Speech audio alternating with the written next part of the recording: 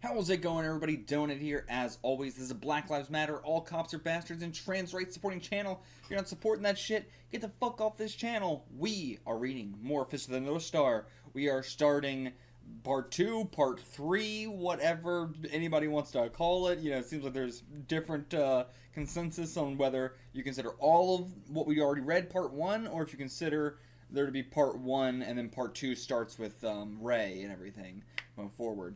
And I've seen other things saying that this would be part 4 or something, but I don't know. You know, either way, we're starting the second half. We can say that at least. We're starting the second half. We're starting the part of Fist of the North Star that, you know, we were intended to... We already went over it. It was intended to end, but it carried on. Thank you guys for letting me know. There wasn't a gap or anything like that. It was just, you know, 1 week last chapter, next week the next chapter. Not exactly what we're about to read next, because in the next volume, there is a bonus chapter that is put at the beginning of the volume that was done years later, but apparently everybody says, like, you know, I should read it now, so we're going to do that.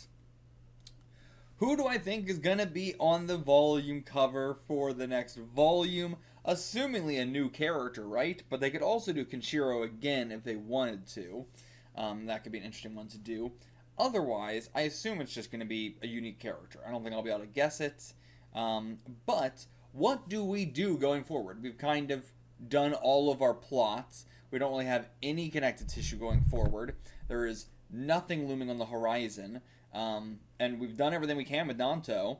So, like, what else do we do?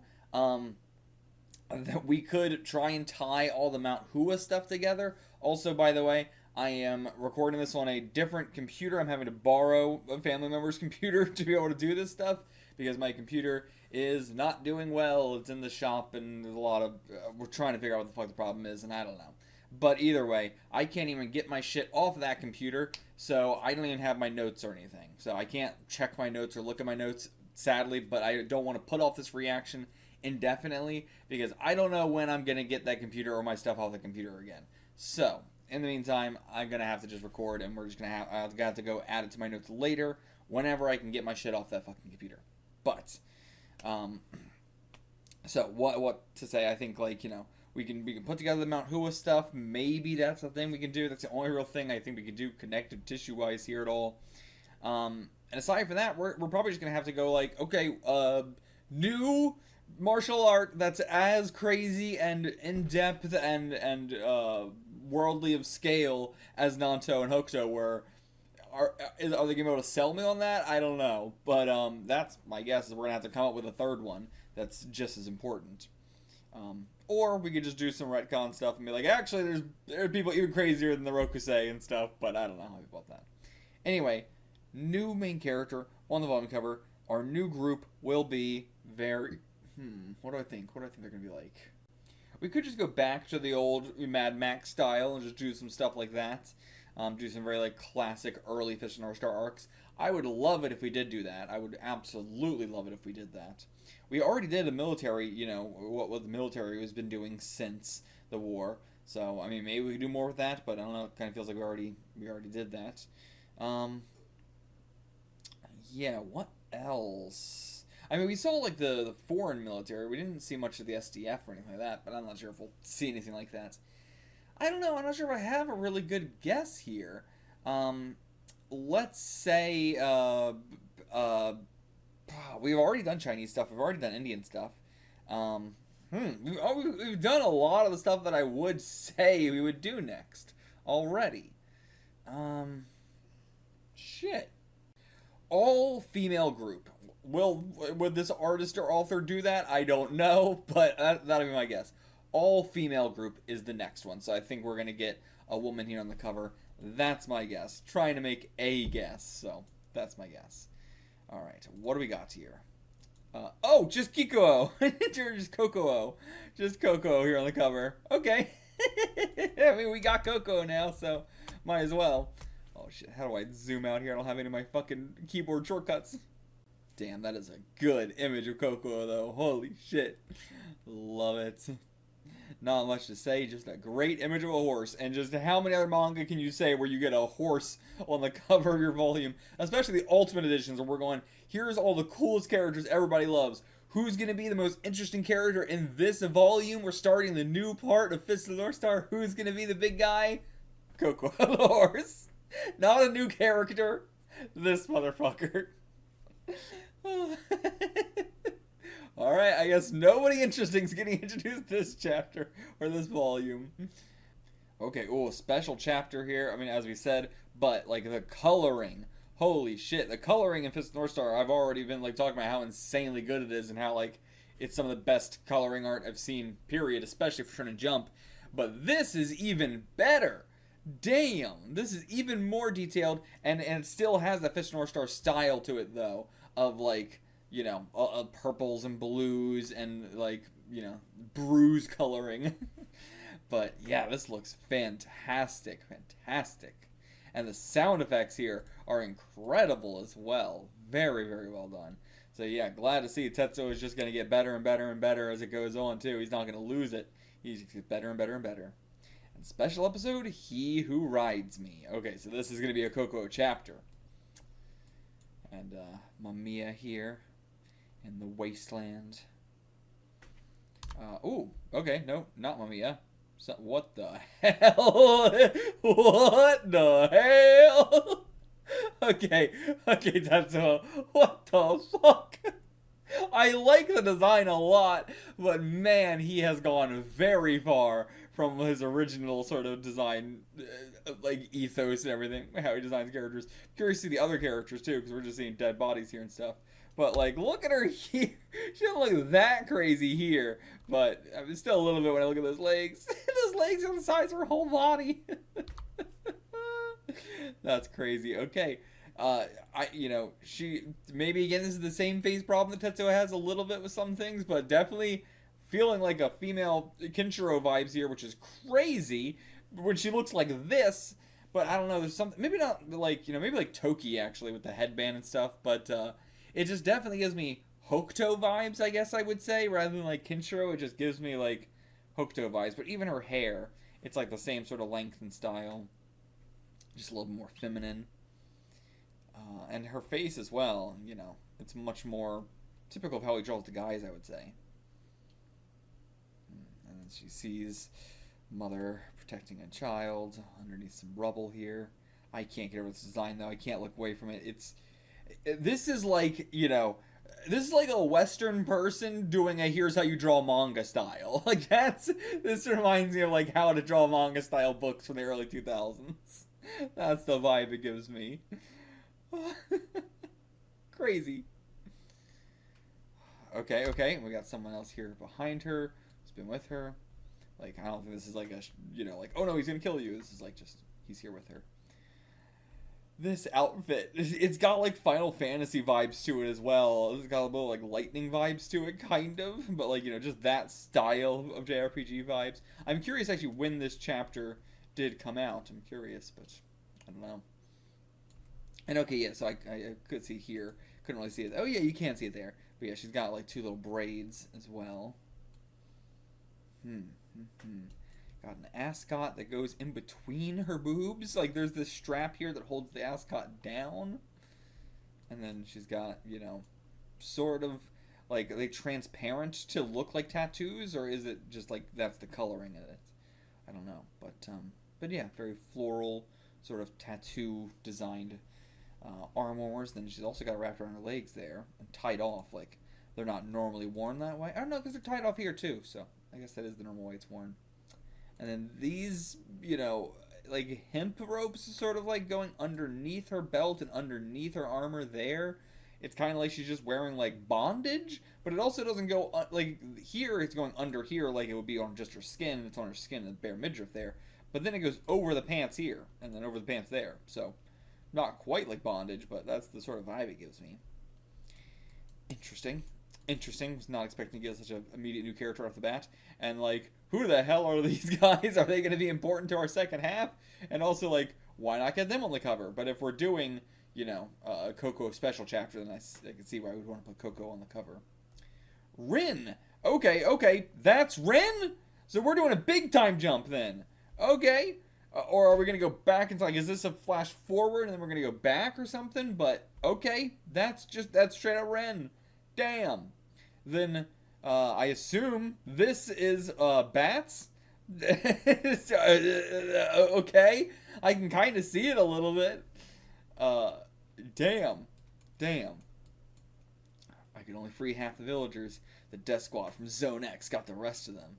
Only we were a little stronger. But okay, so this is truly what we were talking about. You know, they're going to have to be the ones to take over the wastelands. So for that, we taught them everything we could. Damn. Damn. This is cool. This is cool. Okay. And there's Kenshiro looking just as young as he always did. And then, okay, we have, assumingly, yeah, the way he's got the hair covering his eye, Bat. I said Bats. His name was just Bat, right? It's actually been a while, so these characters rarely come up. But Bat, Ren, and then who is this? Doesn't, you know, like, who else would it be? We have Bat, we have Ren, and we have, oh, what's the other girl's name? Damn, I wish I had my fucking notes. Damn, I didn't think we were going to be doing this kind of stuff. Maybe they'll say it or something, but yeah. But it was also a girl, right? That was the third one. Like a third kid that we know of. But either way, and then Yuria here, slumbering away, the stars in the heavens. The devil? The devil? Coco behind us, and a chariot with some motorcycles. Classic, Fish North Star villain. He actually seems like he's got some, like, drums on his back, like a deity. But okay, how are we going to tie this all together? You know, like, are we going to go back to the past to see why he, you know, the fact that he's looking young and everything? But okay, anyway. I kind of wish we got a full color one. That would have been really nice, but take what we can get. And yeah, remembering Kenshiro. If only he were here. But it's not. It's just you two at this point. And yep, that's Bat. Yep, it is. But yeah, he's not coming back. What happened? What happened? Interesting to just place this chapter right here before we know anything. And very, like, interesting perspective shots, you know? Not the kind of, like, you know, this, you know, maybe. But also, it's just... It's so interesting seeing Tetsuo's art style, like, so many years later. It's even more detailed somehow. Even more. It's crazy, the amount of detail and shading on here. Like, you know, we talk a lot about that already in the present time, but he has a little bit, like, shortcutness to it that I also really enjoy, seeing, you know, how he's able to take all these shortcuts while making it still look insanely good. But here, he ain't taking no shortcuts. He's just doing it. He's just doing it all. And this perspective shot, hard to imagine we would get something like this, you know, in the original series. But the fucking the constellation. Are we going back in time or what? Maybe not. Going to where they live, out their existence. Even more kids growing up here. And okay, someone's here saying he's at it again, trying to build a statue of Kenshiro maybe. Oh no, okay, it is just Kenshiro. Okay, so now we are going back in time. So was that Ren and Bat? Maybe. And also, well, I guess, like, to be fair, we also just have, like, all the kids from the Chariot Star, you know, guy as well. I've never realized how much I rely on my notes until now. I take it for granted. I really take it for granted that, you know, my notes really help me. But now without my notes, I'm like, shit, what the hell was everybody's name? But yeah, so maybe not building a statue of himself, but a statue of Yuria. Yeah, that makes sense. That makes sense. And okay, she's got a lot more defined of a face all these years later. Yeah, like a Mother Mary statue. Oh, what a great face. What a great face. He's so much more human here. He looks like a guy you can relate to and not a god. Not an infallible, like, you know, protector of the human race. He actually seems so much more relatable in this art style. But, you know, a little bit less larger than life. You know, you're sort of trading off. But yeah, you're making some good progress. Damn. And alright, some bread and cheese. What the hell is that? But okay, Shoza is this guy. Looks very emaciated, honestly. Yeah, looks pretty skinny and everything. Brought you some food. You haven't eaten anything in 3 days. I haven't, huh? Damn, hasn't eaten anything in 3 days. Alright, and then Koko's coming up. Yeah, how are we gonna... why is it gonna be the Koko story? How are we gonna get into that? What? Sad, poor fella. Ever since Lady Yuria died, just been a shell of man. Okay, I thought they were talking about Coco, but no, talking about Kenshiro. And Lady Yuria took his soul with her when she passed. Damn. Oh, and he's got the star up there. But yeah, just a shell of a man now. All he can do is remember, hold her in his heart. Remembering my great friends and rivals as well. All he can do is, yeah, hold them all in his heart. He's the only one left. Just tries to let them live on through him. But Coco, what's your deal? Going to a river to bathe himself? Okay. Okay, someone's actually taking care of him. Oh, Shuza is. Okay. Or Shoza. Okay, so Coco comes to the waterfall on his own. And then Shoza says he washes Coco's back so Kenshiro can ride him anytime. I see, just, yeah, waiting for that moment, and Coco's waiting for that moment as well. Or, I don't know, maybe it'll be Shoza who rides him instead. That'd be really nice. Like, you know, while Kenshiro is gone, we have to have other people taking up his role.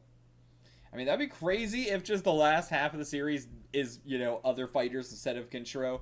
Kenshiro is retired. It's not going to happen, but it'd be cool if it did. And okay, so yeah, the horse ain't going to let anybody near him trample anybody who does, but Shoza he allows. But that's Juza's boy. Okay, that's why, yeah, Shoza, Juza. Okay. They share a similar name. Not a last name, but a similar name. But either way, yeah, I mean, Juza was the only other person that Coco allowed to ride him, so. But okay, that's cool. The fact that this is all in a special chapter is very interesting. It's hard for me to remember this is a special chapter and not just our immediate next chapter. Like, aside from the art style. But alright, it's the Zone X Death Squad coming in. Hey, just like how the series started, I love these petty squabble stuffs from the beginning. When we were, like, you know, when we were not within anyone's territory. Ooh, very good wall as well. Damn. Oh my lord, that man is massive. Holy shit.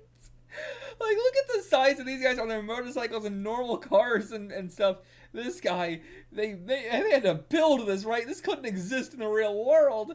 And it's for a monster, but I'm so curious to see a, like, prequel before the bombs dropped. I wanted to see what was going on with these absurdly huge people in the real world. What the fuck was that like? What was Father like in the real world? Oh my god, he's massive! Holy shit! But yeah, this is, oh, I miss this era. I hope we're going back to it with the second half. Oh, I like his hair, the way it's like actually shaved down but not like balded or anything. And this design is so cool. I can't wait till we get a splash page of it or something. Show me it, baby. And oh, he's got some tattoos here. He's got lipstick. Got dreads, it seems like, on top of whatever that is. But his place looks ripe. And, like, can I gain anything from everybody else? No, they just sort of look normally Mad Max. And then these guys are a little bit more geared out than you would normally expect. And also, they've got, like, the cross sort of thing. Similar, you know, not quite like the Iron Cross or anything like that, but it's definitely, it's got that vibe. But alright, still not a great shot of him. Or maybe yeah, a better shot of him down there. What the? Why are you saying But the radio's not working. And okay, so you got drivers inside here. I love this. Oh my god, this is such a funny design and the whole scenario. But okay, what do you look like? Okay, yeah, so he's got sort of like, you know, like I always think of it as saying kiss makeup. That's immediately where my mind goes to. But, you know, just apocalyptic makeup in general. Only one eye there. And then are those like piercings coming out right here? Or what are those? Your attention please. There we go. Okay, so like, was it just not coming through like, I don't know, what would the, what noise would that be? I don't know. But okay. Get their attention.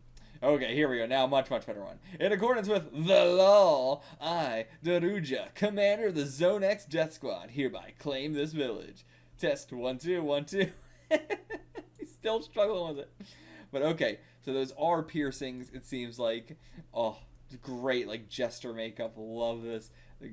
Piercings on the ears there. And okay, so this is like a helmet sort of thing with, like, horns. And then it's also got, like, you know, giant nubs to look like bone spurs sort of things. And yeah, he's got dreads underneath there. He paints his nails as well, but they're not like sharp nails. Cool. Cool. I like it. I like it. Very flamboyant in an edgy way. Love it. And okay, he's got tattoos on his body there as well. But yeah, who the fuck is that monster? What the hell? He's so massive and his eyes are so beautiful. And look at his lashes. Gorgeous. Gorgeous man here. Daruja of the law. Or like, you know, in accordance with the law. But yeah, so they're trying to like bring back something to the waist, you know, now that like the power vacuum is back again. But yeah, what are you gonna do, Kenshiro? You gonna fight again, or okay? And shows us here with Kokuo. The death squad's finally come. We need your help. Please ride Kokuo. He's saying ride me, but he won't do it. Not again. Run and no one will have to die. We're not fighting anymore. But Shoza is going to have to do it himself, and he's probably going to die in the process. And yeah, using their digger to just rip through our gates. Damn, damn. They got some excavators too, like an actual excavator and everything. Whew. But yeah, that's some pretty good tools to get in here. And didn't have time to run away. Just death, death, death. And yeah, the women too. Oh my god, his hand's so big. And his claws don't even need to be claws. They don't even need to be sharp. He's just got the big ass hand with massive nails. God, I love seeing the big ass voice. Gotcha. Yeah, test. I feel like the translation could be a little better on this, but I like the gag, but I feel like it's not being translated well. But he's just gonna, I thought he was gonna crush her, but no. Grab a couple of kids to take with us. Okay, they're trying to repopulate their own numbers or something. Damn, you got all big ass spike bracers. Yeah, sure. Kids, you got it, boss. Once they see him executed, the entire village will submit to us. Okay, that's their plan. And Jesus, a tongue the size of her body, licking her up. Oh my god, I can't just stop looking at the art. It's so good. Even her outfit's real nice to see. Oh, he's like rubbing her up against him like a doll. God. But Kokuo bellowing. I don't deserve to ride you anymore. But slamming his feet down. Oh, he's gonna charge Kenshiro. You won't ride me, that's disrespect, motherfucker. But Kenshiro's not gonna put up a fight. Oh, slammed to the rocks. Not the man I used to be. Even my own fist is a stranger to me now. But Kokuo's not gonna accept that. He knows you're just lying to yourself. You're just playing the pity party. But get up, bitch. Get up. Might as well kill me. No. He's not going to kill you. He's just going to try and make you see what you're not allowing yourself to see. Nothing left, really. You always have something left. Humanity is still here, and they need your help. You can't turn your back on humanity like this. And yeah, Shoes is trying to stop him, but he's done what he could. He's fought enough, and he should. This should be enough. This should be the time where he gets to retire. But that's not the world we live in. That's you know, a cherry-picked world. But that ain't the world we get to live in. You have to go back out there. There ain't no retiring. As much as I would love to see it as a reader, too. Don't get me wrong, I would love to see that. But that's sadly not the world we're in. Yeah. But of course, the people can't ask more for him. They can't. You know, I don't want to ask more from him either. And the clouds clog up the sky. They hide the view of this miserable, washed-up man from the stars. Hey, they're wrapping up in body bags, at least. They're doing that much. Or maybe they're forcing us to do it ourselves. And yeah, the kids' parents going to Zone X to try and save their children. It's hopeless. They'll all be killed. But they're all going anyway. Yeah, even though they know there's nothing they can do, even though they've lost everything, they're still doing it. Still trying to protect. And yeah, you of all people have to survive here. You're the son of one of the chariots. And yeah, Jude's the one saved my life. Wouldn't be here if it wasn't for him. Neither would my family. He gave me a chance to be happy in this awful world. So Jude is always with me. Gotta do this for him. Alright, yeah. Take some food and go. He's crying too. If I let you die here, how can I face Juzo when I get to heaven? Yeah. But they took your kid too. He's going off on his own. God, the way the tears are drawn is really well done. Really well. But don't worry about us. Save yourself. But no. But okay, I'll run. I'll find some place I can live free. Free as a cloud, just like my dad. But okay, so did he take... Yeah, he did take it. I thought he was giving it back. It seems like he's giving it back. Huh. But like, you know, I'll run, so take your food and keep it. I don't know. Damn. Damn, that's a cool-ass fucking building. Hot damn. Zone X. Damn, right next to a giant Buddha statue. Not one I recognize, though. Not one that's immediate apparent to me. And alright, got him up here on the stage to be executed. By the monster himself. God. Terrifying. Terrifying design. He's got a massive whip that's... Or no, he's got a sledgehammer. A sledgehammer. This is just like coming off his outfit or something. But he's got a sledgehammer that's... The head of the sledgehammer is bigger than every single one of these children. God. Swinging it around. Oops! Accidentally hit somebody. Hits his own guy. Idiot. Better watch where you stand. Stand behind me. You'll die. So he's just a horse himself.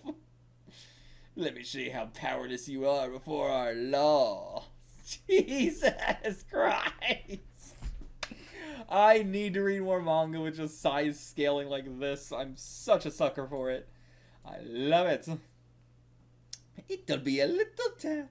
Just a little flick of the wrist. Just a flick.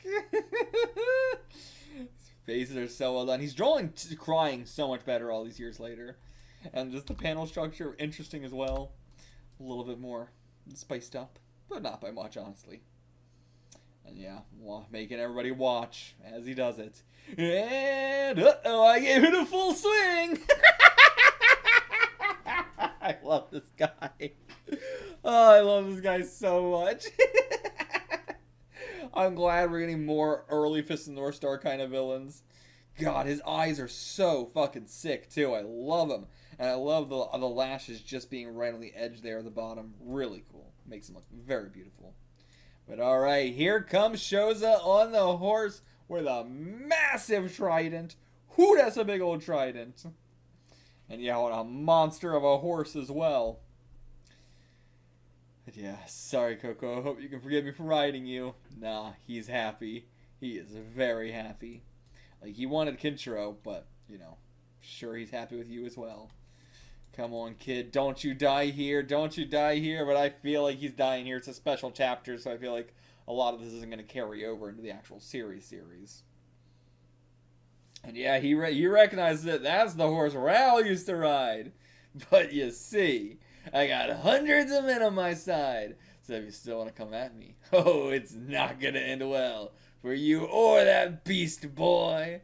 And yeah, he's got a hell of an army here. A lot of, like, Crusaders is honestly the vibe I'm getting. And yeah, he's got all kinds. He's got swordsmen, he's got the spears, he's got the archers, in a way where, you know, you're not going to get close because of these guys, or, you know, not even to count the guys with all the shields as well. But yeah, he's got a lot of pole arms to prevent you from getting close. But alright, Coco, just jump it. Just jump it.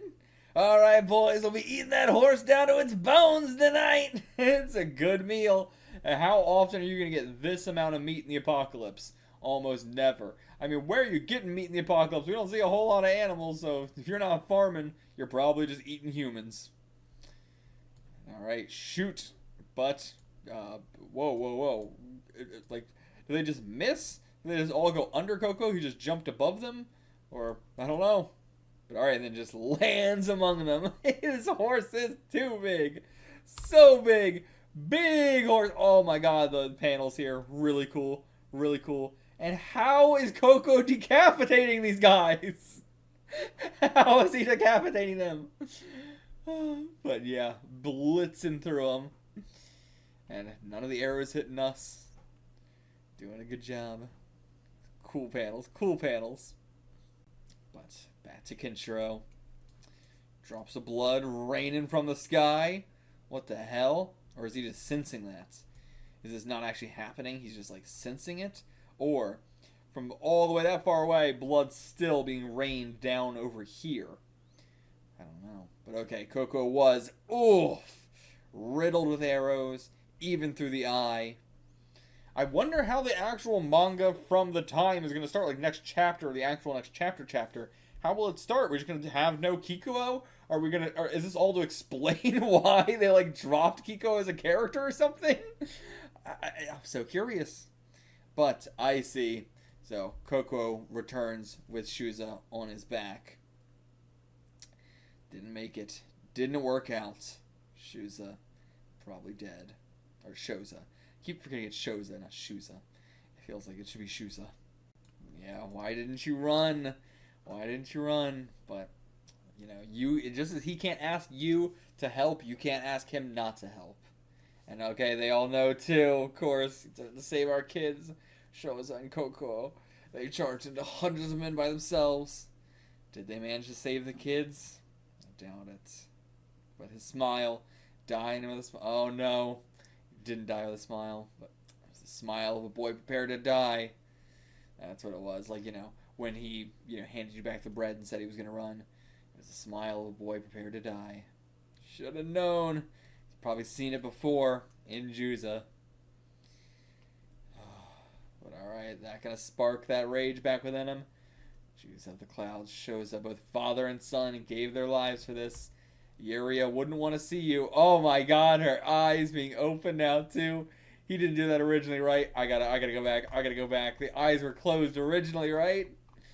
Okay, never mind. Her eyes were there. Her eyes were open the whole time. Damn. Really thought her eyes were closed and then they like opened metaphorically here, but nope. They were open the whole time.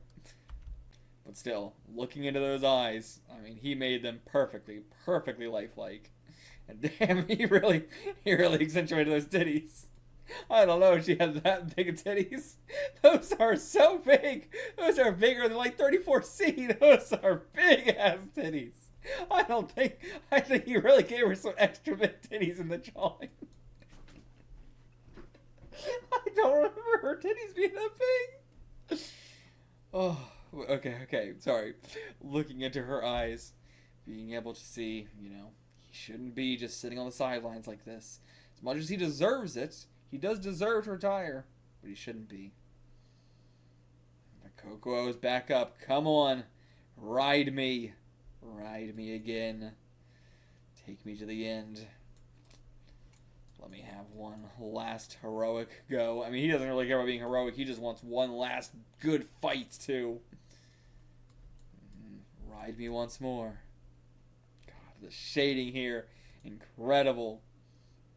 Again, I feel like he's a lot more relatable, in these images, but a lot less larger than life. I mean, as I say that, though, this is pretty larger than life. Alright, classic, beautiful, manly tears. Okay, he'll do it. Alright, take the arrows out of his eye. Oh! Brutal. Yeah, lost your pride. That too. After all this, you thought you lost everything, but the biggest thing you lost was your pride.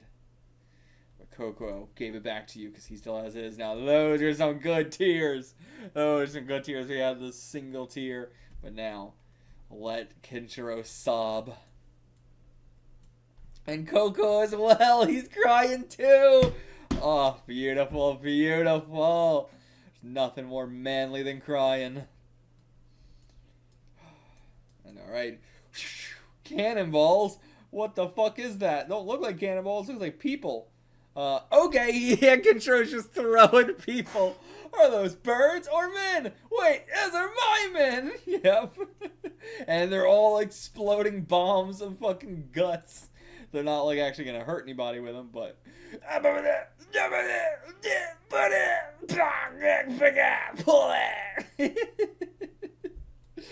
Oh, just sent a bunch of exploding people bombs at him.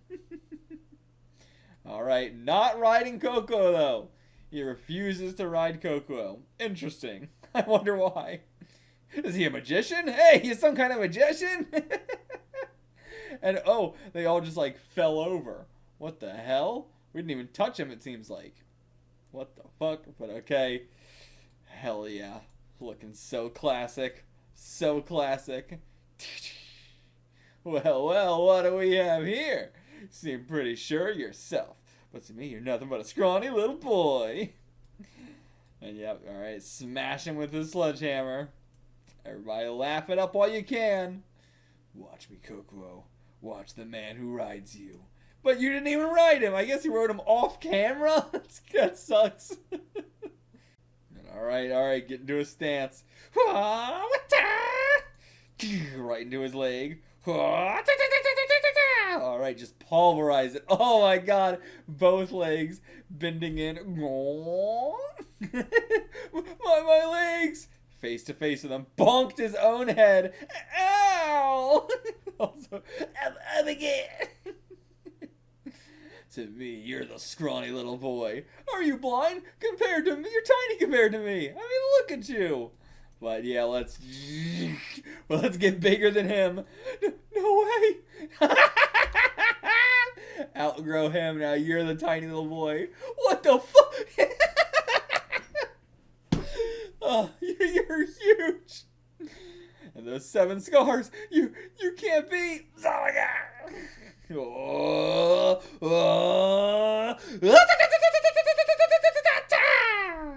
Incredible. And his response like, hee hoo ho hoy. Oh, what da? And damn, the amount of fists. I think that might be the most amount of fists I've ever seen on a, like, rush panel. Damn. Love to see those blows. Love to see the blows. Definitely seen more, landed blow pot marks on a person in JoJo, I think, on, like, Chocolata probably, or Dio. Probably Dio in part 3 is probably the most amount of, like, pot marks I've seen on a guy. But this might be the most amount of fists I've ever seen in a barrage. Damn. And I do love that we're getting, like, the pot marks all over him, because that's not something Fist of the North Star typically does, because we explode everybody's. We don't get to see that very often.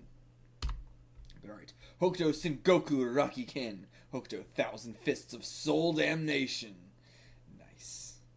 And okay, yes, like we've done 1,000 Fists one before, but I don't think that one specifically. And okay, all the marks on his body are all gone. Kinda lame.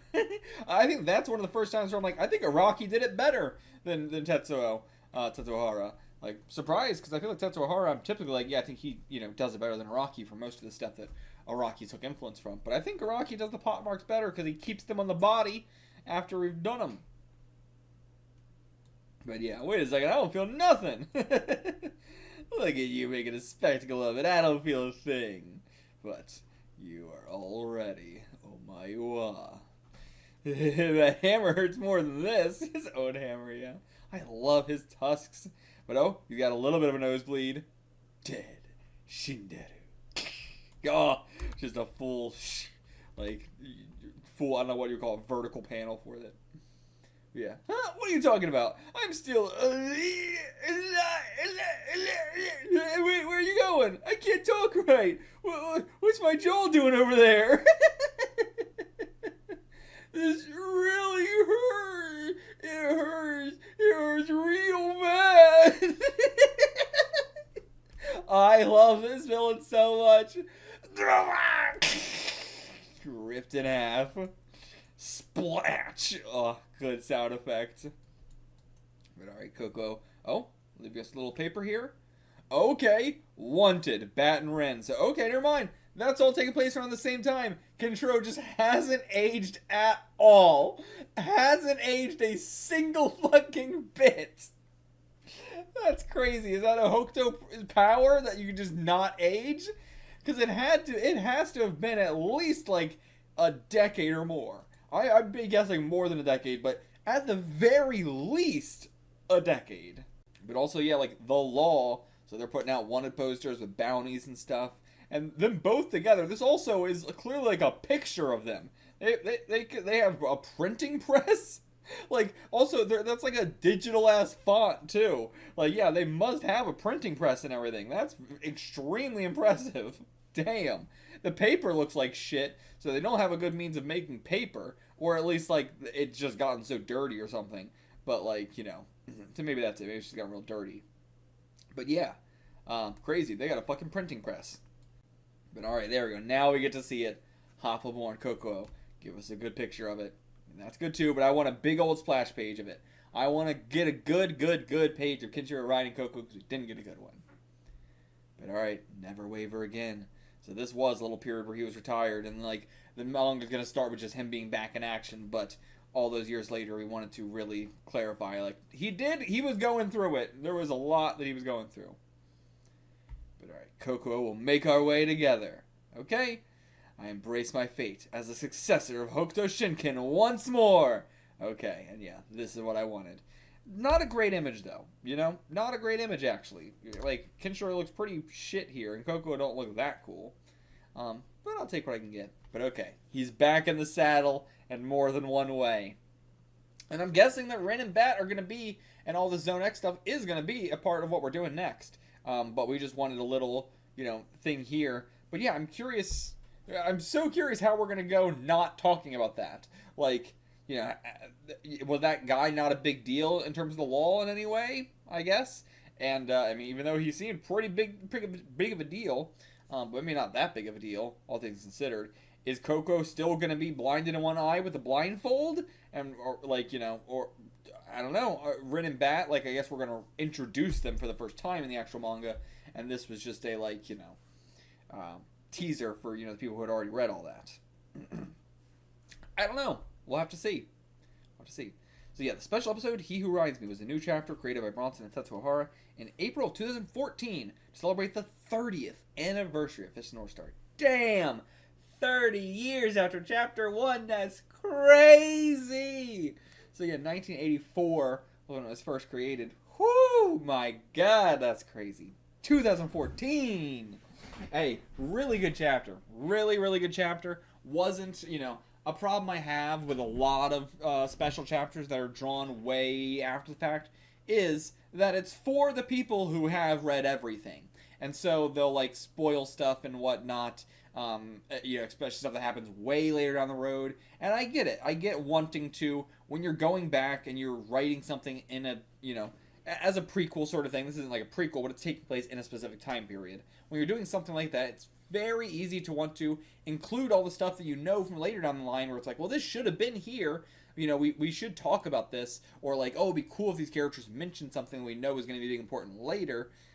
But I appreciate the restraint in not doing that. I really appreciate the restraint. We kept it solely, assumingly, to what's going to happen in our next arc. And that's it. And like having a little gap between these two things. And I'm really curious to see like why they wanted to do this. Like, I get why, but was it more of a like, were they like, the way the next half of Fist of the North Star starts is a little bit weird, and so we want something to bridge that gap? Because I can certainly see that. And there's plenty of manga I read where I would love something like that, where it's just like, these two arcs should have had like an in-between thing, and we didn't really get an in-between thing. And so getting one 30 years later, really cool. But yeah, I appreciate them not spoiling anything too much for the future sort of stuff. I'm very used to that for manga special chapters, so thank you guys so much.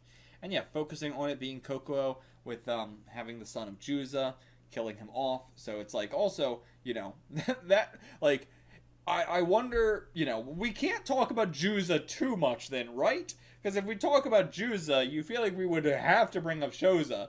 But, like, clearly Shoza is not a character, I'm assuming. He was created only for this. I'm guessing. And so, I would assume, you know, let's not talk about Juza very much. But it feels like he's a major character that we would want to talk about a lot. So, yeah, interesting. Maybe Kenshiro was just like, I didn't care about his son that much. I don't know. We'll see. Let's get into the next chapter. Okay, let's start the second half of Fist of the North Star. Here we go. The battles of these men. Once again, just Kenshiro, Toki, and Rao fuck Jaggy. No one gives a shit about Jaggy. His grave is here, and we don't give one fuck about him. The battles of these men shook heaven and earth, and after they were gone, came a moment of peace. Okay. The Cry of the Young Wolf, Chapter 137. However, the history of their struggles was buried in the sands of time, and soon all forgotten. Okay. So, I mean, well, yeah, we're setting up the time jump that we're going to be doing. And very well-built city here. Goddamn. In the middle of the desert, too, so it seems like this is probably all built from scratch. They just made it brick by brick themselves, rather than, reclaiming an old place, because none of it seems worn down at all, really. I guess this part right here, actually. Yeah, that part right there looks like, a destroyed building. But aside from that, everything else looks brand new. But alright, so yeah, Ren and Bat riding on a motorcycle together. The Cry of the Young Wolf. I'm also going to try and keep in mind, a lot of people would be reading this without having read the prequel. So, of course, they would be like, who's this? What's going on? But also, made it very clear that there's a time jump, Big time jump, honestly. Few years later. Okay, only a few years later. Because, saying, however the history of their struggles was buried in the sands of time makes it sound like it's been a long time in the future. But only a few years. But, okay, so we got a chariot here, where the guy running the chariot is his wife and child. Interesting, it feels more at least he's doing it for a semi-decent reason. Obviously, he's still in slave labor and all that. But, every other villain we've had has just been I'm evil for the sake of evil and power. I just want more power and more control over the wastes. Versus this guy seems like, it's more than you can say about the vast majority of them that, hey, he cares about somebody. He loves somebody. I mean, we were trying to imply that with Rao. I don't buy it. But yeah, very royalty kind of vibe going on here. And yeah, just splashing mud all on him. And another mother and her child here having to endure it. Because they're not royalty. And our baby cries muddy tears while they're children. Why, our child is a human being just like theirs. But yeah, the times have changed so much so that it's now the struggles are inequality in the world. Where it's that wasn't really, our problems were way too big to even think about inequality in the world. Because it was just whoever was physically the most powerful was a might make right world, versus now it seems like we're getting back to a more societal inequality thing, rather than an individual power inequality thing. Yeah. As time passed, peace divided the people into the rich and poor, and all the while, the world was once again heading into an age of chaos. But yeah, and now that, Pavlov's hierarchy of need, or Mavlov's hierarchy of needs, whoever the fucking guy was, but either way, once we've attained one of our needs, the other problems arise.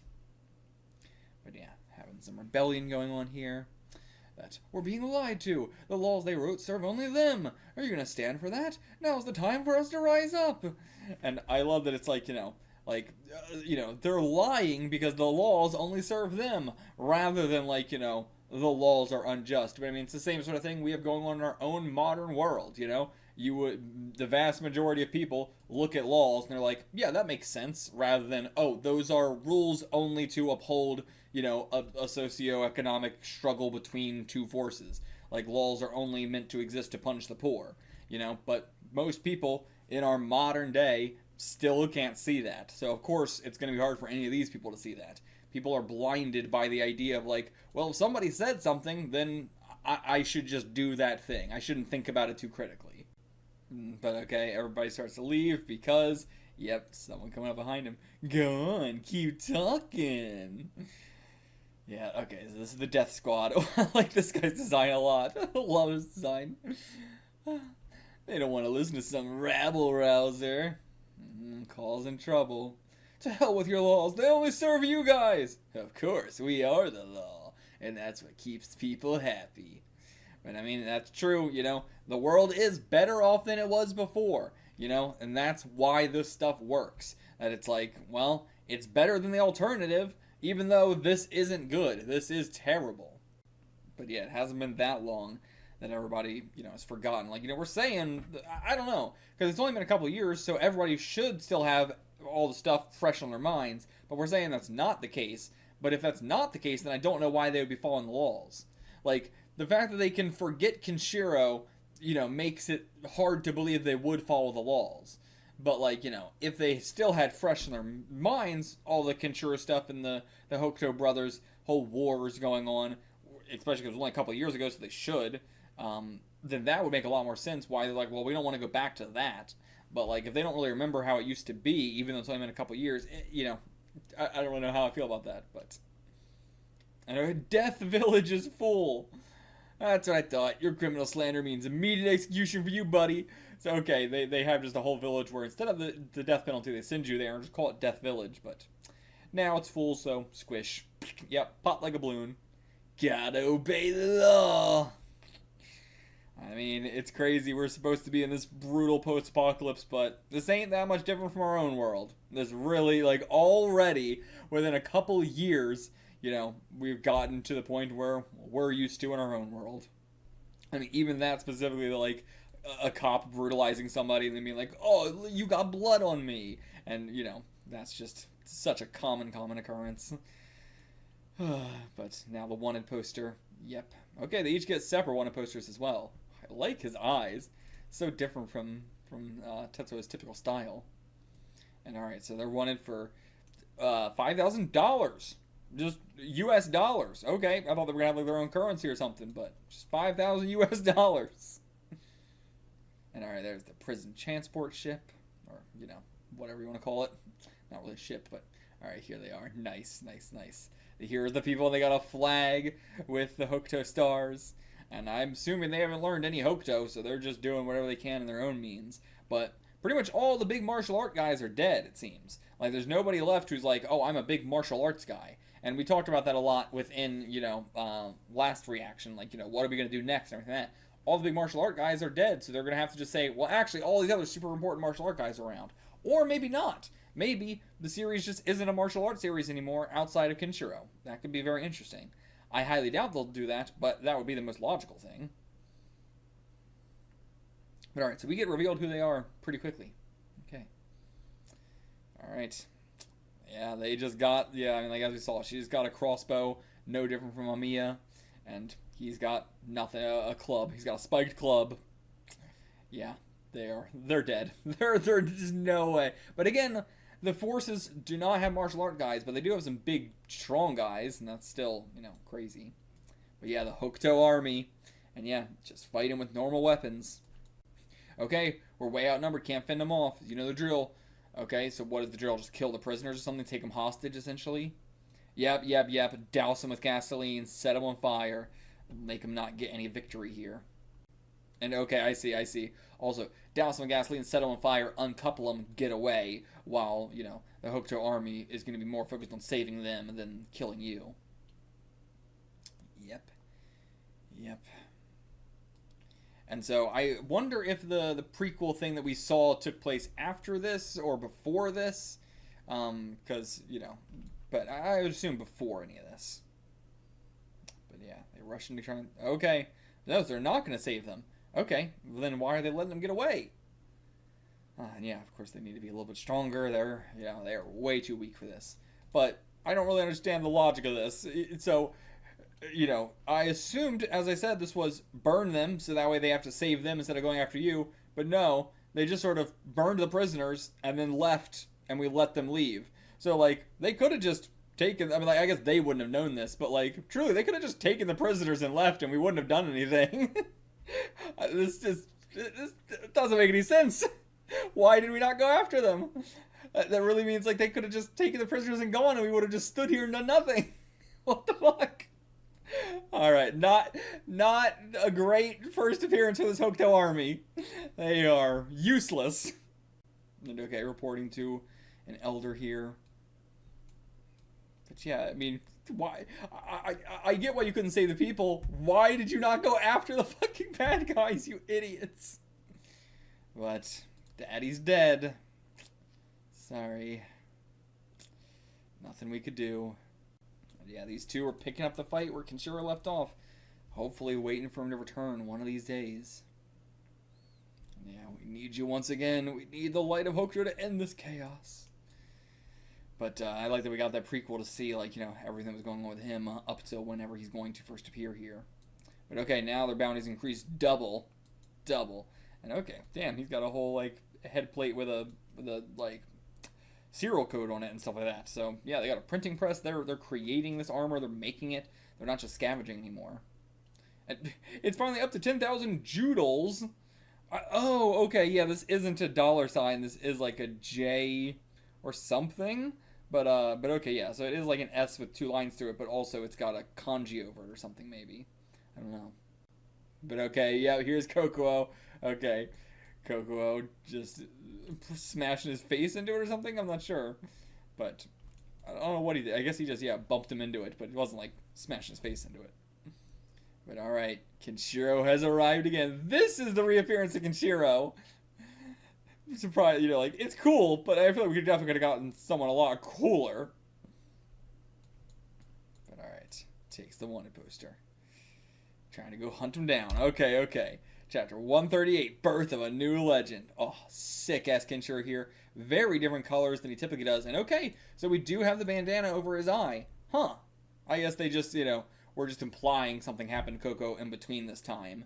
But yeah, now he does ride. And that's also why we didn't get, like, a super cool picture of it, because we already got one, you know. It wasn't like, oh, this is the only time. I truly saw it. The only time we were ever going to see him on Coco was in that special chapter. But no, he's going to be doing it a lot in this chapter, like, you know, in this arc as well, or just going forward in general. But yeah, very, you know, different colors. You know, he's got a lot of, like, we got a lot of reds and yellows here as well. But even pink and green and, like, this shade of blue, all the kind of colors that he would typically not do.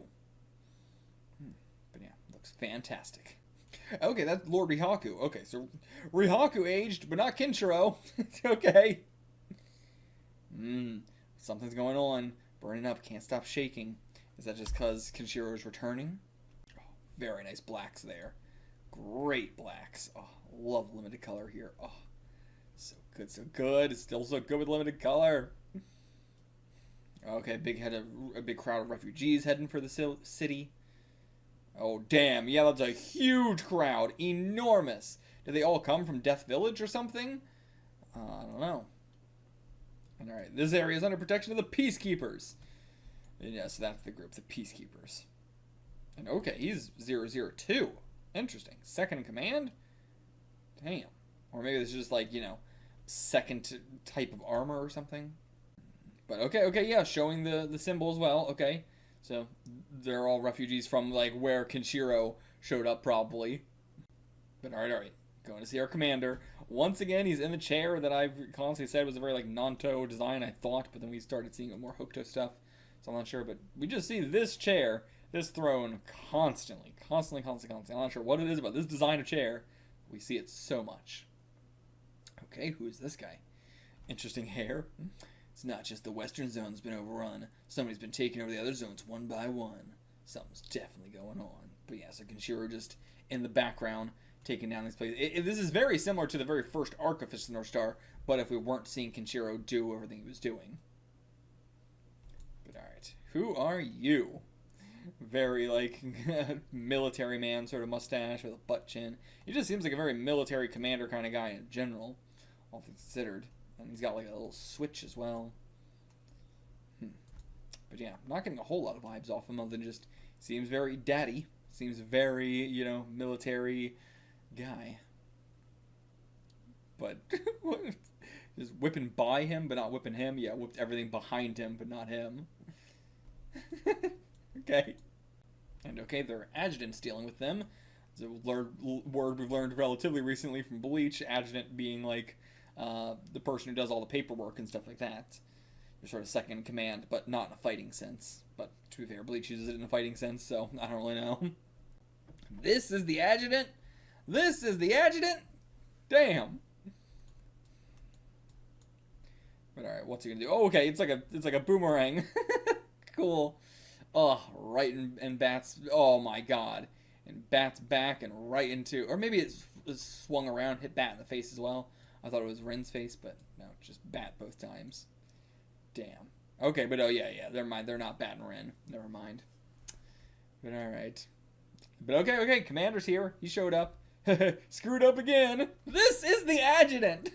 Why is it that both series I've read now with the word adjutant don't seem to use it like how, at least how we use it in the West. Maybe it's just used very differently in Japan or something. I don't know. But I'll have to take, every time I looked up adjutant, it's been the person who does the paperwork, not the person who is in any fighting or commanding, sort of role at all. But in both cases we've seen it used, it's been the person who is second most powerful who doesn't do any paperwork. So, I don't know. I guess it's the exact opposite of how the actual definition is used. Like, the Western definition and the Japanese definition seem to be exact opposites. But okay, doesn't matter. Just gonna publicly execute her as Rin. And yeah, it'll work for everybody else because nobody knows who she is exactly, so. They just brought a couch out here for him. And yeah, okay, now Rin and Bat seeing an innocent person is going to be executed in their place. And so, like, it doesn't matter who we execute as long as they believe it's Rin. And I don't care how many Rins show up. So, like, first of all, like, we need them to believe this is Rin for this to work. But also, if a second Rin shows up and they no longer believe it, I don't care. So, what? Like, yeah, the masses will better understand how powerless the rebels are without everything. But, like, I believe this is a very in-universe sort of thing. Like, this guy just seems like a very dumb kind of guy. But, like, he, like, makes a point and immediately contradicts the point and is like, I need them to believe it's Rin. Actually, no, I don't. I don't actually give a shit. Like, he immediately doesn't care. This is such a amateur execution, damn. But, okay, what could they do? They're not going to do anything. They're just going to... Oh, okay, no, they are. I thought they were trying to hold back, but they are going to go in there. And yeah, you're surrounded. There's literally nothing you can do. She will die anyway. And yeah, can't even save one person, though. But Rihaku, she will be saved. Rihaku can sense Kenshiro's here. There is one man, and we all know his name. And yeah, people stumbling out of the, whatever you call that little area where all the players in, like, football go to. What do you call that area? I don't know. The caves? I don't know. I don't watch football. I don't know the names of this shit. The football caves, the sport caves. They're coming out and then... Big air! Yep. We all know what that means. Somehow, I mean, like, we all know his name, but also, we've all forgotten about Kenshiro. Oh my god, the lights in their eyes. And now this doofus, okay, he's just gonna get squashed underneath the off-camera, off-fucking panel. But yeah, it can't be. It's him. Our cries of pain brought back the man of miracles. And yeah, I wonder if the manga is going to try and explain it all, why he's back. Or just be like, he's back. Don't question it. He's back. He came back because. But yeah, damn. He's going to shatter it. Yep, shatter in his hands.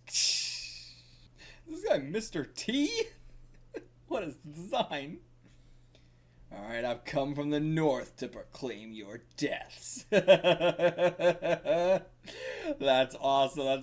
That feels more like leaning into the meme aspect of North Star where, like the meme is that he says, you're already dead. But in the actual manga, excluding the special chapter we just read, I think he said it one time in like chapter 1, and I don't think he's ever said it since. But it's just one of those things where anybody who's checking out the North Star is going to start with the first episode where he says that, and so that just becomes a big meme of like, oh, Fist of North Star is just, he says, his catchphrase is, you're already dead. But not really, not actually in the manga. But the fact that the special chapter had him say it says that, like, even in Japan, this becomes a meme. I was, curious, like, is this just a Western meme? It's just like a thing in America, in the West, where people make the meme of the, like, oh, you're already dead.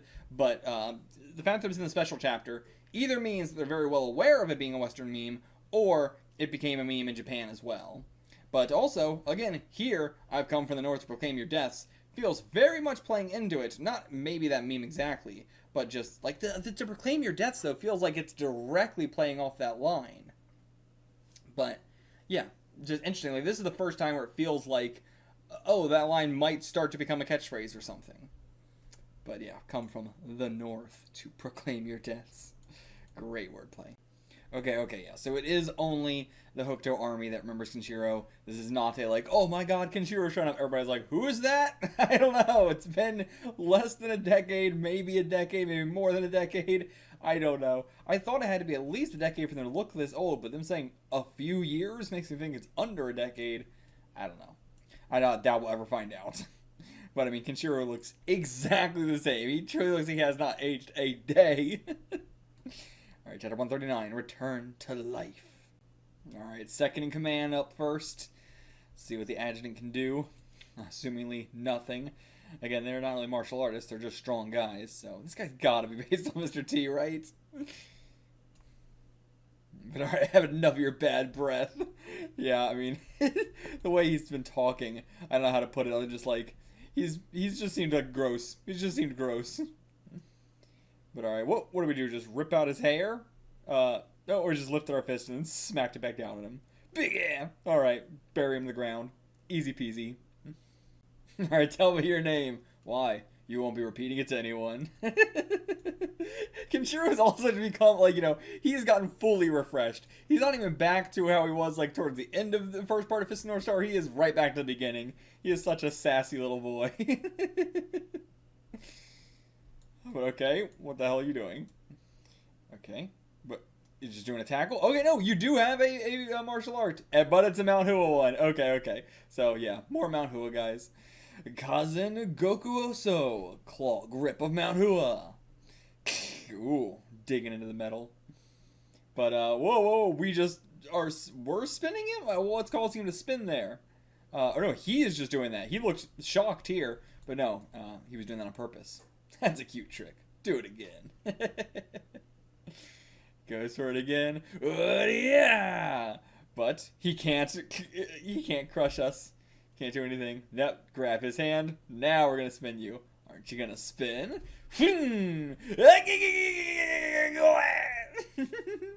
Alright, release him, and yeah, we fucking rotate. We gave him like a, you know, what the hell is that called again?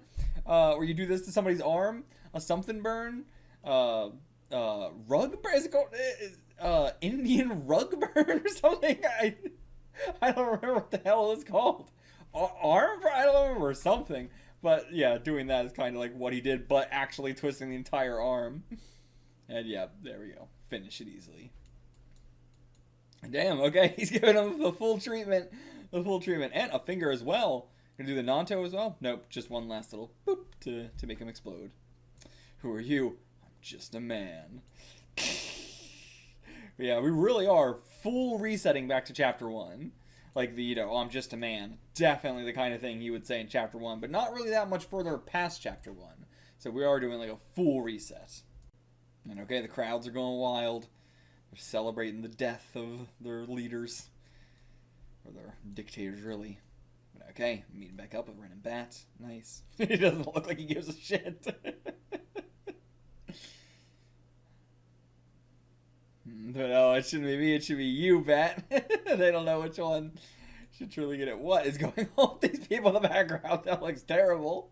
That looks so bad. What? I don't even know what he's doing there. I suppose he's like doing it digitally, like he's playing around with adding in digital assets or something. It looks like real pictures or something. I don't know. It doesn't quite look like that either, but it looks terrible. Yeah. Bat's got scars and everything. This is the only one. His whole body's covered with scars. And all from protecting her. I see. I mean, you should really be holding your own too, Rin. Come on. You should be stepping it up a bit. But yeah, I wanted Rin to see you again. Sweet. I would have preferred Rin to have been able to hold her own, but I shouldn't expect that with this author. But yeah, Bat's become a good protector. But yeah, this is sweet, but I don't know. There's something about this that just isn't hitting. Like, you know, this feels like this should be a lot more emotional than it is. You know, I feel like this is something that I'm going to appreciate a lot more in retrospect, but where we are right now, I don't know, it doesn't have that quite emotion to it. I think it's because, like, of course we had the special chapter, which adds a lot of emotion to this, but I'm trying not to think of the special chapter as being, like, a thing anybody else has read yet. And if I'm thinking of it like that, then this isn't very emotional, because we didn't really build this up very much, and Kenshiro is just, I don't know, he's not really doing it for me in these chapters. But yeah, that was all one chapter too. I honestly think that might have been the weakest chapter of Fist of North Star, that last chapter we just read. Maybe the weakest one we've done so far. But okay, the Marvelous Ein. Is that a guy's name or something? And fist in the background. But like, this arc's supposed to be going on for quite a while more, but we've already dealt with everybody. So we dealt with the main guy and the adjutant. I thought there was going to be a lot more people, but we dealt with basically all of it off screen. And yeah, about Yuria. Didn't have much time left, but she passed peacefully. Yeah, a lot of off-screen stuff going on. But okay, she wanted her to have that. Okay, damn. The life Yuria couldn't have. I see. But yeah, we're definitely trying to do the, like, you should have a life of not fighting, as we've been doing with everything in the series. It's hard for me to get behind it, but I can understand why he's doing it. It's the 80s. But okay, yeah, he's accepting you now. It's not like, okay, you two stay here. It's, nope, Ren Bat, let's go. But alright, I'm glad Kenshiro at least sees her as a warrior. I hope she can hold her own, but, nobody can really hold their own in this series besides Kenshiro, so they're fucked from the get-go. Okay, that's one of Bask's men, so Bask is what we're doing next. It seems like they just got a car. But okay, we got hit, Bask, even Zaku's zone. Okay, I thought we already killed Zaku. Or was that a different guy who had a very similar name? I thought Zaku was the second in command of Rao? Right? Is that right? I thought that's who that was, but alright, but yeah, even like, Bask, whoever that was, dead, so not doing him, never mind. But alright, yeah, so somebody's coming, so close the gates, hurry up. But still coming through. Breaks through regardless.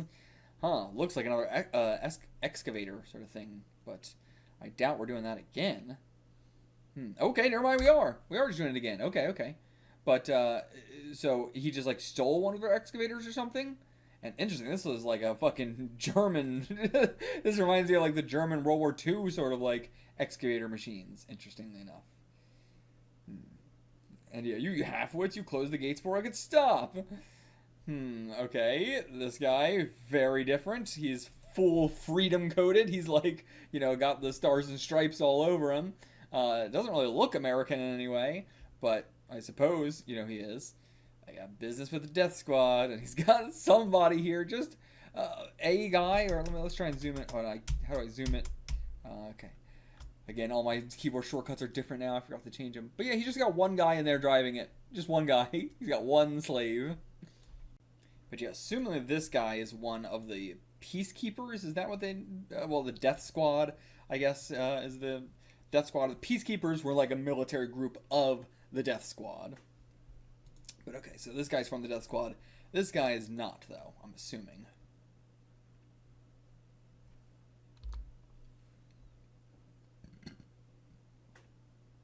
Yeah, he just uses his head like a pedal. Sick. And then, whoa, okay, he throws some chains, or maybe not throw some chains out, but maybe they're already attached to it. Oh yeah, those were wanted men. Okay, so we got ourselves a bounty hunter here. So, okay. So yeah, so he really was actually telling the truth of, like, you got half-wits, you closed the gate before I could stop. But also, the fact that, like, he killed Bask and Zaku's, like, men, interestingly enough. Because, yeah, that's the one part of it I can't really understand. The rest of it makes sense. Like, if I ignore this part, then he's a bounty hunter who's coming in here to get his money. But with the fact that he killed Bask and Zaku and their men and everything like that, it sounds like he's not just a bounty hunter. It sounds like he is, maybe he's not a bounty hunter. He's here to actually, like, destroy the Death Squad or something, or take it over or whatever.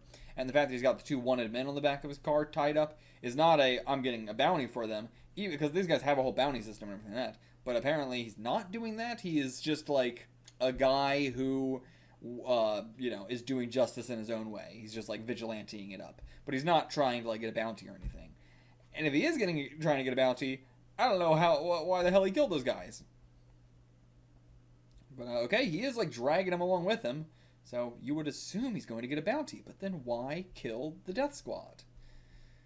Like, you know, if you're trying to deliver a bounty to the government, you're not going to kill government people, or they're not going to take the bounty. So, but okay, yeah. And so once again, like, you know, just a moment, let me open the door. Nope, I'm going to destroy the door. So okay, he was lying before about this. He wasn't going to stop regardless. He wasn't trying to stop. He's just like being an asshole. Okay. But so he wasn't going to stop and wait for them to open the gate or whatever.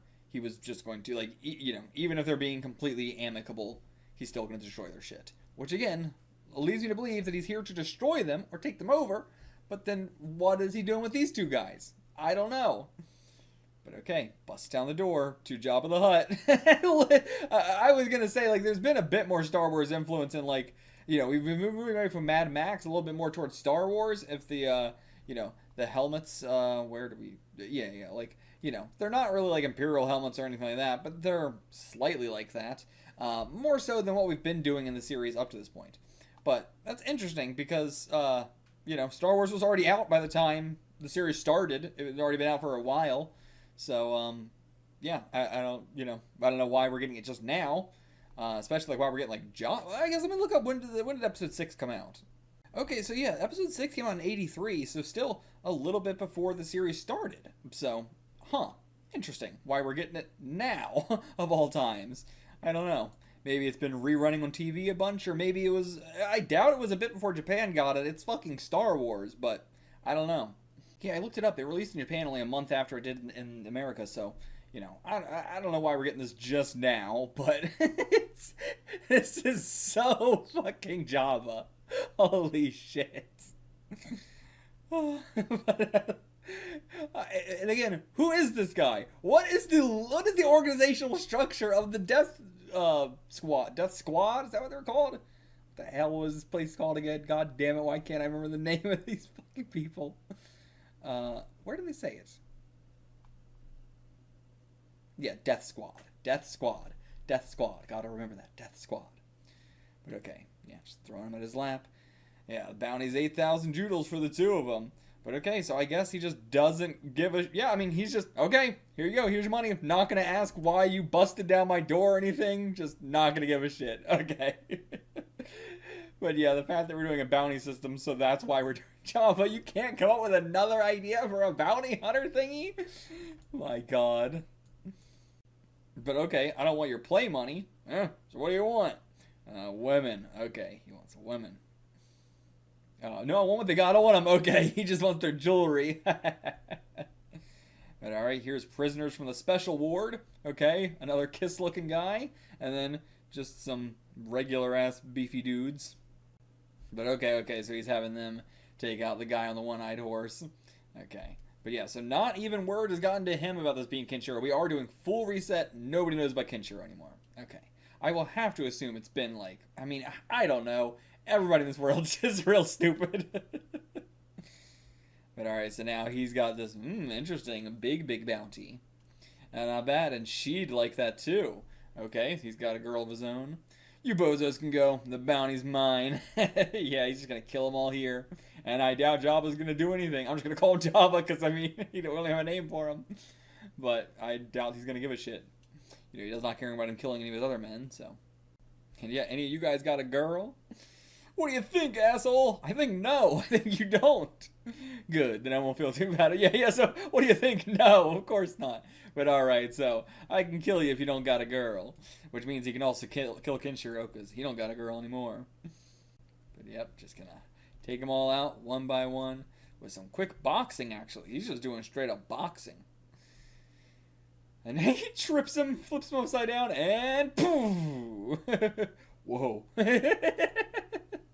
Alright, this guy, he just might get it done. Alright, this guy truly doesn't give a shit.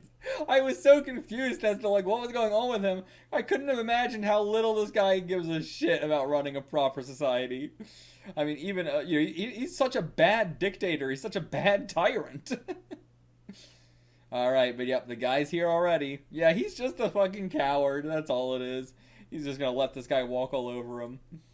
But okay, Kenshiro is here with the one-eyed horse. Alright, we're already meeting up. Everything's been going real fast, too. The pacing has been very, like, I mean, I guess it's been very, you know, like the beginning of the series, as we keep saying. We're just resetting. So, okay, this is Ein. Nothing personal, but I'm taking your head. You got, like, a German name, but, you know, American design. I want to see you in color, for sure. I want to see if that actually is American flag colors or what. But, yeah, for what? For my girl. And, like, the pinky thing. I feel like I've seen that in Japan before when you're saying something about love. But what does the pinky have to do with? I'm not sure. But okay, I looked it up. It seems like it's just one of those things where nobody knows. You know, it's a thing from thousands of years ago, and they still do it to this day. And so there's a bunch of different ideas of why, you know, they do it, but no one has the definitive here's why. But it's just a thing. In Japan, pinky meaning like female lover, male meaning, or thumb meaning male lover. Big penis women typically have small penises. I guess. I don't know. That's my guess. You say it because girls typically have small penises. That's the guess. Yeah, he just wants to go watch it. He just wants to go watch it. This fucking big baby bib. God, this motherfucker. I do. He's not even fat. He's not even fat.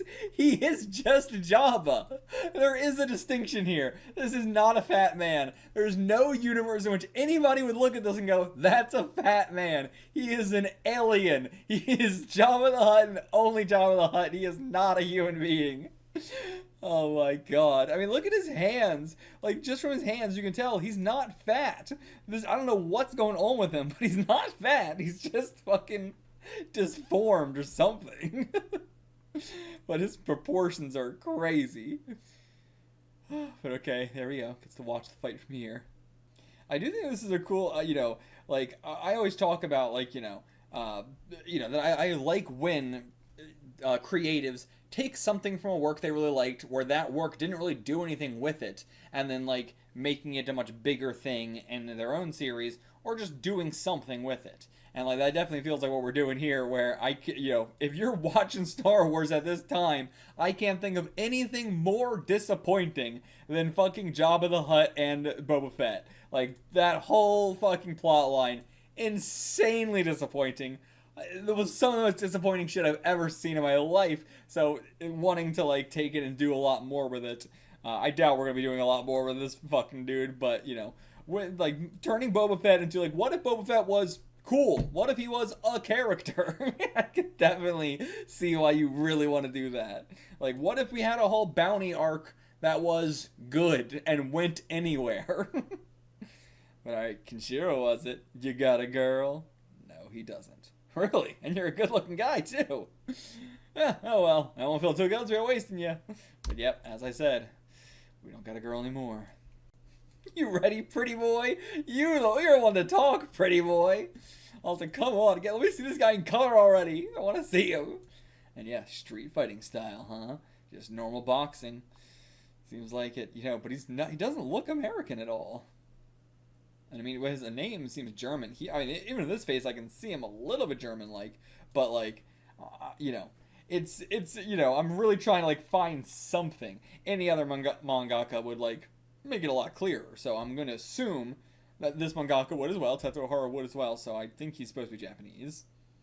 Or at least Asian in some way. Anybody gets on my nerves, I reckon with this. Alright, let's go. Yeah, not phased at all. I'm not worried at all either, like, nothing that we've been doing has really been instilling much, emotion within me within this arc. It's fun going back to, like, the early stuff, but also, I would prefer it to be more comical if we were doing that, versus we're still just trying to treat it very seriously, but there's not a lot of pathos. I think that's really it. Like, there's some emotions here, but there's not pathos to anything we're doing. And even, like, we got a lot of pathos with the special chapter, and like, but again, I'm trying to treat that not as like, it's a special chapter that was made 30 years later. I'm keeping that in mind. It was very, very good, and I love that we got it, but I'm not going to, like, say that, oh, this whole stuff works, because it doesn't unless you have the special chapter was made 30 years later. So, like, you know, it's tough. I'm trying to see it both ways. I think, like, with that special chapter, all this stuff does have a lot more pathos. But because of the weird timey-wimey stuff where it's like, we had a Kenshiro that was, like, really relatable and felt very human and was emotional and had pathos to it. And then we go to this Kenshiro, which, you know, doesn't have any of that. And is, you know, that was the feeling I was kind of getting of, like, is this going to carry over, or are we going to have to try and ignore it? And you do kind of have to try and ignore it. Trying to, like, believe that special chapter happened is hard when we're reading this stuff where it's like, Kenshiro is just so different. It feels like he shut off all his emotions, which, you know, the special chapter implies the other way around, that he had shut off all his emotions and then let himself come back. But, you know, I don't know. But yeah, like, Kenshiro is just so void of emotion right now. And even, like, his meeting with Ren and Bat, so void of emotion. But yeah, he's not even looking at him. Yeah, Jabba, what? You get lucky. Those eyes know. See you do it again. But just, oh no, we're just blocking him. Can't even get a single hit in. And yeah, just slap him around. Yeah, this guy's not really worth, like, you know, exploding. Not yet, anyway. Yeah, just stop it. Slap him like a child. Just stop, you idiot. Okay, we went in for the finish. Unless he, you know, caves and says, you know, something, I assume. Nope, okay. We just stopped it. Yeah, why'd you stop? You have a woman, don't you? Okay, throwing it back in his face. Alright. But yeah, you just manhandled that bounty hunter like it was a child. Yeah, like, you aren't on the level, like, I'm not sure if we'll meet anybody else who's on the level of Ray or, you know, any of the other allies that had, like, you know, great skills. Like, you know, we may get some more allies, but they're not going to be on that level. Yeah, whew, I actually lost. But yeah, now, okay, what the fuck is this? He's just wearing guys in his belt. Look at yourself, Ein. Buzori,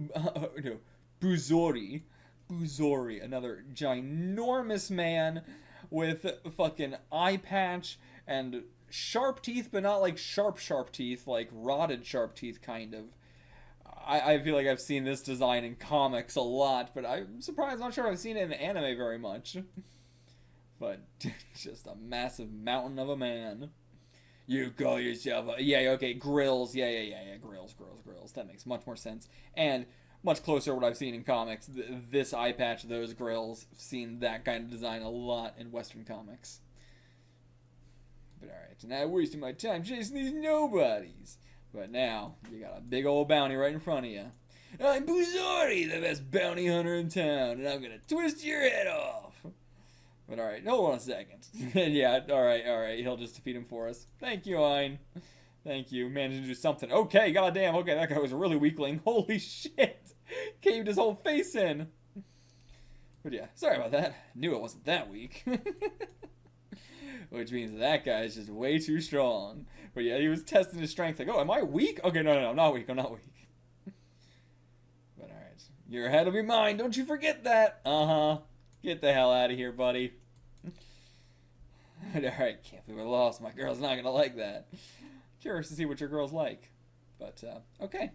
Another chapter where, you know, I feel like this is just missing the sauce. You know, I feel like we would have done a lot more cool shit with Ein a couple chapters ago.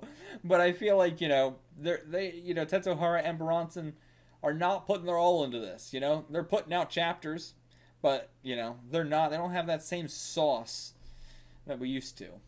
It's sad, because, you know, I think there's a lot of interesting stuff we could be doing here, and a lot of, like, flashy stuff we could be doing, and a lot of, like, more interesting art we could have, you know, for this whole arc, but not quite. But alright, chapter 142, Ein's girl! Hey, as I just said that. Alright, reaching the main guy. I assume the main guy, I don't know. They just run away. Cowards, who's gonna cart me around now? You can only be carted around. But alright, immediately back. What a pain in the ass. But okay, he's trying to get up or something to fight him.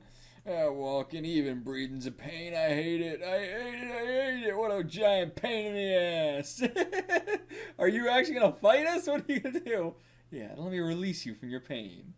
You're a fool for targeting my territory. Okay, he's got a little bit of weapons here. Cool. I'll show you what I can do. Oh, and he can breathe some real bad breath. I don't know, breathe some bad breath and then use these to spin it around, create some currents. Just pinch his nose. Listen to my voice. You will do as I say. You cannot resist. Resist me. So, okay, it's a hypnotism thing. Hypnotizing mist and hypnotizing spinners. But yeah, ain't gonna work on us. Oh, it's working. This way, you're now my slave. Yeah, so you think. Now lick my boot. Go on, lick it. I do like how confident he was. You know, he's gonna lose, but hey, he was pretty confident. But alright, yep, crush his foot. Crush that foot. You fucking frog. Yeah! Alright, this place is finished. Wait, what? Why isn't it working? Huh? It is working. Just karate chop his head. What do you mean it's working? And then, boop, right to the side of the brain. What'd he do? What'd he do? Yeah, you said even breathing was a pain. I struck the Zinha Hiko. You can exhale, but not inhale. Alright. Wait, don't leave me like this! Just gonna suffocate to death.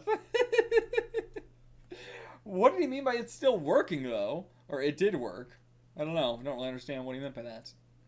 Alright, Geira was that guy's name now. But alright, yeah. Bumping his bounty up little by little, so by the time he gets him, it's going to be the biggest it can be.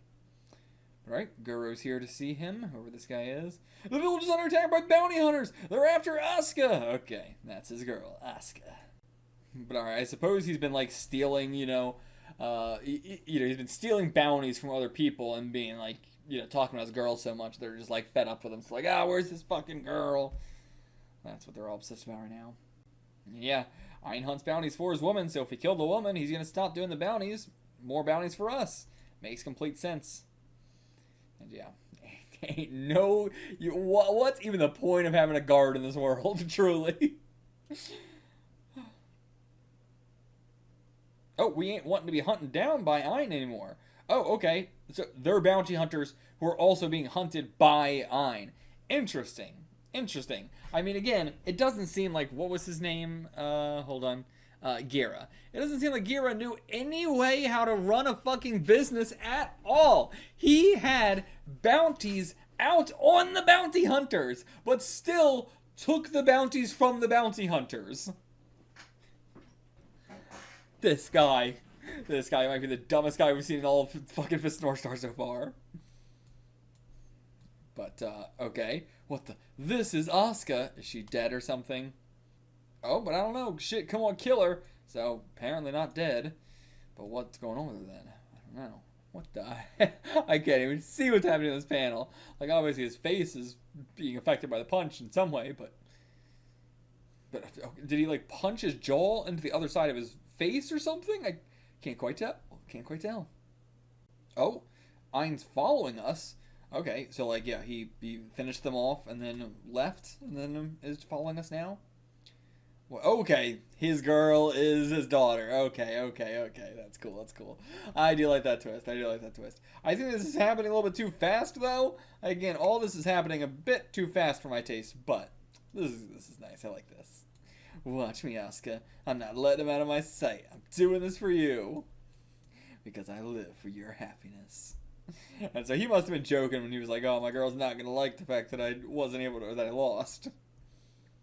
I forgot to adjust the whole setting, the whole page and me and everything, in OBS, but hopefully, it looks better now. I'm a little bit bigger and the pages are, moved to the side so you can see it all.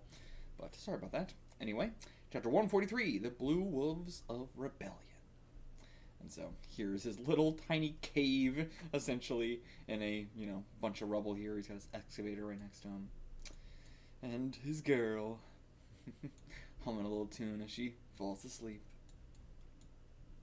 But Kenshiro approaching or something? I don't know. It doesn't look like it would be Kenshiro. Nope. Okay, it's oh, Bat. Bat's here. Okay, he followed him. So what? You just have a conversation with him? Okay. Well, no. And then so, yeah, Ren's back here with Kenshiro. But so yeah, Bat went off on his own then. Okay, didn't tell her. Didn't tell Kenshiro either. And his blanket and his bike are gone too. He took his blanket.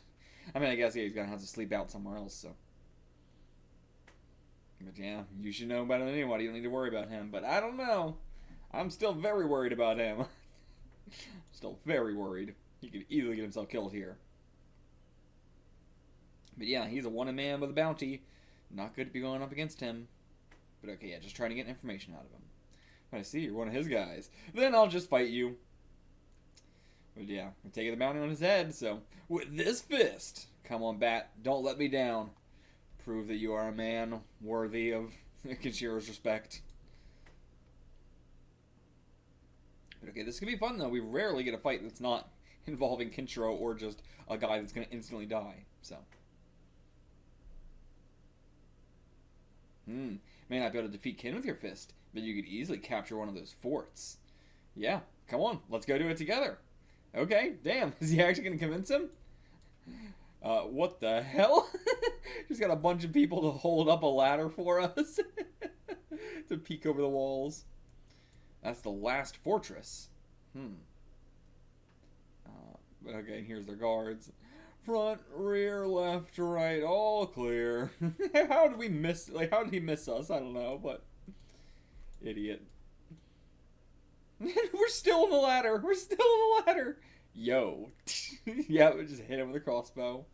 You guys let him scream? You idiots. Idiots. But alright, we're inside now.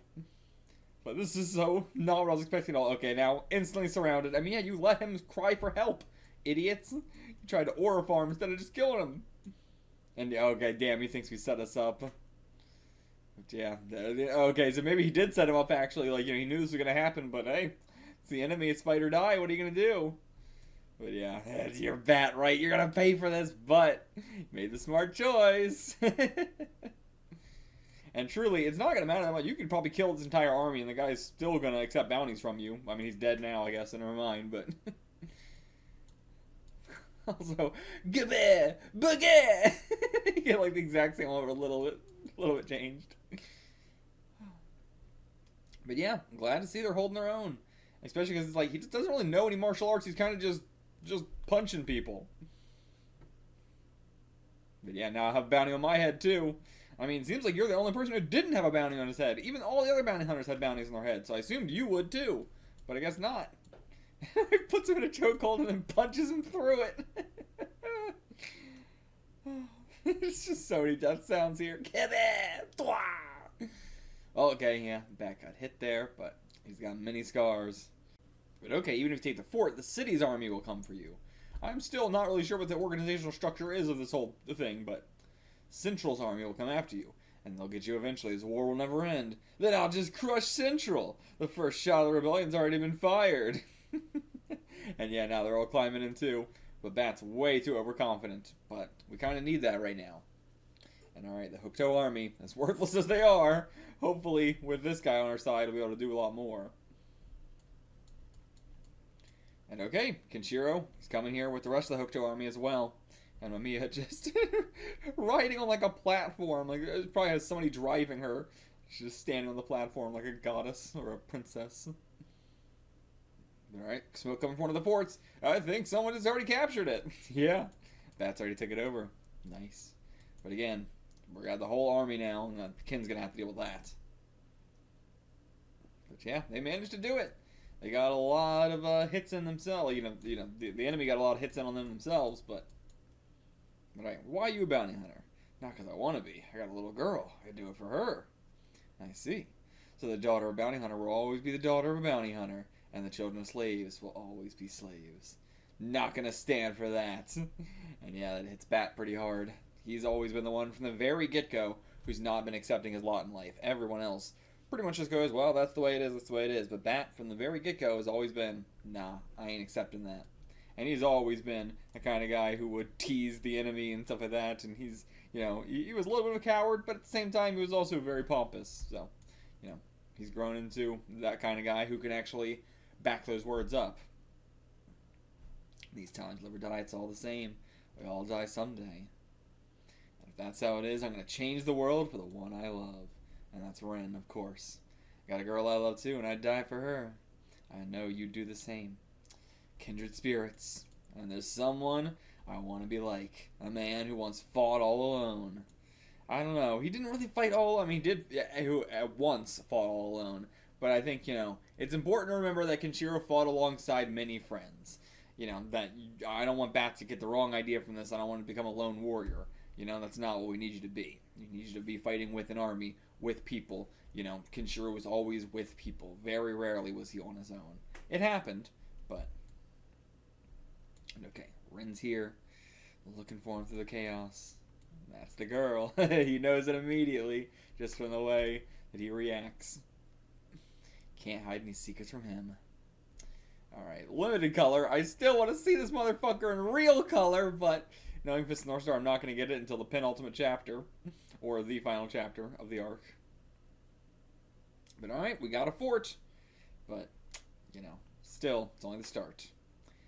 Chapter 144, A Wanted Man by Choice. Yeah, he's a bounty hunter by choice. The other guy's a bounty hunter by choice. You're a wanted man by choice. Yeah, he's getting all this praise from all these people, but the only one he cares about is Ren. Raise that fist to the heavens. Let's go. The city's next. Oh, these are some great faces. Very good faces. I wonder, is that Tetsuo or is that like an assistant? A lot of times assistant will do, the background characters. But, these are so different from, I don't know, it's a little bit similar to Tetsuo's style, but, he's just, I feel like he doesn't do this very often. That's why I immediately went to like, oh, is it an assistant or something? But very, very well done art here. Very good. And Bat looking ginormous here. My God. Those arms. Tree trunks, my dude. Yeah, daughter of a bounty hunter. Always the daughter of a bounty hunter, huh? You don't really want her to have that life, do you? She's going to be hunted down her whole life if that's the case. But alright, fine. I'll make history for you. A history you can be proud of when you speak of me. She's so young. So young. Oh, I do like the way this is colored, even in limited color, though. You'd like that too, huh? Alright, so who's this? Ren, take care of Asuka for me. I don't know if I trust this guy. I don't know if I trust him at all. That's not a face that instills trust. But okay, where's he going? Something I gotta do first. Come with me if you want to redeem yourselves as bounty hunters. Okay, so he's got a bunch of other bounty hunters with him. And he's still got the same guy driving his car. Does he just like... he had this excavator right outside his like cave. Was this guy just like sleeping in the excavator? Did he just keep him as a pet? I don't trust you one bit. Oh, fantastic art here though. Fantastic. Beautiful. Beautiful art. God, no one does limited color like Tetsuo Hara. God damn. God damn, god damn, god damn. Even this panel here is just so good. He's so great at like perspective in a way I don't think about it, because it's not like, crazy tough perspective, but it's still just perspective shots that, or like layering, a lot of foreground and background stuff that you don't see with manga, with a lot of manga. You really don't see a lot of, layering of the background stuff, and yeah, it's just so unique. You don't see a lot of this. But okay, they're not going to the city. They're going to Class A Insurgent prison camp. Okay, so like, they've got multiple prison camps. This one is like highest class, like maximum security is what I'm assuming Class A would be. Or Class A Insurgent, as in like, these are the biggest traders. But hey, I respect, that we're in a period now where it's not just, I kill everybody. We are in a period where it's like, no, we should keep them as prisoners. And we're only killing them now because the prisons are all full. But like, they were for a long time being like, oh, you are a traitor? Then you're going to go in prison. You cannot imagine any villain from the first half of Fist of the North Star doing something like that. Like, maybe, the Cassandra prison or something, but, like, that's about it. Okay, I sent 2 guys there for treason against Central. If we set them free, they'll wreak some havoc. Serious havoc. Okay, so it's not just going to release everybody, but specifically the 2 people that you put there. Yeah, we're going to break into a prison camp. He's changed a lot. He's not playing it safe anymore. Never thought being a wanted man would be more exciting than being a bounty hunter. So, okay, he's gonna be the wanted man by choice. Cool. Cool. And yeah, I mean, look at his face. He looks so Asian here. But his name is Ein. But alright, who's this? No, just our guys stopped and like, yeah, I don't know if we're on board for that. Yeah, screw that.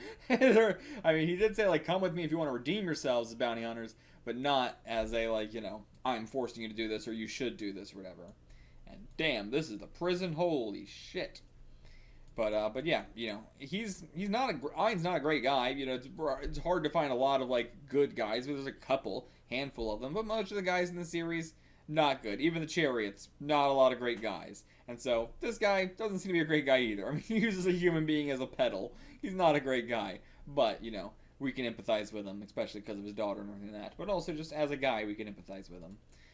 But yeah, it is very interesting that he's like, you know, now he's doing this not only as like, oh, I shouldn't continue to be a bounty hunter like this because it's going to have people going after my daughter, or this is just not a sustainable life for her. But also, he's like, actually, I think being a bounty hunter is morally wrong. Which is very interesting because I wouldn't, you know, like, I wouldn't have expected him to come to, like, that sort of conclusion. But, like, you know, the way he's been going about it, definitely morally wrong, definitely pretty evil, the way he's been collecting bounties and everything. And just, you know, if you're collecting bounties, you're probably delivering those bounties and getting those bounties from a pretty fucked up group. Like, even if you yourself aren't, the group is. You're just a part of that system now.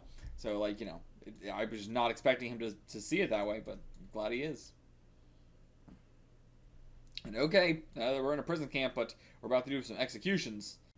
Okay, got another warden for us here. Yep, that's the order from the city.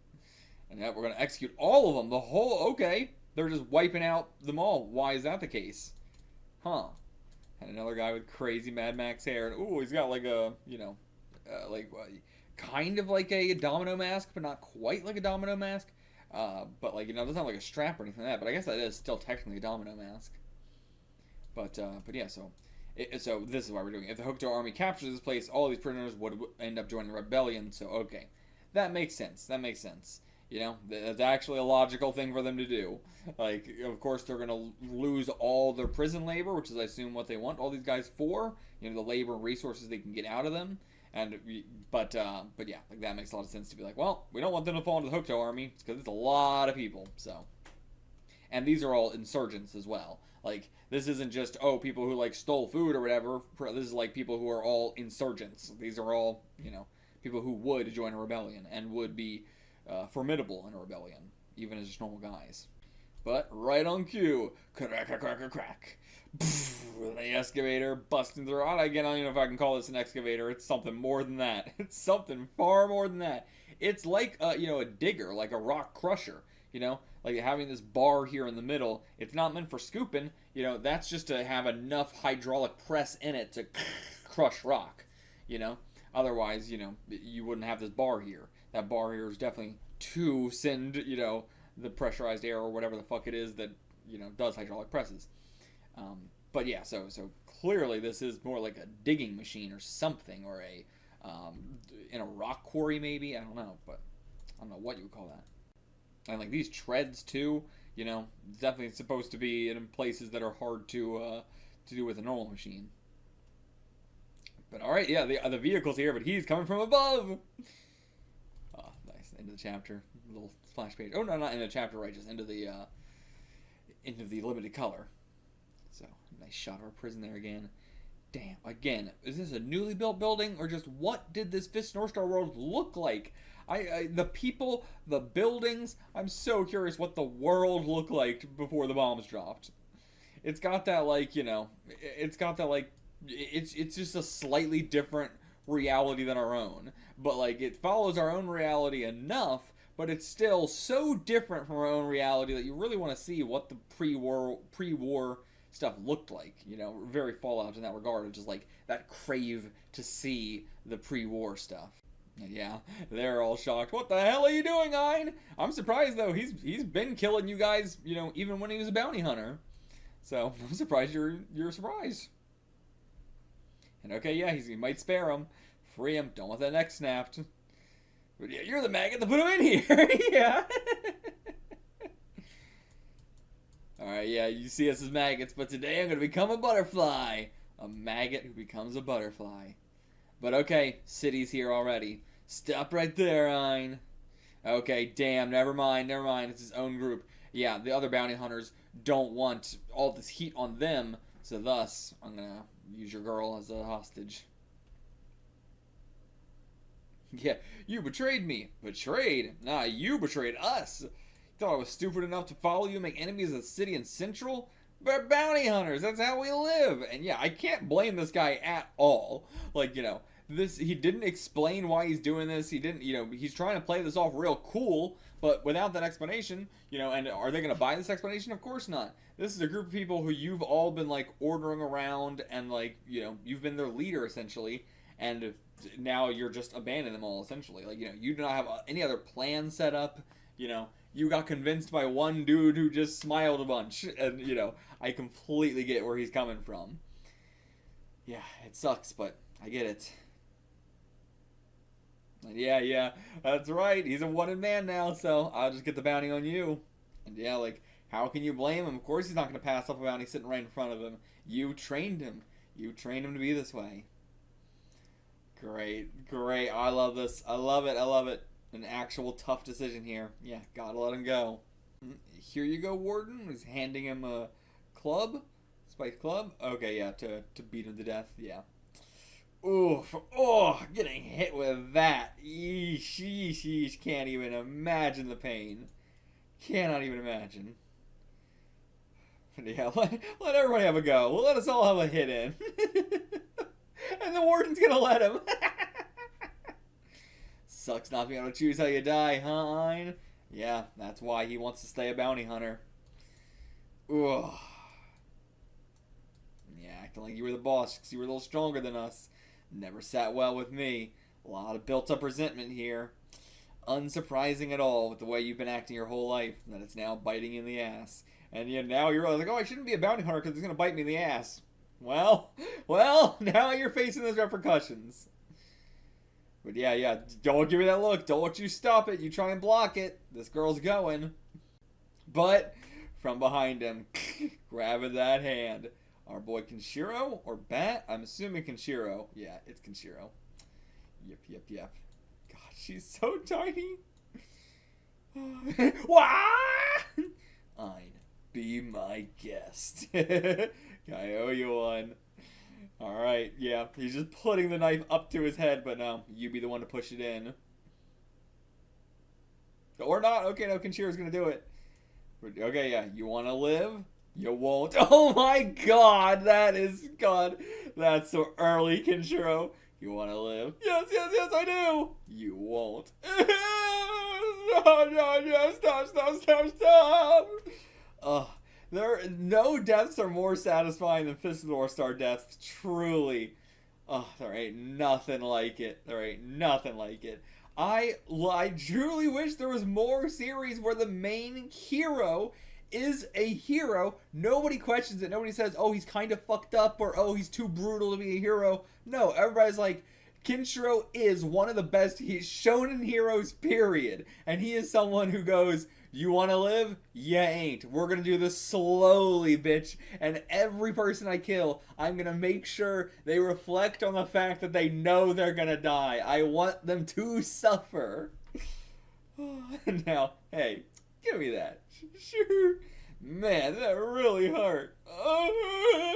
Yeah. God, damn. It looks like he cleaved him in two. Jesus Christ, this looks like his head got cut in half. And here's your daughter, right? Seconds after cleaving a man's head in half with a bludgeoning weapon. Insane. But yeah, too good to die just yet. We don't get to choose how we die in this world. And that also means you don't get to choose how you're saved or by who. Chapter 145, The Golden Falco. Okay? The Golden Falco. And okay, we're getting the two guys he was talking about, but they're strong. They're on par with me. Well, like, individually they're on par with me, but when these brothers, Buzz and Gil, join forces, they're an order of magnitude stronger than me. They're the infamous Han brothers. Okay. You were able to capture such men? Yeah, maybe with his whole group. I used my head. Waited until certain someone had handed their asses to them, then went and grabbed them myself. Okay. A certain someone had handed their asses to them. I don't know, my brain immediately goes like Rao or somebody, but I don't know. But okay, Buzz and Gil. Buzz Han and Gil Han. Interesting. But yeah, I was not expecting us to get like, you know, two people this powerful or something, but cool. This feels like a very traditional shonen sort of thing and not the kind of thing we do in Fist of the North Star. But okay. I'm always a sucker for we gotta rescue these super strong guys from prison. It's a plot point I will always love. But whoa. What's going on? He kicked him out of the way of something? Yeah, out of the way of a trap. Okay. Yep. This place is littered with booby traps. And okay, it wasn't a booby trap. That was just a boob. That was just a guy. An idiot. Idiot. But yeah, let's ask him. He's got to know. I do like his personality. Sure, don't be so rough with me next time, okay? You kicked me. Yeah, you don't know. Yeah. Oh, that didn't sound good. Crushed his fucking jaw. That must have been your jaw. What'll it be next? Yeah, should have told us earlier, motherfucker. Oh my god, what is this? Acid or something? No. Okay, they're fucking in a concrete block with just their heads. Oh my god. So they're like counting the drips from the ceiling. How many drips land on their head? But okay, he's got some claw marks down there. But he's got a nice ass beard. A little bit Mr. T-esque, kind of, but yeah. And then this guy, balding, big cut across the face that way. Fu Manchu. But that's 18,650,765. No, bro, it's 767. Oh, for a second I thought I was like, wait, was he off by 18 million? But no, he was off by 2. But yeah, oh, you're right, must have dozed off. They've been awake this whole time? Jesus, these guys look buff as shit too, they got no necks. And yeah, here's their prison. We've been better off born weak if we were gonna end up like this. Then we would have died a long time ago. But yeah, they're so strong, they're just living through this. Alright, your jailer coming in here. Yo, how you two been?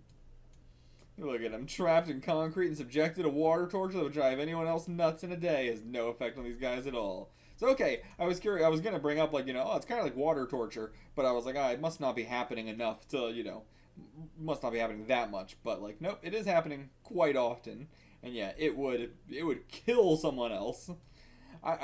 Yeah, it would like drive them fucking insane, or just literally kill them. They're spitting at him. That's all they can do.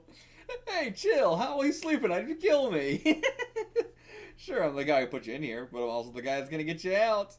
Plus, if I hadn't, you two would be in your graves by now, right, Ken? I don't know about that. But alright, just get us the hell out of here then. Okay. Yeah, it's gonna take an awful lot to crack this thing.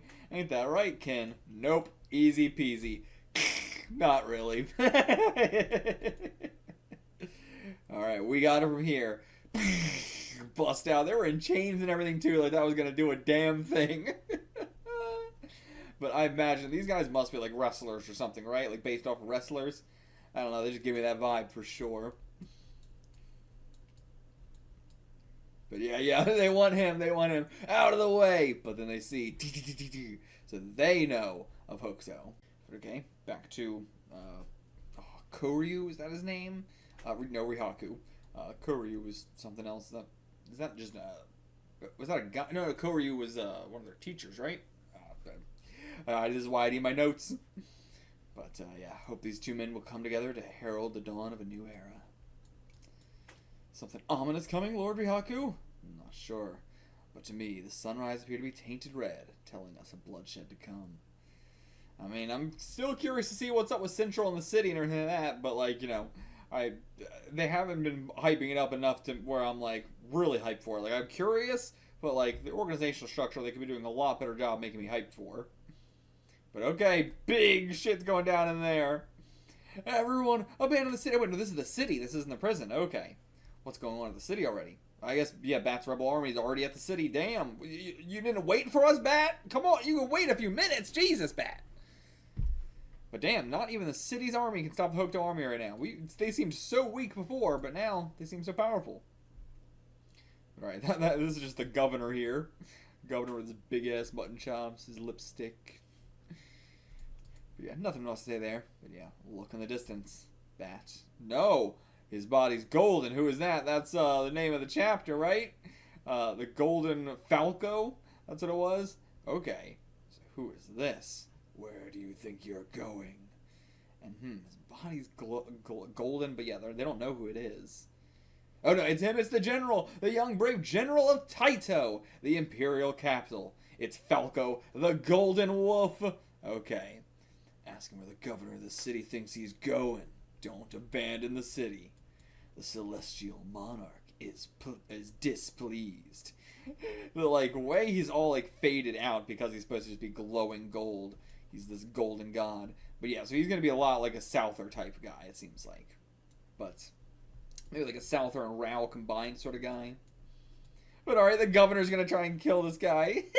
But yeah, he was like, who the hell is he? But then once he introduced himself, he knew who he was. And okay, let's see it. So, just instantly shatters it. And then also some wind slashes. Kind of Nanto-esque. Is this just Nanto? Does he know Nanto? Ooh, okay, love this guy's look. Love this guy's look. Now, this guy I could buy maybe as American, but even still. But yeah, this definitely looks like a character that would be in a fighting game by Capcom or something, for sure. This definitely looks like a Street Fighter or an Art of Fighting kind of guy, or Fatal Fury, one of those types. Or just he also just looks like a beat-em-up guy kind of too. It just looks like maybe a boss that would be in a beat-em-up, or the protagonist in an 80s beat-em-up. But yeah, always a sucker for the high top. Always love that shit. But yeah, this guy definitely looks more foreign than most of the guys we've seen here, or more Western foreign than most of the guys we've seen. But yeah, I appreciate that out of all the guys we've seen so far, only the general is someone who has a deadly technique, who has a martial arts style. Where was he for all the first half of the series? I hope we find out. We better not just leave that a mystery, Tell me why he was not in the first half. Chapter 146 of the Golden Assassin. And yeah, interesting we're getting him I know we're only halfway through this arc. We still got we're about exactly halfway through. But yeah, interesting we're introducing him already this early then. I'm glad we are, but the Golden Assassin makes it also sound like we're about to get into a fight with him already. But maybe this will be a preliminary fight. Kenshiro loses, and then we have to do a bunch of stuff, and then he'll, face him again in the end. A very traditional shonen arc, which again is not much of what Fist of North Star does, but okay, I need you to take Asuka somewhere safe. Assume they're gonna take her where all the other kids are of the Chariot Stars. And okay, yeah, it would be nice if he could, live out his life with his daughter, but more than that, he wants to be a man who will go down in history as a legend. And I always respect that, there's, of course, you're abandoning your child, and that's fucked up, but I also understand the, want to have your kid look up to you as a legendary figure, and, there's an argument to be made of, would you rather have a father who's there, or would you rather have a father who's really cool? And as someone who has an absentee father, I would say I would rather have a father who's cool than a father who's there. I feel like most people probably wouldn't say that. They'd say, I want just a father who's there to raise me. But in all honesty, having gone through a life without a father to raise me, I don't, I'm it's not like I really needed one. So ultimately, I think I would prefer a father who's really cool. That sounds crazy to say, but truly, I think that's why I relate to this stuff a lot of yeah, I would rather a cool dad than a dad who is there. And, that's not the healthy thing to say, but I think that is true. And okay, I know a village where there's a kind and strong woman. I'll take Asuka there. Bad choice. I get, I assume he's talking about Mamiya, and, but, I feel like this is a bad idea. Why did you not trust Mamiya with any other kids? I feel like there's a pretty good reason, so this feels really fucked up. To be I'm not going to take her to the village where all the kids are safe. Well, I mean, they got kidnapped and everything too, so I guess it doesn't matter. But, one way or another, they're going to be in danger, I guess, so.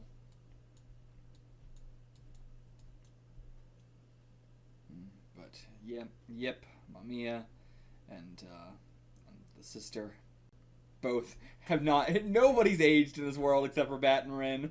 Nobody's aged except for them.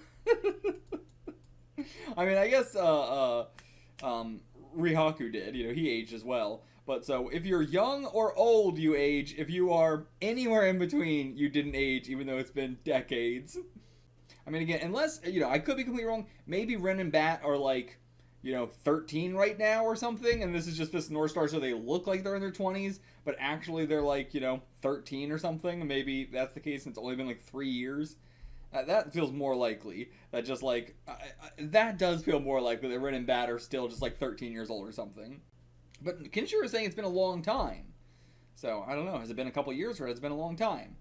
I don't know. We're being very vague with this, but not in a way where it seems like they've decided, like, you know, I don't feel like Buronson has decided how long it's been. He's just been like, it's been an indeterminate amount of time. It's been long when it needs to be long. It's been short when it needs to be short.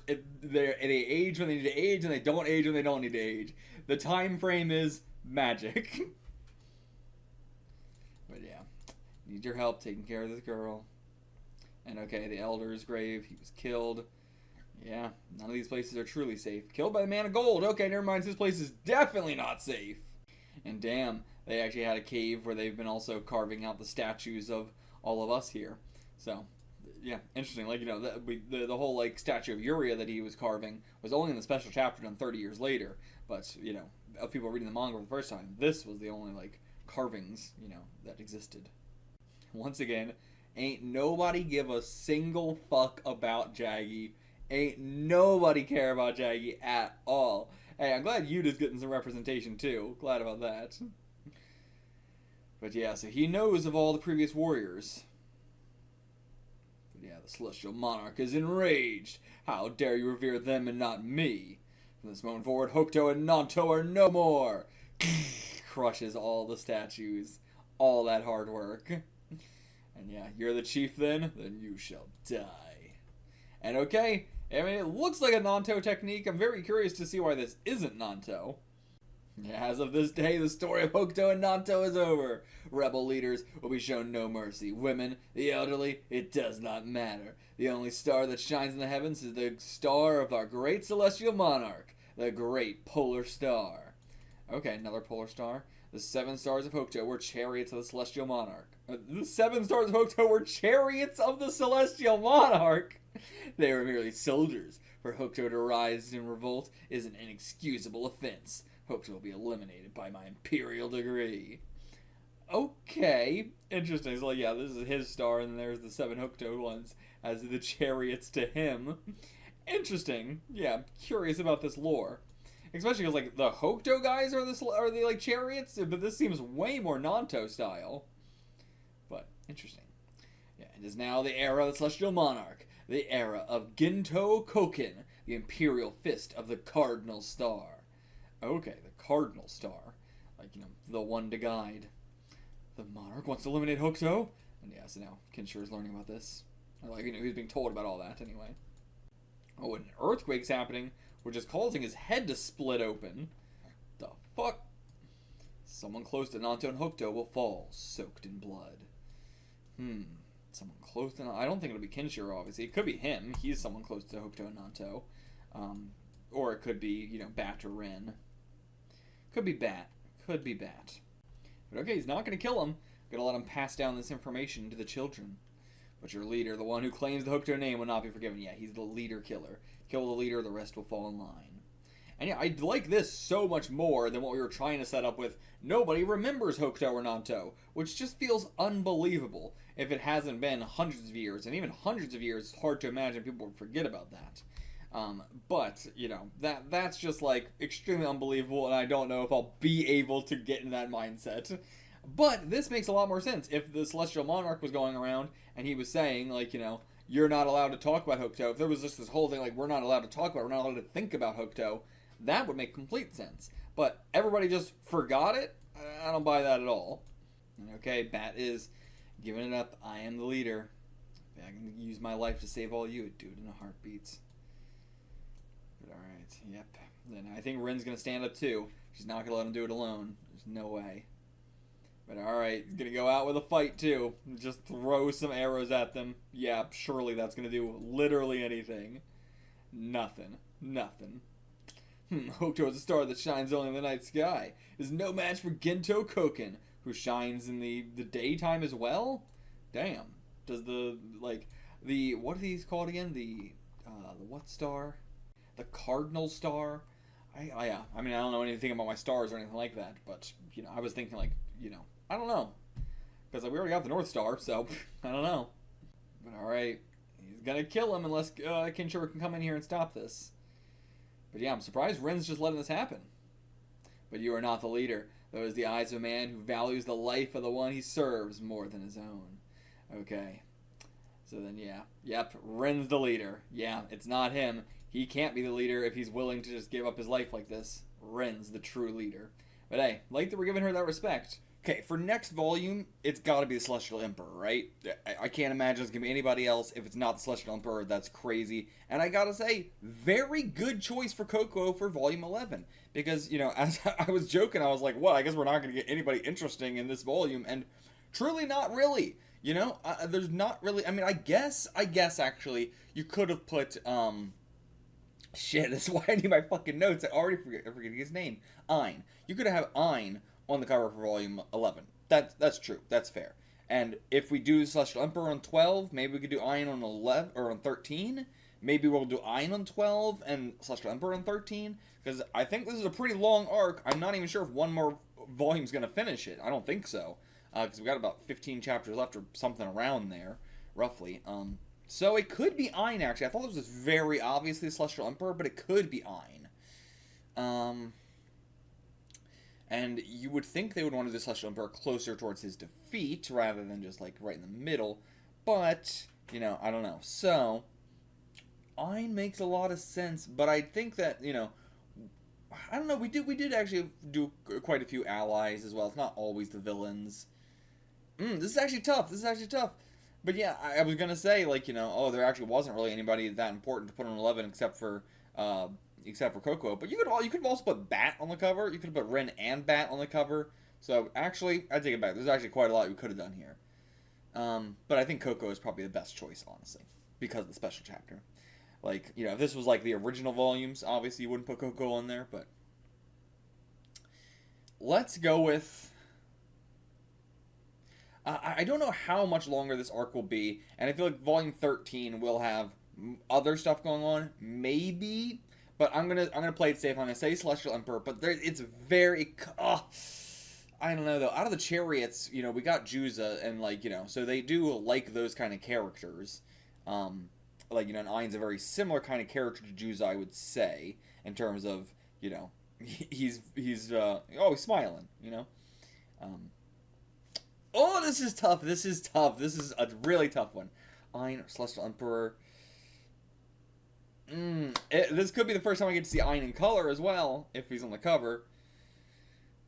Oh, but I think I'm going to go with Celestial Emperor, and because I think also Ein might not die here. Ein might stick around. Typically, I would say, Ein's going to die in this arc, because that's, that just feels like what we're going to do. But he might not die in this arc. He might stick around for the next one as well. So maybe we can do something Ein later. That's not typically what these volumes do. They just do it as early as possible. They don't really care. But I'm going to go with Celestial Emperor. Let's see. Celestial Emperor it is. Okay, hell yeah. We got it right. God, he looks so funny on this cover. Okay, he looks a lot more, American here on this cover. Maybe I already said that he looks, very foreign from that, despite the fact that Ein's name's Ein. Oh, and he's got the Celestial Star there on his chest.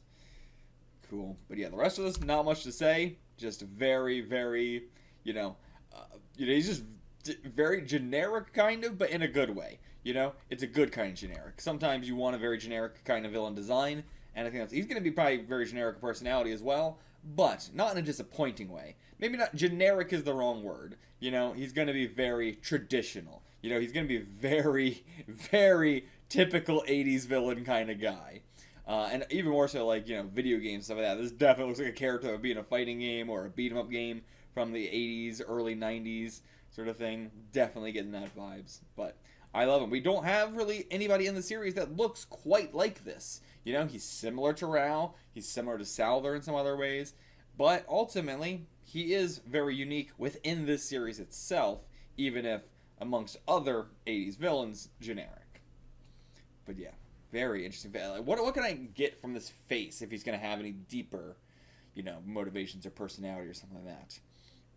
Because he's not someone who is, smiling. He's not someone who's pompous. He's not someone who seems he's someone who seems confident, but not someone who seems like it's all like he's confident in his plan all working out. He is someone who is, I think this is very fitting for someone who wasn't around for the first half.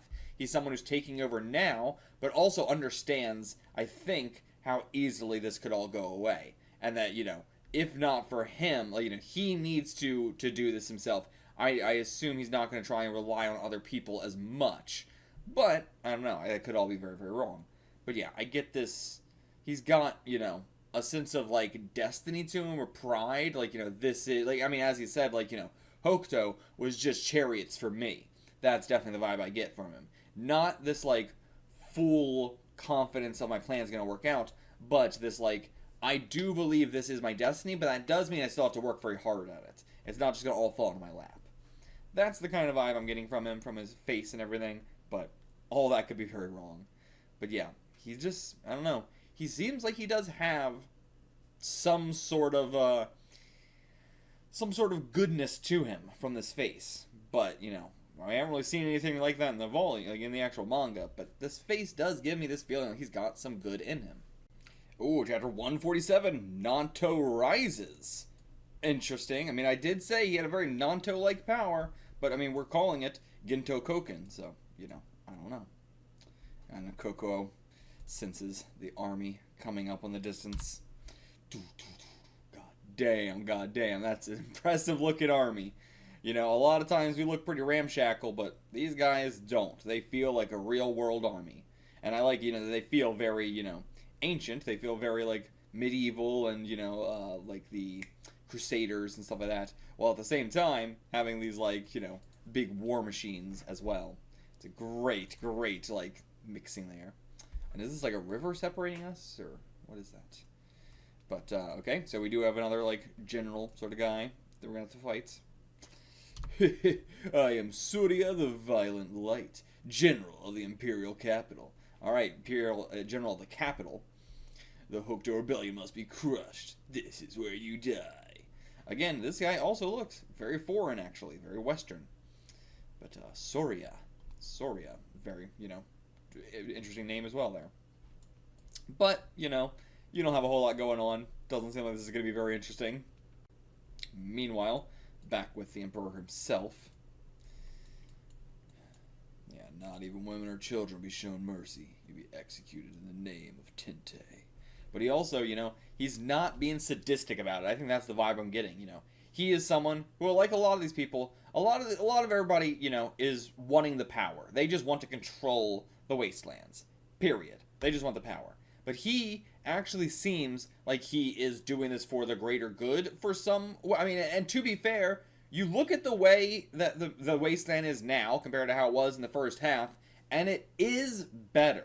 Is it good? No, it's terrible. It's dystopian. It's tyrannical. It's a nightmare that I would never want to live in. But it is objectively better than it was before. And so, if that's all he's going for, then, that might be the thing I'm sensing in him of, this little bit of good, and why his face is not sadistic in any way. It is fully, this is what we need to do.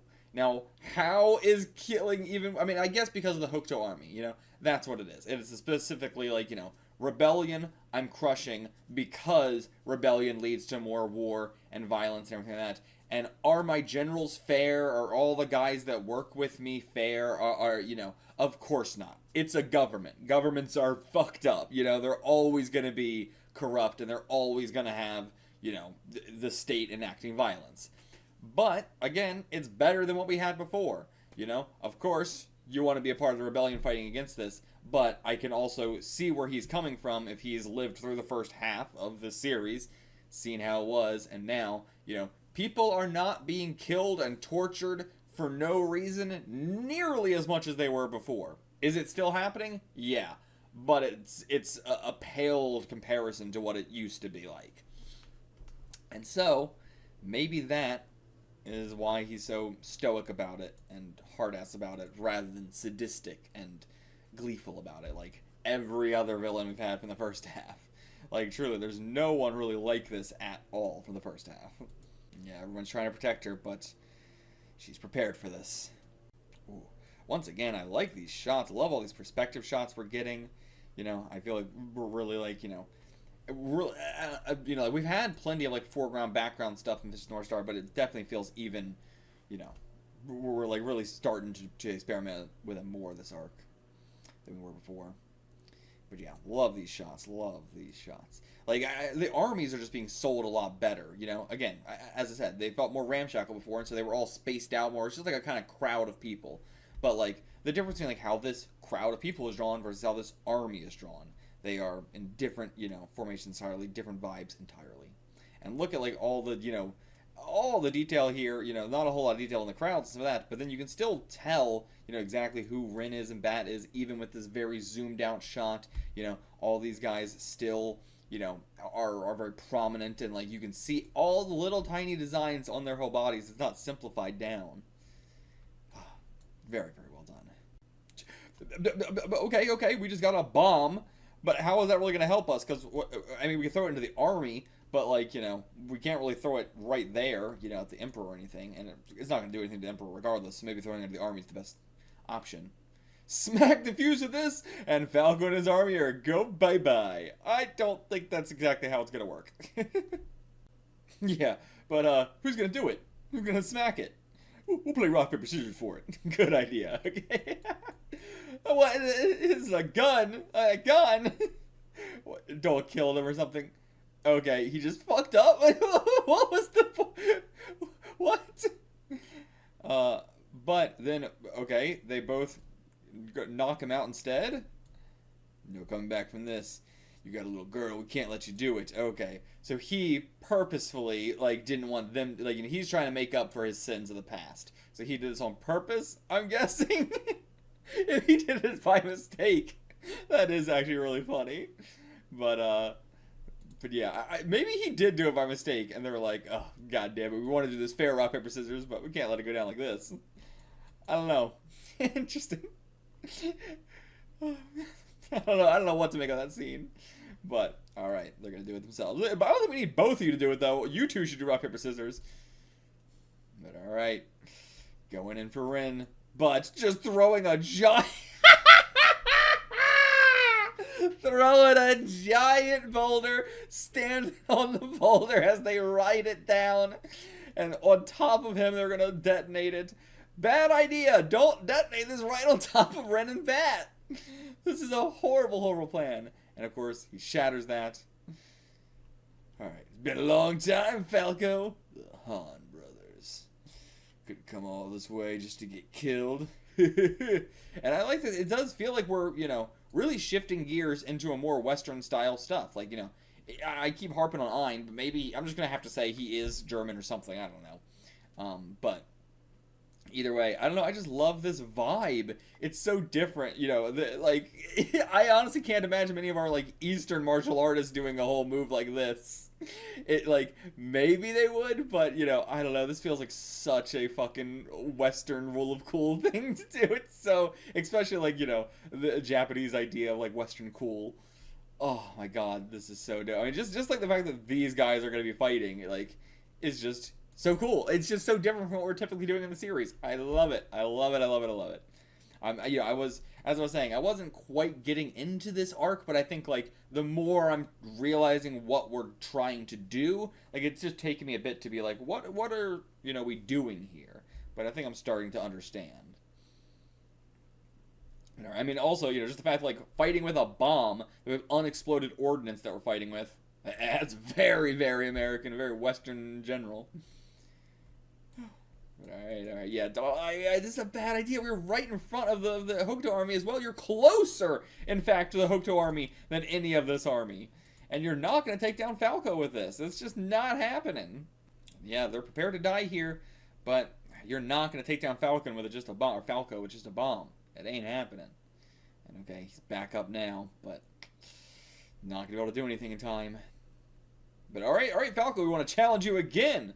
Alright, never mind, forget the bomb. Jesus Christ, you idiots. But okay, yeah, the three of us agreed we would take out Falco together. Great, great. So we were supposed to just, like, detonate the bomb in the army, take down Falco with all three of us. We ain't doing that, apparently. But there's a reason it has to be the two of us. And that reason is this! What is it? I think it's the other one's having to, like, unwrap him. I thought he was doing himself, but no, I don't know why it's so funny. The other guy had to go over and go, and the reason is this! The other guy has to do it. What is this? Okay, behold the insignia of our fate! Okay, they are part of the army. They were part of it. No, oh, that's the Nanto flag. Okay, okay. Yeah, I mean, well, yeah. I mean, the Nanto and the Imperial flag is pretty similar, but, you know, the Imperial flag, if you can find it. Damn, show me the Imperial flag. There it is. But, you know, it's very similar. The only difference is one is more star, one is more cross, you know? And, like, also, when we were first seeing this, I was like, oh, it's kind of like the Iron Cross. It is the Iron Cross. I mean, it's still a little bit off, right? It's a little tiny bit off, right? No, it's exact. It's exact. For some reason, I thought it was slightly more cross-shaped than it was, like, exactly, you know, a, like, plus sign. What do you call it when it's in those proportions? But no, it is exactly the Iron Cross. But yeah, so we're probably going with, like, the Imperial Army all supposed to be, you know, German. Like, you know, this guy, you know, definitely a very German look. And the you know, Emperor, extremely German look. And the fact that Ein used to be a part of this and stuff like that. So, definitely something that we're going with. But yeah, so these guys, you know, they're not a part of the Imperial Army. They're not a part of them. But they're a part of the Nanto Army. But again, it's very interesting that that Falco has a style very similar to Nanto, and that Nanto has, as well, a cross design as their thing. It's supposed to be a star, of course, but, you know, I don't know if there will be any connection, but I just want to put it out there that, you know, if there is, I've caught it this early, but I'm not sure if there will be any connection to it. So, okay, we're brothers of the Hawk Fist duo of the South Star, successors of Nanto Suiyokiden, one of the 108 schools of Nanto Seiken. Oh, have we seen Suiyoken before? I mean, yeah, to be fair, we got so many fucking Nanto schools we can still do, but, you know, we've done all the big guys, but there's still a bunch of small guys we can do if we want to. Like, that's totally, you know, an option. But, yeah, I'm gonna guess this is not one of the ones we've seen before. It doesn't sound quite familiar. But yeah, the Hawk Fist duo of the South Star. But, okay, yeah, so yeah, they're not, like, super big deals, but they are still, you know, Nanto successors, one way or another. And Hokuto and Nanto together can defeat the Tente in this world. The Tente being the Celestial Emperor, right? With Hokuto rising up in rebellion, so too is Nanto. At least two of you. Been scrambling to wipe out Hokuto and Nanto because you're afraid of the North and South uniting. That's just such a funny line for an American to read. But, yeah, I mean, that is exactly, you know, that glare. You know, this is what he's worried about. You know, as I said, he realizes that his plan can easily go away if Nanto and Hokuto work together. Very well. All rebels we put down in the name of the Tente. Oh, Tente is so cool sounding too. Gotta say that. Tente. Awesome. But I do love Celestial Emperor as well. Don't get me wrong. So I'm probably going to use Celestial Emperor the most because it just, that sounds the best to me. I love that sound. But Tente, also very cool. But, whoa, what the hell is happening here? A crater goes BAM! Kadoom! And then he's like, is that his shadow, or is that where the two craters were right next to him? And that's his shadow, or is that a hole? I'm guessing that's a shadow, and these are the two things right there that just happened. Oh, okay, but back to this guy. I see. So we're transitioning away. Back to this guy. Offense and defense are circular. The essence of my fist is Ryurin, a flowing current of battle ki that destroys all. But okay, so yeah, he's got an actual, I'm surprised, he's got a martial art as well. But I suppose the guy's right under, you know, like, he is the general of the city. So we're probably going to have, again, a handful of guys here. He doesn't really have a specific, like, you know, deadly technique or anything like that. He's got a style, Ryurin, but it's just battle ki, you know, it's as basic as you can get with it, you know. My fist technique is ki. Oh, wow. You know, he's so basic. But alright, bring it. This Not a challenge even. Oh, okay. Actually, I don't know. That's pretty cool. I take it back. That's pretty cool. Ginto Ryorin Kozan. Ginto Ryorin Lucient slash? I don't know what that word means.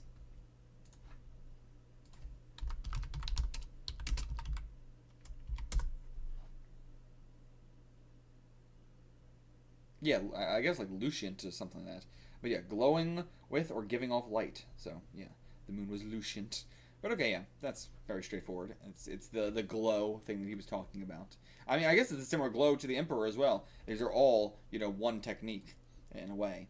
What was his technique called? Ginto Koken. So Ginto Koken, Ginto Ryorin, and then Kozan is the Lucient slash or Lucient slash. Sorry, but yeah, so yeah, you just like moving your hands so fast that it creates a bunch of, like, you know, the light then becomes an actual projectile. Like, you know, because he's already glowing, you know, if you're glowing, you move your hand like this, it's going to leave behind a little bit of an after image of glow. He's doing that so fast that it can cut you. Yeah, that's cool. Okay, I take it back. This guy's actually kind of cool. I can't believe I'm rooting for this. I'm not rooting for him, but I can't believe I went from like, oh, this guy is absolute nobody, couldn't give a shit about this guy, to, I don't know, he's kind of cool. But alright, Kenshiro, put him in his place. Hoa! Does he always do the hoa with the legs, or has he done ta-ta-ta-ta with the legs as well? But damn, and he can just push you off. Surprisingly, giving Kenshiro a run for his money here. I mean, you know, more so, surprisingly, doing anything to Kenshiro, I should say. Let's not say he's giving him a run for his money just yet. But yeah, surprised. And what is this? Foof! What is that? Like, he pushed him, and then also it did like an effect. Yeah, whatever that light was. I mean, yeah, straight up, like, what's the matter, Kenshiro? If you're having trouble with me, be like a child to Falco. Look, Falco took my eye in an instant. Okay, that's where you get your eye patch from. You're not worth Falco's trouble. So I, Soria, will murder you myself. Okay. And he took his eye in an instant. Is that also, like, did he blind you with the light or something? Or was it a physical, like, it doesn't look like your eye's been ripped out. It looks like it's been blinded. But there's, like, some scarring around it. But that could also just be the light. Oh, okay. Full color, full color. Show me Ein. I gotta see this motherfucker in color. Show me Ein. I mean, I'm also interested in seeing the Celestial Emperor in color, don't get me wrong, but I'm so focused on Ein right now. Ooh, looking good. I love the blues here. Really, the fact that he's, you know, we turn all his colors into blue for this, including his hair and everything, I guess except for his bracers and feet bracers. But yeah, like all blue, except, and then the blue background as well. Soria of Ginto Koken. I'll remember that name. And okay, so yeah, he's saying Ginto Koken as well for Soria as well. Like, you know, Ginto Koken is the full name of it, but Ginto Ryu... So, what the hell was it? Ginto Ryurin. But maybe Ryurin Kozan was the Lucient slash. Maybe that's what it was. Like, Ginto is... But no, Ginto Ryurin. So, yeah, I don't know. But yeah, the overall, the umbrella term is Ginto Koken. Under that umbrella term is Ginto Ryurin. But yeah, save the rest of your babbling for the demons in hell. Chapter 148, The Mask Sheds No Tears. The mask sheds no tears. As in the mask is in, like, you know, the mask, not a physical mask, but is in, like, you know, the mask of emotion. I assume this will be the Celestial Emperor. The Celestial Emperor sheds no tears. The mask sheds no tears. Okay. Yes! Okay, we did get to see him, and indeed, it's not the red, white, and blue as you would imagine it. It actually is way closer to, you know, what it looked like in the limited color. So when we saw it in limited color, that was actually pretty much spot on. But yeah, interesting. It's just red and white for the most part, and then it does have blue, but it's also, I don't think anybody would look at this and be like, oh, American flag. It's not the right red, it's not the right blue, and I mean, maybe that's just the coloring here, but certainly not what I would think of when I think of the American flag. I don't look at this and think American flag. But that might still be what we're going for, but yeah. Interesting. I do like the design, though. I like the design. I actually like that it's not very heavy American flag, that it's not the proper blue. You know, it actually gives it this very, I don't know what, like, you know, I don't know, it kind of reminds me of some, like, Captain America villains, you know, where they've got, like, a little bit of twisted American flag motif going on. It sort of reminds me of that, you know, or, like, just some of the other Captain Americas as well. It sort of reminds me of that, like, not Steve Rogers, but the other Captain Americas. It reminds me a little bit of that. But yeah, definitely interesting design, you know. Is he American? Is he not? I don't know. And then we got this guy here. Who's got, you know, very, you know, like, very Street Fighter design. I don't want to say, like, he looks like Guile or anything, but, like, you know, it's not quite like that. But he just does have a very Street Fighter type design, as I said. Very, like, fighter from the, like, early 90s sort of design going on. And we get those two just in a full blue silhouette.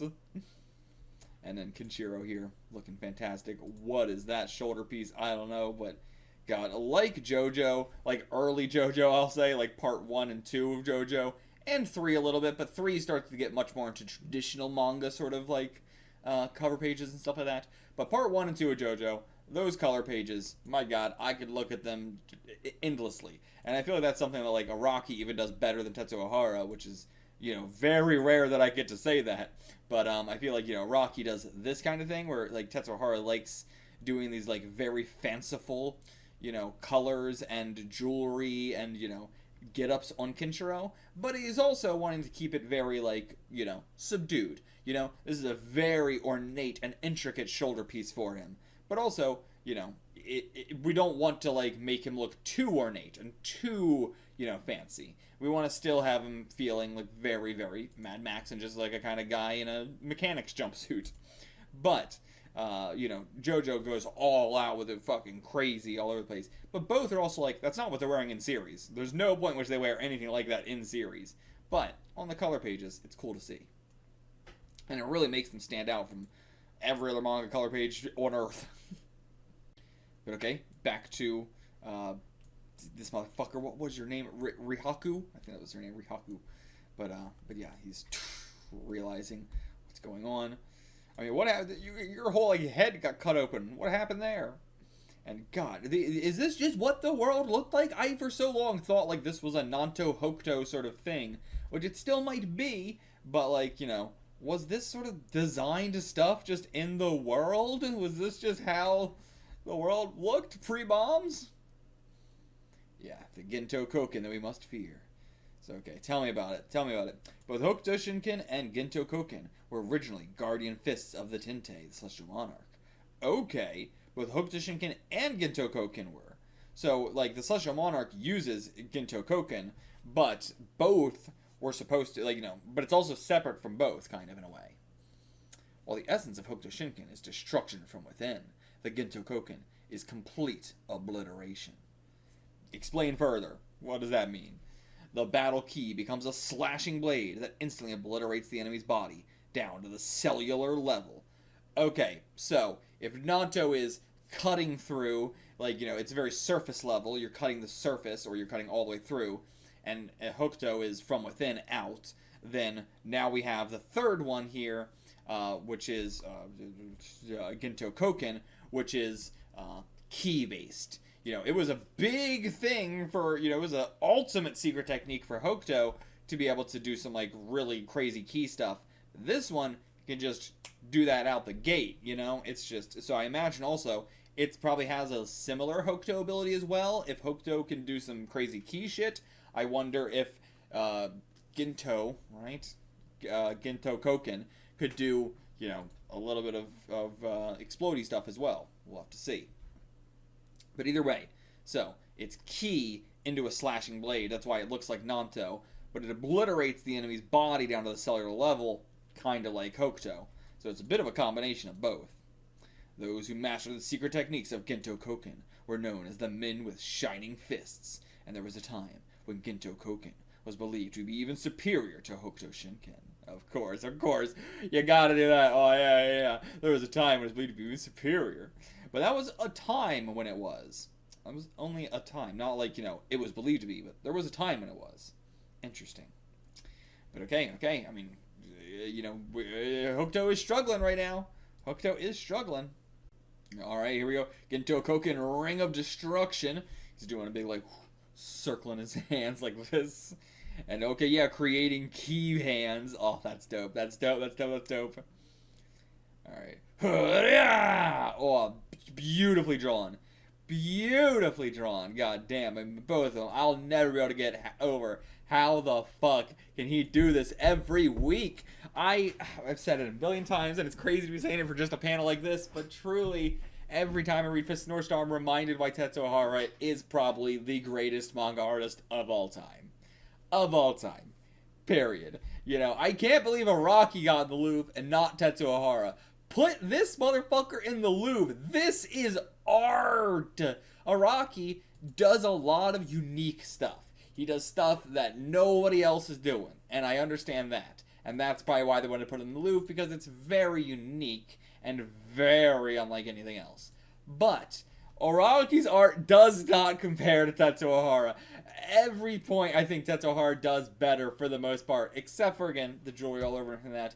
But if I had to pick between the two, put this motherfucker in the Louvre. Tetsuo Hara, I'm gonna say it now, and if I come across another artist, then we can go over it. But I think Tetsuo Hara has to be the best manga artist of all time. I'm saying it. I keep saying maybe. I'm saying it right now. He's gonna be my favorite. Period. Before Tetsuo Hara, I would have said that the best manga artist in the world was Akubo of Soul Eater and Fire Force and stuff like that. And aside from that, I might have said.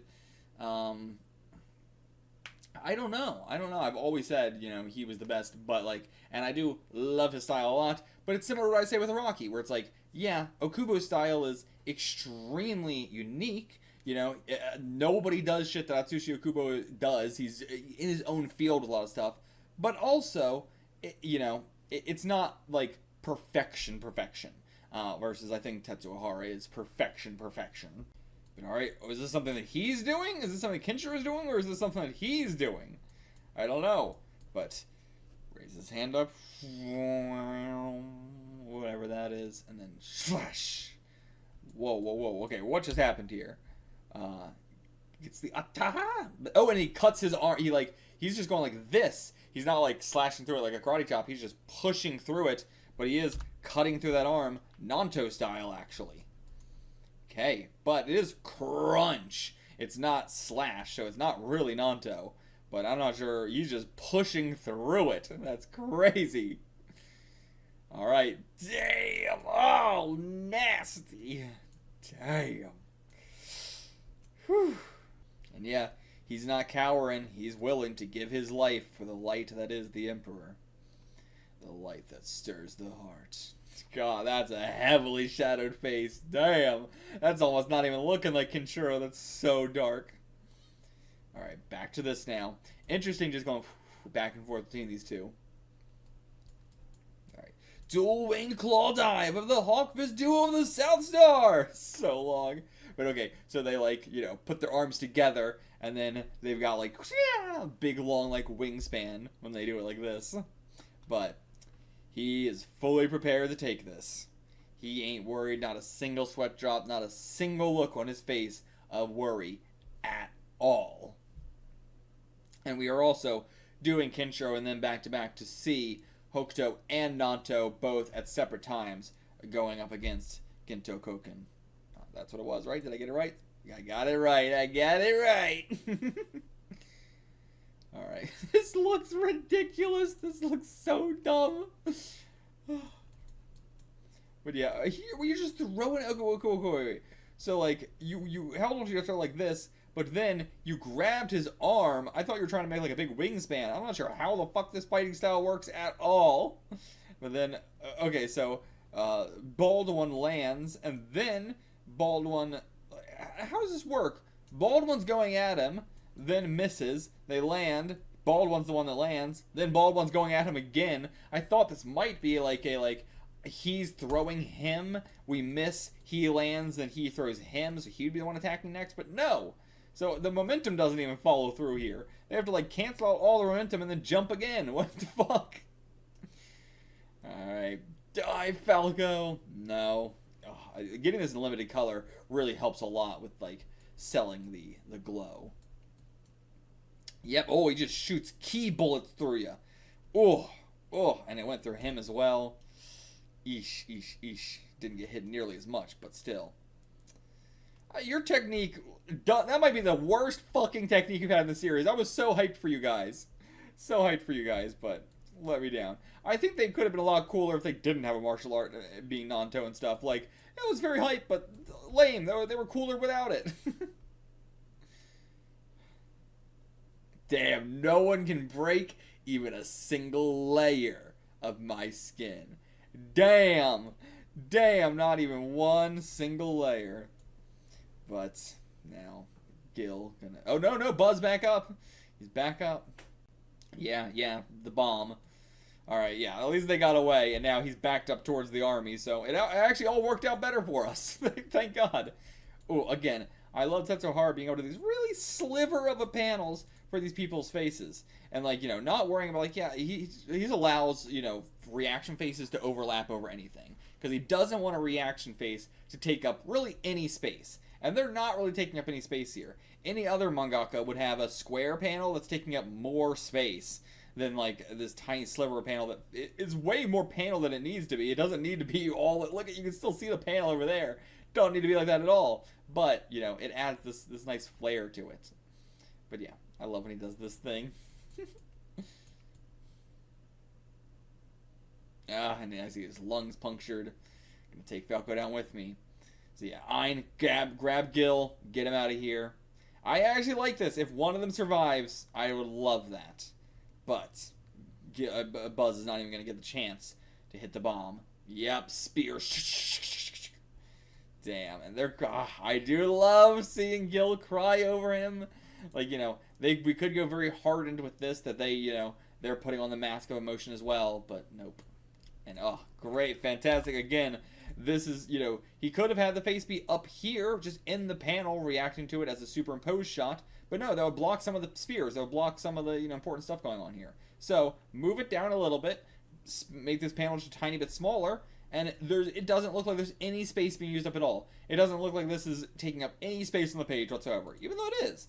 But, you know, he's just very good at art direction. Come on, Buzz. Come on, Buzz. I ain't dead yet, you sons of bitches! Come on, hit that bomb. Get out of here, you two. Go! Get out of here. Run. Everything we do together, bro! God, these two. No tears. No regrets, my little brother. I get to take Golden Falco down with me. So let's go out with a smile. But it's not gonna work. But, I love seeing the connection between these two. I'm not going to forget you two. Absolutely not. Alright, we're out of here. Get out of here. God, these little slivers of reaction panels. It's time for us to go, Falco! This is going to be a fucking bomb. It's a huge bomb, too. This ain't a small, this is a massive bomb. Going to take out a lot of the army here. But Falco... not a single layer of his skin will be... Oh!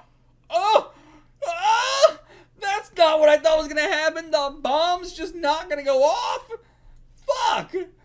Fucking Christ. Okay, headbutt it, bitch. Headbutt it. Alright, headbutt it. Also, how strong do they make these bombs? That's insane, but okay, he headbutts the bomb, and it goes off. Oh, that's my Buzz. Hell yeah. Headbutting a bomb into oblivion. Fuck yeah. And yeah, body parts everywhere. Splattered across the wasteland. Oh. God, yeah. I love how different the second half is from the first half. I gotta say that. I think that was giving me, you know, a little bit of worry at the start of how different it was. But I'm actually loving it. It's so different. It truly feels like it's being written years later. But it's not. Yeah. The fact that they're having to just, like, you know, they clearly had probably a big plan. I was constantly saying, I don't think Buronson has a plan. But now that I'm thinking, I don't know, maybe he did. Maybe he had all of the series planned out, most of it, and now he doesn't have any of this planned out, but the improv is making it be so different. But I don't know. I just digging how different this is. Massive crater. We got some of the army. And a pile of bodies. Yeah, just under a pile of bodies. The Emperor. Not injured at all. And okay, yeah, so he didn't just... I thought he was just going to take on the blast and it wasn't going to do anything. But no, the soldiers all willingly got all in him in a pile to protect him. And this man here with half a head remaining. If my life can be exchanged for the general's, I'll gladly give it up. But yeah, you crazy? Falco's not crying for any of you. The general cried all his tears for us already. He has none left to shed. That's the mask that sheds no tears. Just who is this Falco guy? Oh, okay, I'm hyped. Oh, hell yeah. So, okay, I like that. He's already cried all his tears. I wonder, oh my god, and the way this fades out, where, all the bodies are on his mind. Oh, that looks amazing. Really well done there. Okay, who the fuck is this Falco guy? What is his deal? Why is he the kind of guy where people will be willing to do this for him? Because people will be willing to do this for Kenshiro. That's for damn sure. But if you looked at Kenshiro, you'd be like, oh, Kenshiro doesn't even cry for you. How is this any different from Kenshiro? Kenshiro would react in this exact same way if a bunch of people died for him in this way. He has no tears left to shed. What is his backstory? Oh, very well done, creator here. All these are drawn years later, so really well done. And that wasn't even the end of the chapter. Oh, that was the end of the chapter. Never mind, that was the end of the chapter. Okay. But alright, now the true secret technique. Just one arm here, one arm. Look at the light. The brave general cries no more. Is that going to be the Emperor? But the general, you would assume it's him. He cries no more. Interesting. I mean, it's been a multi-chapter fight. But, okay. He goes right past us. Seems like we did manage to dodge in time. No, okay. We did get sizzling cut across us. And yeah, I do love that it's ki that vaporizes the body cells, obliterates them. They vanish like vapor or freeze like ice. Okay, comes at us again. We grab that arm and we tuck it. And the blade just goes. Alright, okay, right into the neck. Alright, hit him with a couple points. Hit him with a lot of points. Okay, I think that's over. Once we get in the pressure points, it's over. Yeah, you are much like him. You are like him indeed. You must have raised the Hokuto Army. Not quite. We're no different. We too are guided by the golden light. Ooh, very interesting two-page spread here. One that really doesn't need to be a two-page spread at all, but is. It's a classic, it's barely two-page spread thing. Barely. The spread would end, right here. It's cutting off nothing important. No reason to have a two-page spread other than experimenting. But my life was not taken by you. It was sacrificed for the golden General Falco. But yeah, these men have no malice in their hearts. Who is Falco? I can't believe I read all that just from fucking Falco's face. Just from his face on a volume. I was like, I was starting to think I'm probably going to be so wrong here. I'm going to be I'm going to be eating these words later when he turns out to be super duper evil. But nope. Apparently, I was right on the money. But okay, are we getting a bit of a flashback here? Or are we just cutting away to somewhere else?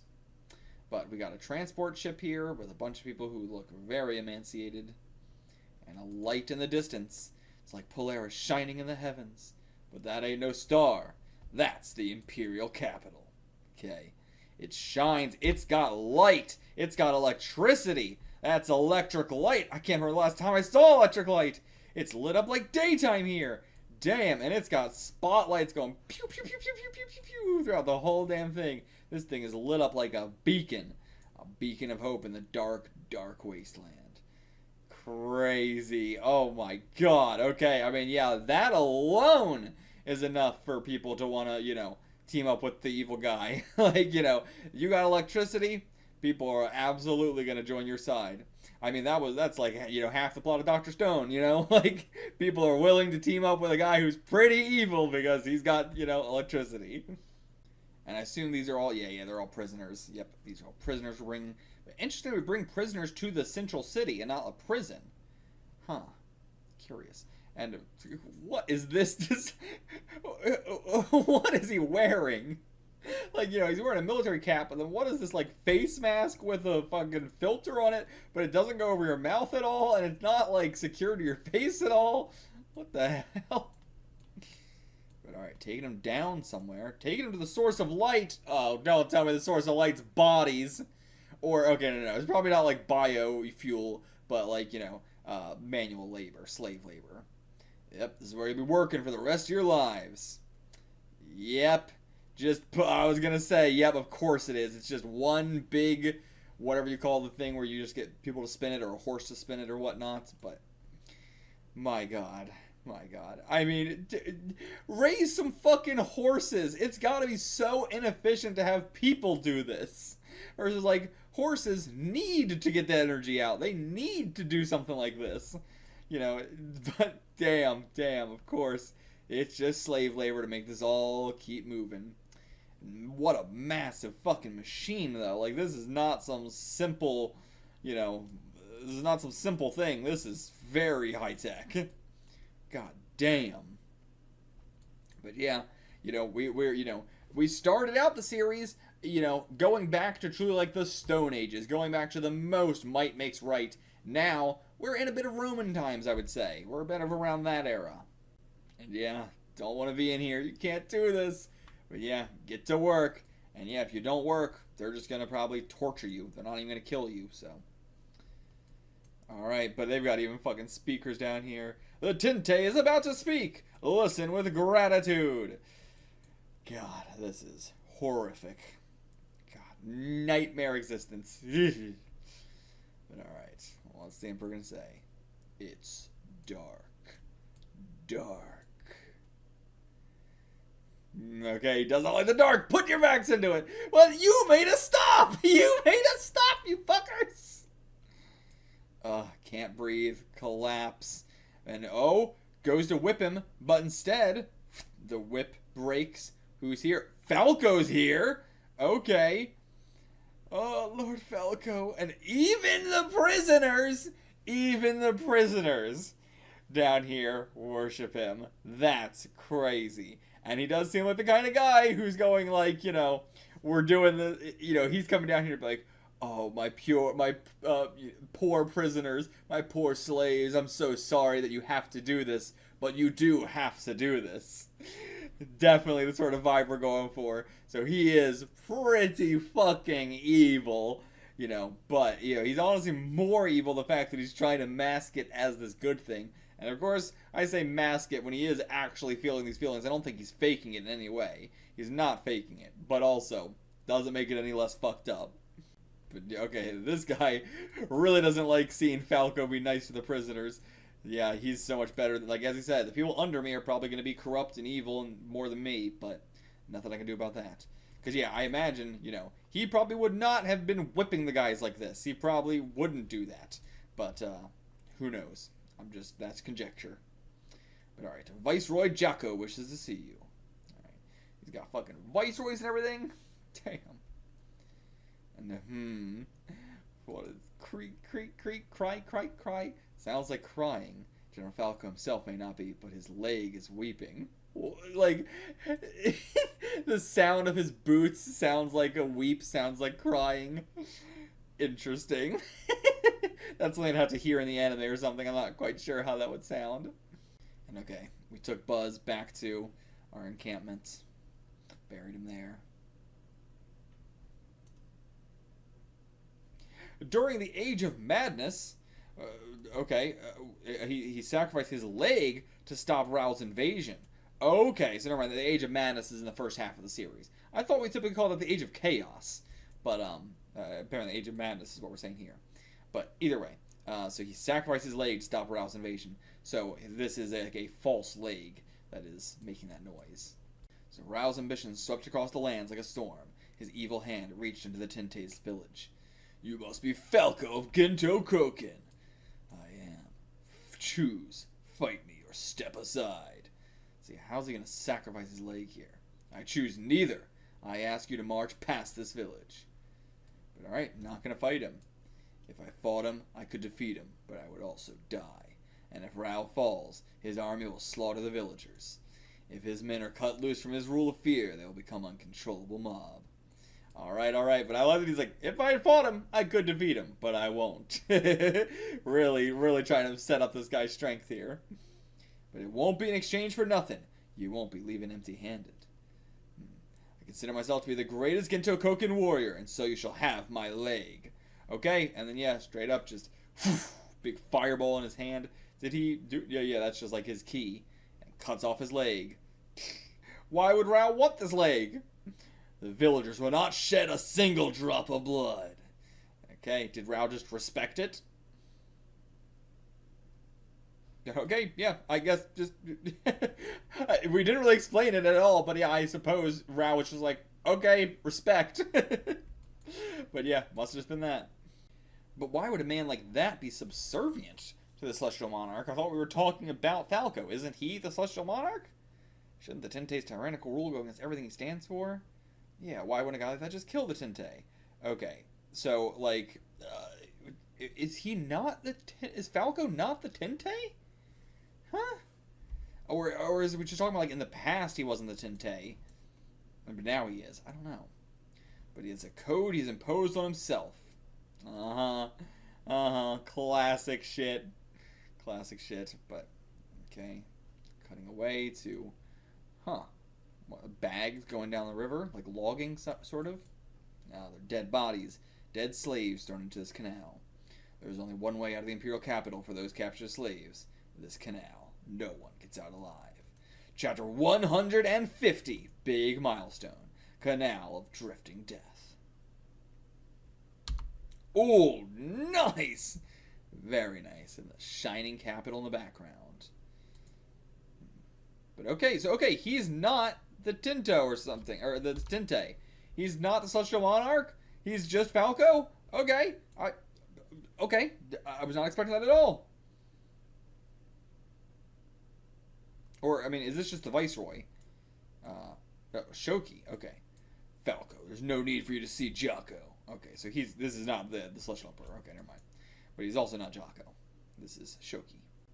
Okay. I gotta reread this whole arc. He's not the Celestial Emperor this whole fucking time. I thought we were implying he's the Celestial Emperor. But I guess I must have misread it somehow. Over and over and over again. But a summons from Viceroy Jako is the same as a summons from the Tinte. Okay. Into the chamber. God, I love the fucking sci-fi-ness of Fist of the North Star. But I'm not sure if you would even call it sci-fi. It's more like, just like... very religious, but what's the word for that? I don't know. Alright, here's our Viceroy. Got a cool-ass fucking throne room here and a cool-ass throne platform. Alright, I'm just not even looking at him yet. I'm just looking at this throne real quick. Oh, very cool. Different from all the other ones we've seen with Nanto and Hokuto. Falco. And what the hell is going on with these guys? What the fuck going on there? But alright. Not much to say here. Just very regal. Ooh, okay, yeah, you're very fucking vampire. Why did you return without wiping out the rebel army? I guess I'm giving him that voice. It immediately came to me. Lipstick, as always. And these guys in like a crouching position the whole time. I imagine they're just like forced to stand in that position. That's gotta be painful. We encountered some unexpected resistance. Unexpected resistance. Don't tell me you lost your nerve. Who do you think you stand before? God, his face is so sick. Kneel, damn you! Prostrate yourself before me! Oh. Why have this code? I guess, it might be that thing of, like, not him, but he's thinking, like, I don't want to go against these guys because it's kind of working, It's, again, it's so different from the Age of Madness. It is, he saw what the Age of Madness was like. We see even more now. He was willing to give up his leg to prevent it from spreading into their village. But, now they've grown so much. You know, it's the kind of guy who would, I think, like, you know, honestly, you know, this is going to be a strange comparison to make, but I think, like, this is an apt comparison to make. Spoilers for Dr. Stone, but not in really any meaningful way. You know, reminds me a lot of Senku, honestly, in that, like, Senku has that code of, like, you know, yeah, there's a lot wrong with the modern world, but I want to bring it all back. Like, you know, there is tons of problems with capitalism, but I'm going to bring capitalism back. That's sort of the vibe I'm getting from with Falco. That he is like, is there a lot of problems with the system we have right now, with the government we have right now? Yeah. But ultimately, I will protect it because I think it is better than the alternative. You know, and, you know, he is someone who doesn't want a lot of bloodshed, and so this is, you know, also, speaking of another series, the path of least bloodshed.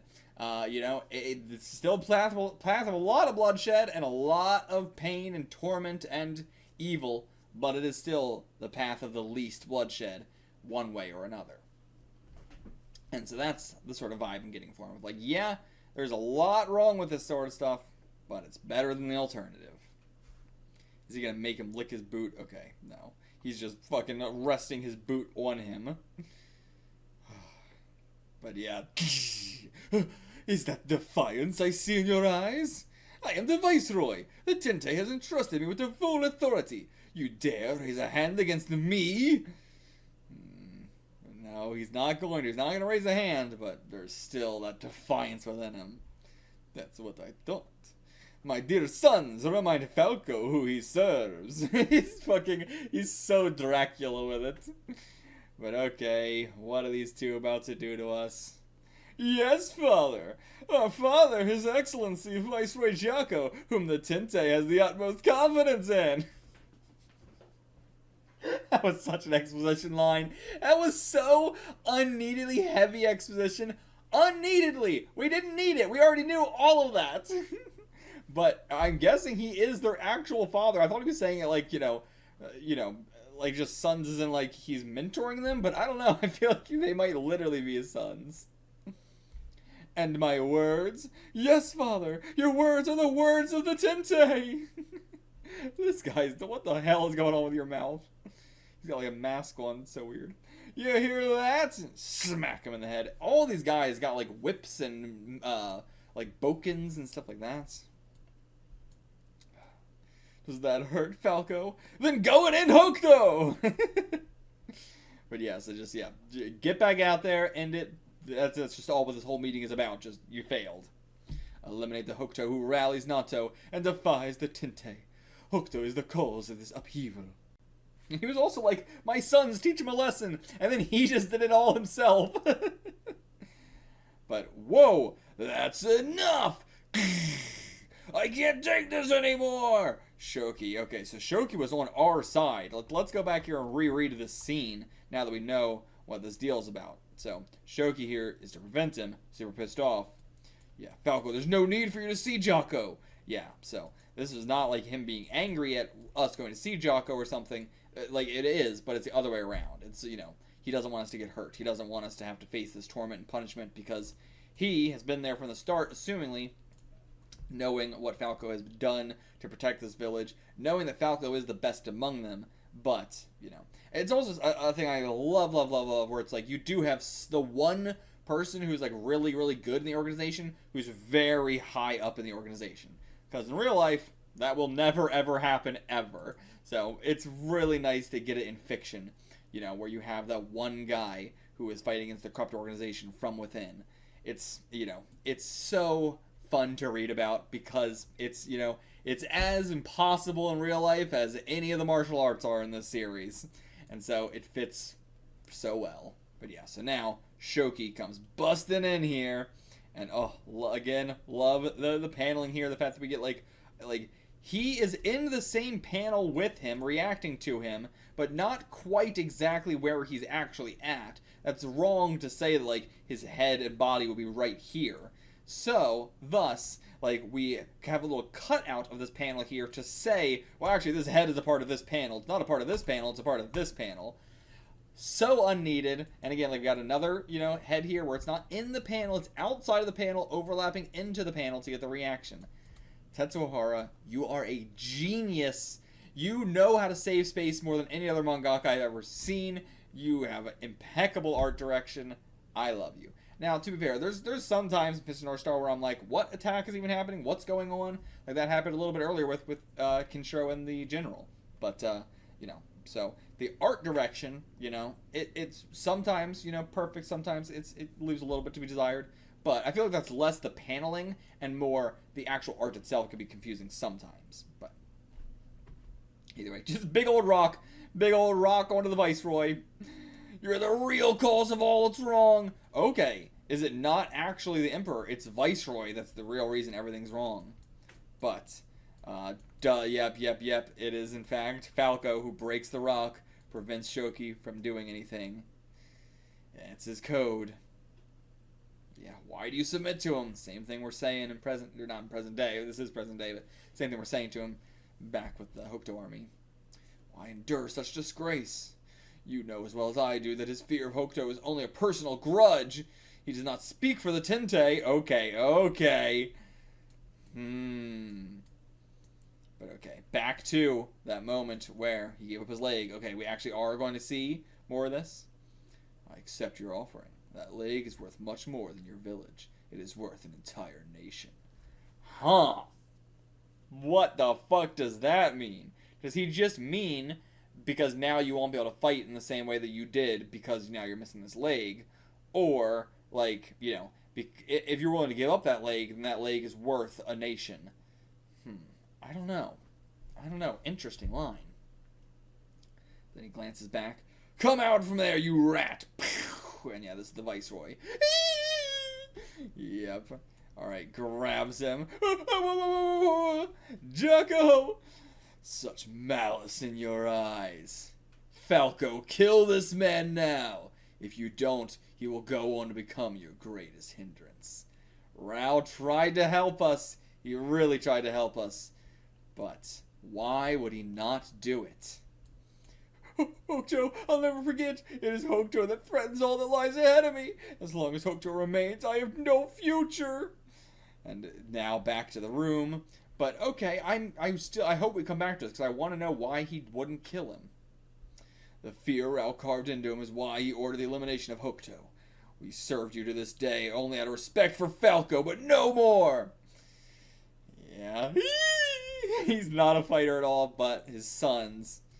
But no, not even his sons, of course. It's gonna be fucking Falco. But why, Falco? Why?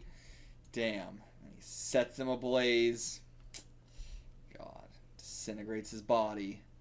And falls on top of fucking Viceroy. He's such a little bitch. Oh, and yeah, his body burns. Shoki was a fellow general of the Tinte. Allow me to lay him to rest myself. But why? Why are you doing all this? What is your reasoning? And yeah, the canal. I see. Put him in a death-like state. But alright, send you out through the canal, but alive. Why are you so subservient to Jako? Jako holds the Tinte's life in his hands. If I kill Jako, his minions will kill the Tinte.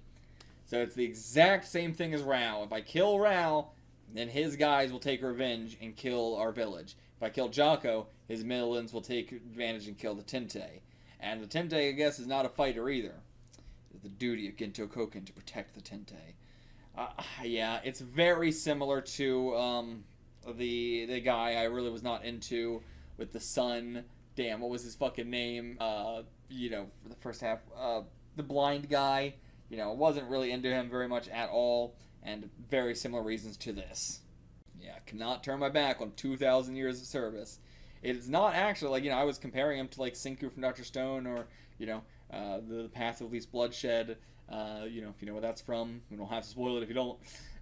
But, yeah, I was expecting that sort of thing, but no, it's actually just straight up, you know, it's my job. Like, it's just Nazi shit. It's just like, no, I gotta do my job because it's my job. But I mean, for the guy with the most German appearance here, you know, for the guy who has, like, you know, such a striking, like, militaristic look to him as well and everything, makes sense that he, you know, his mindset is just a normal Nazi. And yeah, I've killed you, so now you no longer have to serve the Tente. Again, the fact that you're willing to find these loopholes, you know, it's like a religious thing as well. It's like, you know, I can find these loopholes and convince myself this is okay, but if you can find those loopholes, then, you know, aren't you just doing the thing? You know, if you are, you know, saying a curse that's replacing God's name in vain with something else, aren't you still doing the exact same thing? Why is there any difference? The intent is still the exact same. The intent of what you're doing is the exact same. It's just the semantics that are different. But that's fucking brainwashing. That's propaganda. Alright, sends him down the canal. But, nope. My god, the suns in the water were waiting, and they killed him anyway. Jesus Christ. Couldn't get out. Okay, he's still alive somehow! Spear to the chest, still alive. He washes up to Kenshiro. So, it was you. You're the man of Hokuto. Fate can be so strange. Oh, did Ken know him? This is the man who gave Yuri and me a place where we could live in peace. Okay, explain. Let's get a flashback on that. Let's get a chapter on that, please. Okay, oh, I love that we got some of the Hokuto Army here. Respecting him. Now, okay, we gave this guy a much bigger grave than we gave Buzz. We gave Buzz 2 fucking sticks, and we carved this guy a grave. Listen, I get that he was probably a little more importance to you, Kenshiro, but that shouldn't be enough. It shouldn't be, how important was this guy to me? That's how big of a grave we're gonna make him. Bitch, this is so disrespectful to Buzz. I'm so sorry that fucking Gil has to see this. So disrespectful, my god. Chapter 151, Spear of Rage. We're going to take that spear that was used to kill him and fight with it. But alright, like, this is going to be our first look into what Kenshiro was doing between the first half and the second half, except for 30 years later we got the special chapter. But, you know, this also, with that in mind, fills in the time period between where the first half ended and where the special chapter began. Very nice just to see her, you know, with a blanket over her, tucked into his neck. Really sweet to see. But we go to a village or a city or something, and somebody splashing blood. Ah, bandits! The village is under attack! Yep, right down the middle. Ah, sliced right through. But alright, who the hell is this? Just random ass bandits. Off the horse. Yuria, you stay there. You gotta deal with some stuff. And, yep, smashing some shit with sledgehammers. Thought it was gonna be somebody's face, but never mind. They're just smashing up the buildings to get to the food. But alright, and now somebody's running back.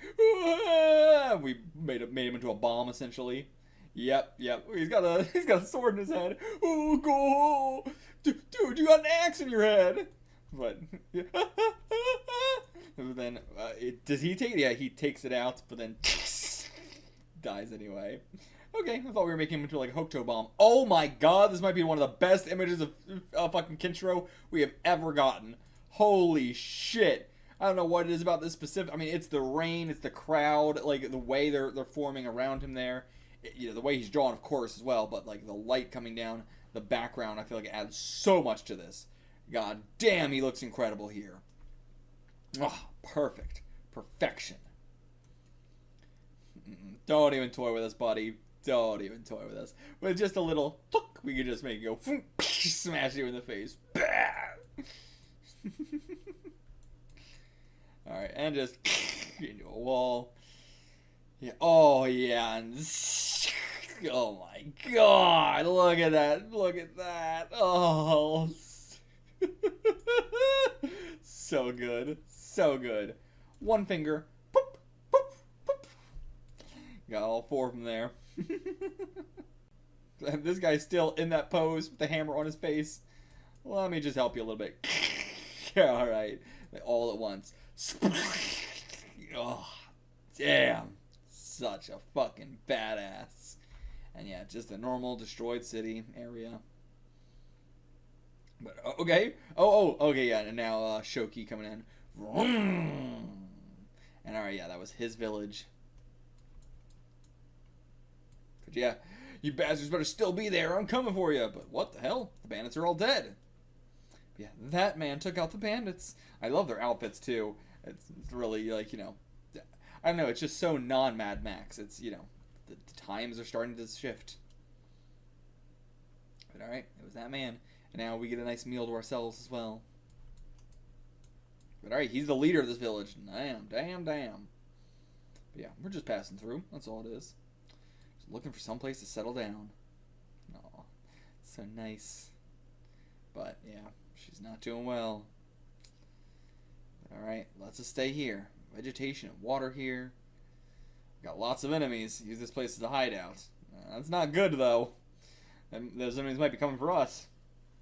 Yeah, aren't you going to ask me my name? I probably shouldn't. If I do, we may have to fight. Okay, yeah, good. Yeah, a man who can single-handedly take out an entire gang of bandits wants to live here in peace with his woman. She shouldn't have long to live, does she? Nope. Can't turn back on him. Just give us some end-of-life care at the very least. Enjoy what time you have left with him. How long was it? I'm curious. But yeah, at least Yuria got some peace in her final days. And alright, the spear that was stuck into Shoki's belongs to Jako. Stuck into Shoki. I thought I was going to say Shoki's chest. But stuck into Shoki belongs to Jaku's son, Shano. Okay, so yeah, both these sons are going to be important enough for us to take on in a fight. We're going to kill him with his own spear. And yeah, here he is. What was his fucking name? Shino. Alright, the Hokuto Army is on their way. Damn fools. Again, love this. He's so big. We have a small panel here, but it's mostly just him overlapping in this bigger panel. But then also, we can fit in some small people there as well. And yeah, so yeah, definitely his actual dad, his actual sons. But alright, burn their flag. Alright. Yeah, we got it. We stole their flag, so burn it to show them we mean business. This is your fate. They're burning our flag. That's absolute fucking disrespect. Throw that spear at him, Kenshiro. Hell yeah. Nwah! That doesn't even look like him at all. His hair is like so in the wind. Huh? What was that flash? All right to the neck. Oh my god. Pin him to the wall. I thought we were going after the flag, but yep. Through the neck with his own spear. No one can throw a spear that far. One man can. From here on, this is my fight. Alright, everybody else, stay back. Let Kenshiro handle this one. But yeah. So the Viceroy is having a dream about Rao again, coming for him. The vestiges of Hokuto are back. Chapter 152, The Black Shadow That Beckons Death. That's Hokuto, baby. Oh my god. Okay, it's Rao reaching out for him, but the one who actually grabs him, it's Kenshiro. Fully blacked out as a shadow, just the eyes and the scars shining. The black shadow that beckons death. Oh, that nose. Oh, good image there. This fucking goober and the fucking light show that is Central. But yeah, waking up in his bed that's in the middle of the room. It's not against a wall or anything. It's just dead center in the middle of the fucking room. So wasteful. Yeah, what was that? That giant shadow even more ominous than Rao's. But alright, yeah, Father, Shinso's dead, assumingly. Gate 1 was breached. Lord Shino was killed by his own spear. Just one man, Kenshiro of Hokuto. Kenshiro, the man who defeated Rao. Marched through thousands of our men without a shred of fear, like he was walking through an empty field. Is he coming closer? Yeah, okay, so Gate 1 was not like, you know, not a circular thing, but like multiple inward gates. You gotta get through Gate 1, then Gate 2, then Gate 3, and so on. But okay, we got many gates to get through. And yeah, a solo army told everybody else to stay behind. And alright, yeah, listen up, men, nothing to fear. I don't care how strong you are, you're not getting through this gate. It's electrified, asshole. Oh, you're on the other side of the gate? God, I hate art like this. I hate art when someone's behind a fence, but they draw them in front of the fence. I hate it. It's so prevalent. Why does artists do this? It looks terrible. But alright, what's he gonna do? Grab a big old pole and, like, I'm trying to figure out, like, also, he's just drawn fully like he's on the other side of the gate at this point. Here, at least, there's tiny little bits of the gate that they're trying to, it looks terrible. This looks so much worse, honestly. But this is just, he's in front of the gate. There's no universe in which he's not in front of the gate. But is he gonna, like, stick it through and, like, electrocute all of them through this? Or, what? Okay, slap it at the top of it. And then it bends around and hits him in the back of the head. His eyeball pops out. And now he goes. But yeah, he just did that just to kill this guy. Just to kill this guy. Because he's still just going to bust through it even while it's electrified. Doesn't give a shit. Alright, everybody, run away. Nope, they're not going to run away. They're going to try and attack him. Alright. His nunchucks, it's been a while. It's been a while since we used these nunchucks. Let's bring them out. Alright. Shatter that nose and jaw.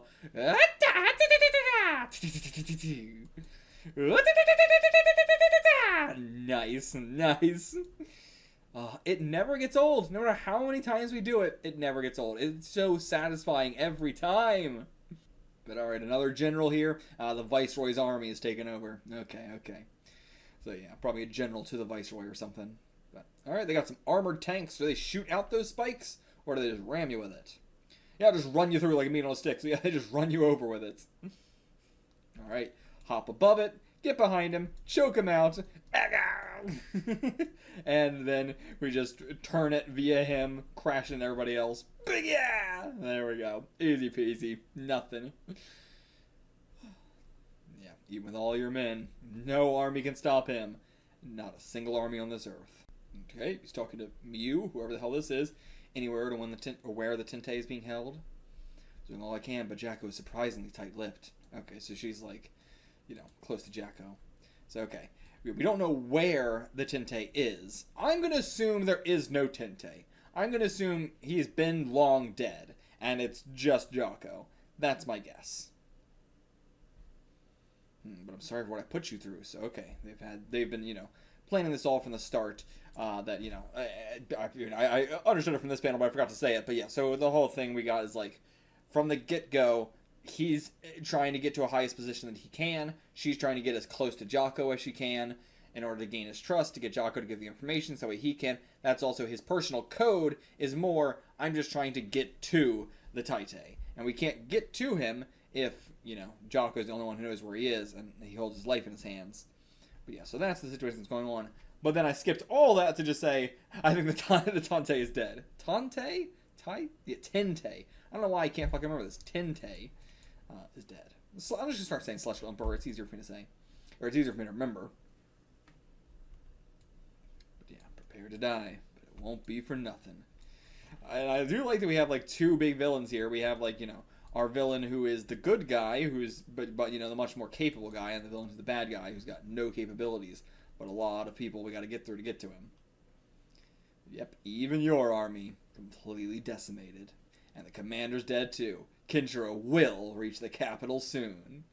And the lights, it's dark now. And okay, also, I think I just realized, so back in the slave pits, when the Emperor's voice came on and said, like, it's dark, that wasn't, Falco. That was, assumingly, the Tente, the Celestial Emperor. But if my theory is correct, I'm going to guess either it's a pre-recorded thing, or it's just Viceroy using a, voice changer. But one of those two is definitely the case. And Hokuto shines in the darkness of the heavens. Darkness will drive Jako mad. But yeah, why is it getting dark in here? Now he's slicing them. He's slicing his own people up and stuff. So, it's driving him mad. He's, the reason why the lights stay on here, why they need lights. Darkness, fills his soul with despair. And yeah, he knows, this guy knows that Tente's life is in danger. If Jaco's going crazy, he's gonna go kill the fucking Emperor just because it got dark for a second. Yeah, he's just cutting all his guys up. Even his own son. God, this guy's fucked up. Not just evil-wise, but, he's mentally beyond gone. Alright, giving us orders. Alright, yeah, wipe out Kenshiro or the Tente dies! Alright, directly, it's been implied that this has been the case, or just, if you don't do what the Viceroy says, then Tente will die. That's been implied. That's been his worry this whole time. Now, it's concrete. But alright, our two boys. Ding, ding, about to face off. Ooh, oh my god. Holy shit. Chapter 153, All to the Heavens. Kenshiro coming out of the darkness with a fucking blade. Not just any blade, but like a fucking combat knife. Oh my god, that looks so sick. God, that's so fucking cool. So cool, so cool. But alright, still so much more of this army left to just work our way through. But we're getting very close. This seems like it might be the last gate here. 3 gates in total, perhaps. But hey, gotta get, these guys are truly willing to die for. Like, they're not like all the other armies we faced. These guys are willing to die, not out of fear, but out of reverence for Falco. Oh, that's cool. Traps his spear in it. Throws him down, stomps on him. You guys aren't like the earlier guards. You Falco's men. Okay, yeah, so like, yeah, these guys seem a lot more proud. The other guys were a lot more deranged, you know, in their expressions and stuff like that. But they were still willing to die for Jako, you know, for some reason. Okay. Alright, if you guys are willing to die for Falco, I'll just wait for Falco then. Alright, just gonna chill here. Don't fight me. Let me wait for Falco. And yeah, we can see him up there. All the way up there, wherever he may be. I can't tell where he is on this thing based on that. I don't know. But he's up there somewhere. Oh, he actually might be right here or something. Like, way lower than we thought. But I'm not sure. I can't tell. Yep. You're the one who's got to do it. Who's this? Call for him. Looking back, it was my own weakness that caused the turmoil we have today. So thus, what? Okay, this is a statue of the Tinte, the Celestial Emperor. Oh, there's actually multiple statues here, actually. There's a couple. And they have a very different thing on their back than the Iron Cross. That seems like the, you know, the Celestial Star.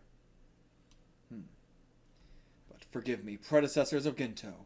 The 2,000-year history of Gento Koken may end with me. Okay. He's, I mean, I guess, yeah, the other guy had it, but, you know, we killed him as well. But yeah, so, you know, there's not like people in the army who know it. He's the last one. But that means that the Tante doesn't even have it? The Tinte, the Celestial Emperor, doesn't know Gento? Huh. Very interesting. Yeah, if only I had done as Rao said. And okay, now flashing back to it again to see what his response was. But he was such a coward. So cowardly. How do you kill a guy who's going, I'm just a little guy! I'm just a little guy! You know, how do you do that? And yeah, you don't believe what Rao said, do you? But, listen, you know, he can tell before all this. This is not based off what Rao said. I feel like you've got a history of this. You're gonna kill me in front of your own mother? Oh my god. Oh my god.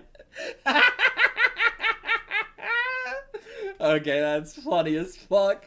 That's a great reason for him not to do this. Okay, I love this reasoning. That's so fucking funny. Oh, and she wears the exact same sort of thing that he was wearing in the volume cover. I'm not sure if he's worn it in the manga proper, but you know, he was wearing it during the volume cover. He was wearing like this sort of outfit specifically. Good God, Mom's watching. You can't kill him while Mom's watching. Oh my God, and it was your mother who raised me. If you kill me in front of her, then do it. But no, we can't do it. We want to so badly. But our mom, gonna cry. Sight of my mother praying stopped me. She was praying for his safety. Damn, it's all Mama's fault. Fucking Mama's the whole reason we're in this mess. And then when she passed, Jako imprisoned the Tinte in order to protect himself and built the Imperial Capital in the Tinte's name. So, okay, damn, yeah, I mean, they just had a small village, and then the Imperial Capital was built from fucking Jako. He's the one who's done everything here. And also, he immediately knew if he was like, you know, he's basically just using your mom as fucking a scapegoat, and the moment she passed, he's like, well, alright, I guess I'm gonna capture the Tinte. But yeah, so they're not even, like, pretending. You know, like, I mean, I guess everyone else is pretending, but he knows specifically, like, yeah, he imprisoned the Tinte in order to protect himself. I'm surprised he didn't just say that to everyone else, but I guess it doesn't matter, because if you say that to everyone else, they're going to try and fight back Jako. You kill Jako, you don't know where the Tinte's imprisoned, he dies. You manage not to kill Jako, he goes, runs away, kills the Tinte. There's no good option here, you know? But yeah, like, the only good option was killing Jako at that moment in the past when Rao came. But he couldn't do it because of Mama. But yeah, the whole reason with your mom is exactly why they all follow you. But okay, Saya is this guy's name. But alright, hands him a little wrapped up thing here. That's the detonator for the bomb planted in the heart of the Imperial Capital. Holy shit, kid. If I should fall to Kenshiro, set it off. Jako and the Tinte will both go down with the city. Okay, he is fully hardened to this point. If the Tinte goes down, so be it. We cannot let this continue. Take down Jako, take down the Tinte, take down the whole city, the slaves along with it. Every single person here will probably die, but can't let this go on any longer. He's, he started out with like one kind of like anti-villain sort of thing, and now he's swapped over to a completely other kind of anti-villain thing. Both on complete opposite ends of a spectrum. That's crazy. He bypassed hero entirely. He started hero, became anti-hero, jumped over hero to become anti-hero again in the other way. If I fall, Jako will be driven mad by his fear of Hokuto and kill the Tinte. He'll do it anyway. Then he'll place the blame for all that's gone wrong on the Tinte and flee. Can't let that happen.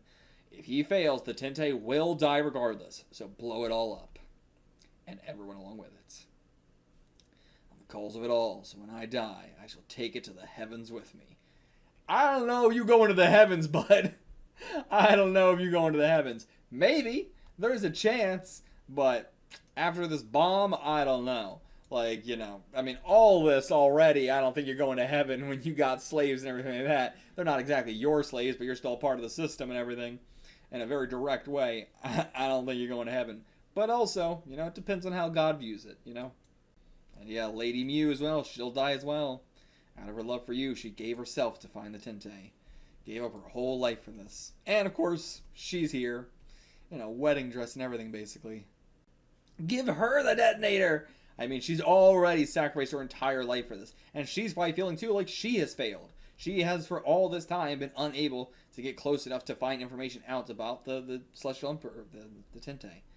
So, I'm sure she feels terrible as well. I will not be left behind. The death of my Lord Falco will be my death, too. So, okay, give me the detonator, and I'm staying behind as well. Both. Not going anywhere without me. Okay. I do wish we built her up a little bit earlier or something, but, I like her role a lot. But okay, how do you put his gear over the previous predecessor? Or does he take it off or something?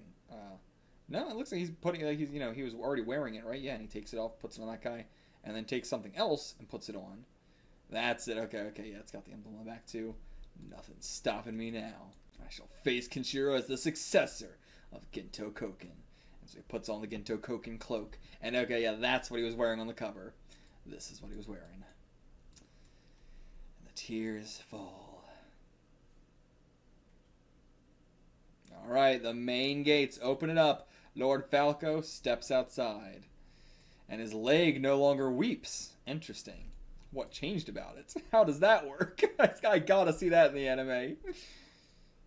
Okay. Doo-doom. You must be Falco. I am. Will you not stand down? I cannot. Favorite kind of shit. Two characters fighting who simply must fight. This is not a matter of opinion. This is not a matter of perspective. They simply must. He cannot step down. And I understand. I wouldn't want him to step down. He cannot step down in this case.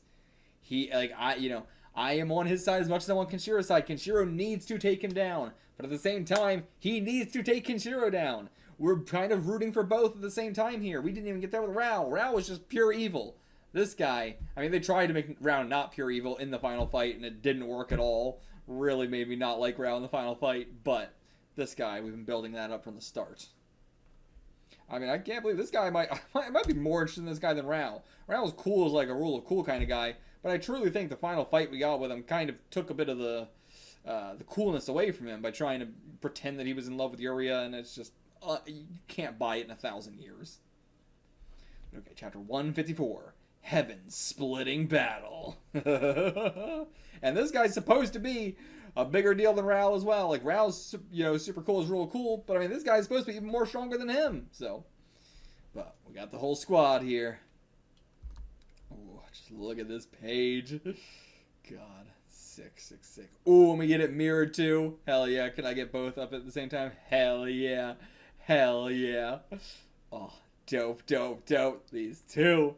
And again, I love whenever Kenshiro is drawn smaller than the person that he's fighting because he's such a massive guy. But he's smaller than this guy. Cool. Very cool. Alright. I have causing the hand to glow. I am the successor of Gento Koken. Alright. Flicks out a blade at him. Then shatters our nunchucks. Hits us. Sizzling. I like that it sizzles, catches fire, and then the blood splurts. Don't know how those physics work, but it's cool. And puts them together. Why? Why, Kenshiro? Just wants to look cool. Alright, let's get into the battle, baby. But, oh, his whole cape flicks up. And then, whoa, what happened there?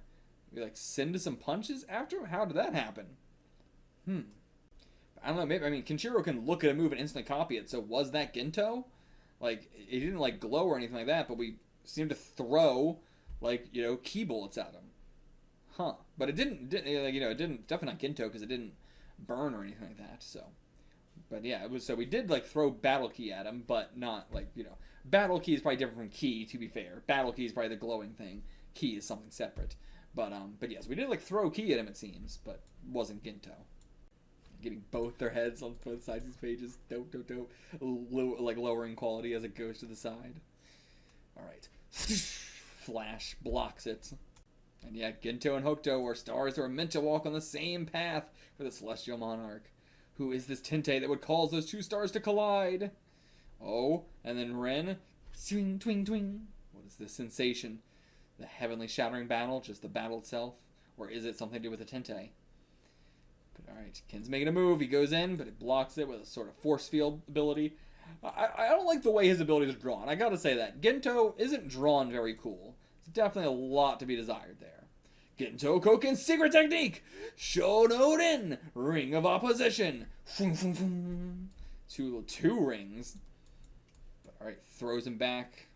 Torches him again.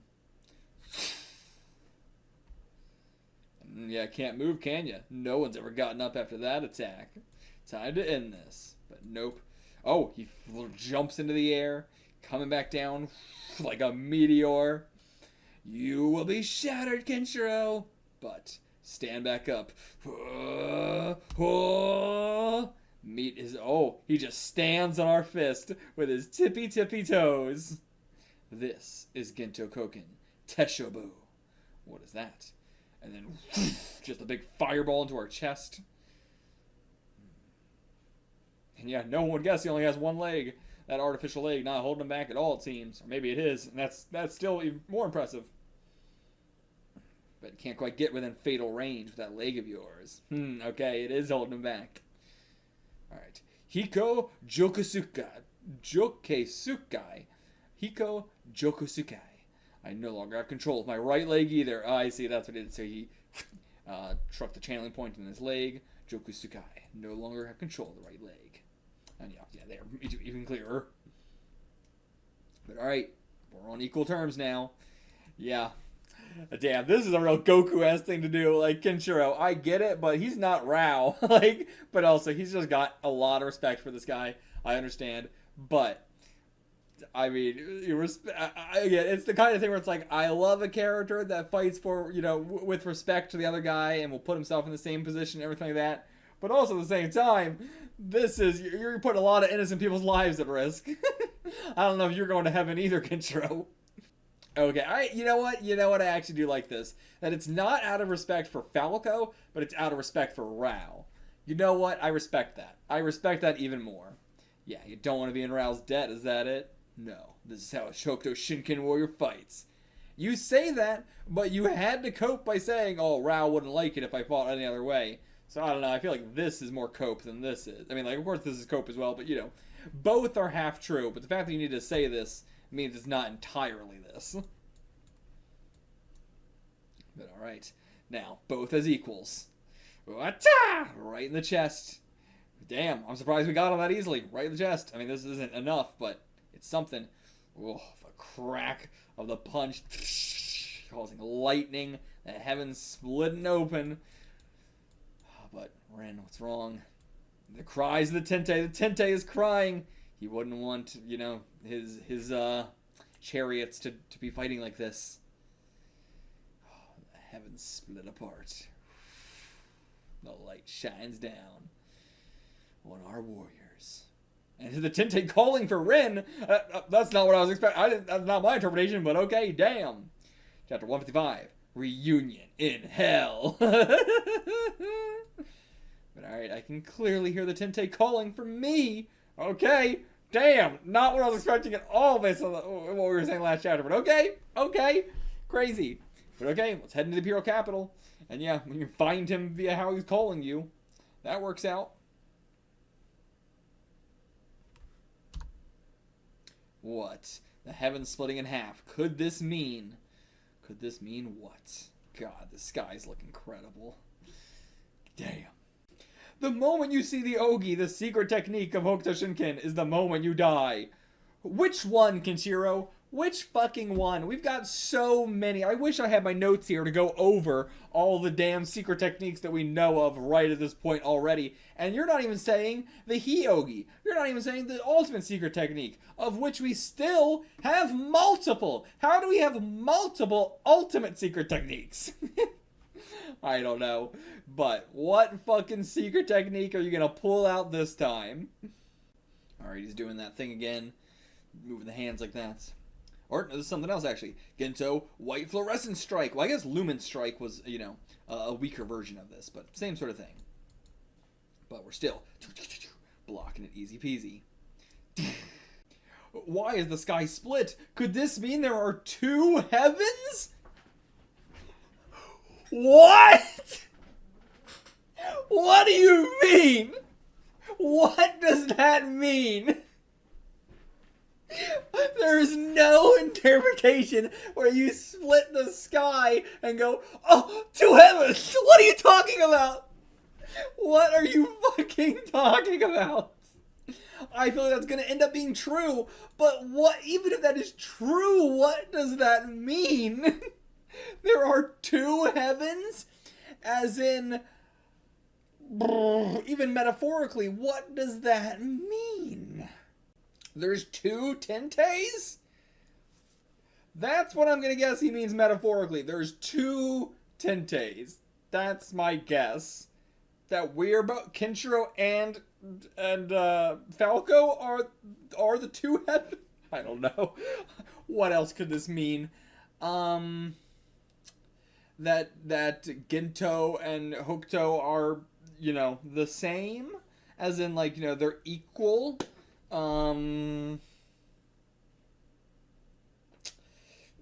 there's two literal heavens where you go to after you die. That could also be the case. Let's find out what this means. What the fuck? But alright, yeah, making our way through the city. Nice to see you again, Ein. And alright, good. We got like a hot-cold system with these cries of the Tente.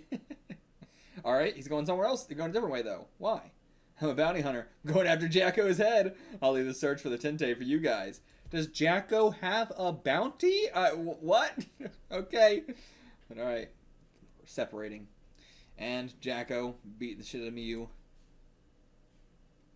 Oh, no, actually, yeah. His son's beating the shit out of him. I guess his son's still up after he stabbed him in the leg. He's got crutches now.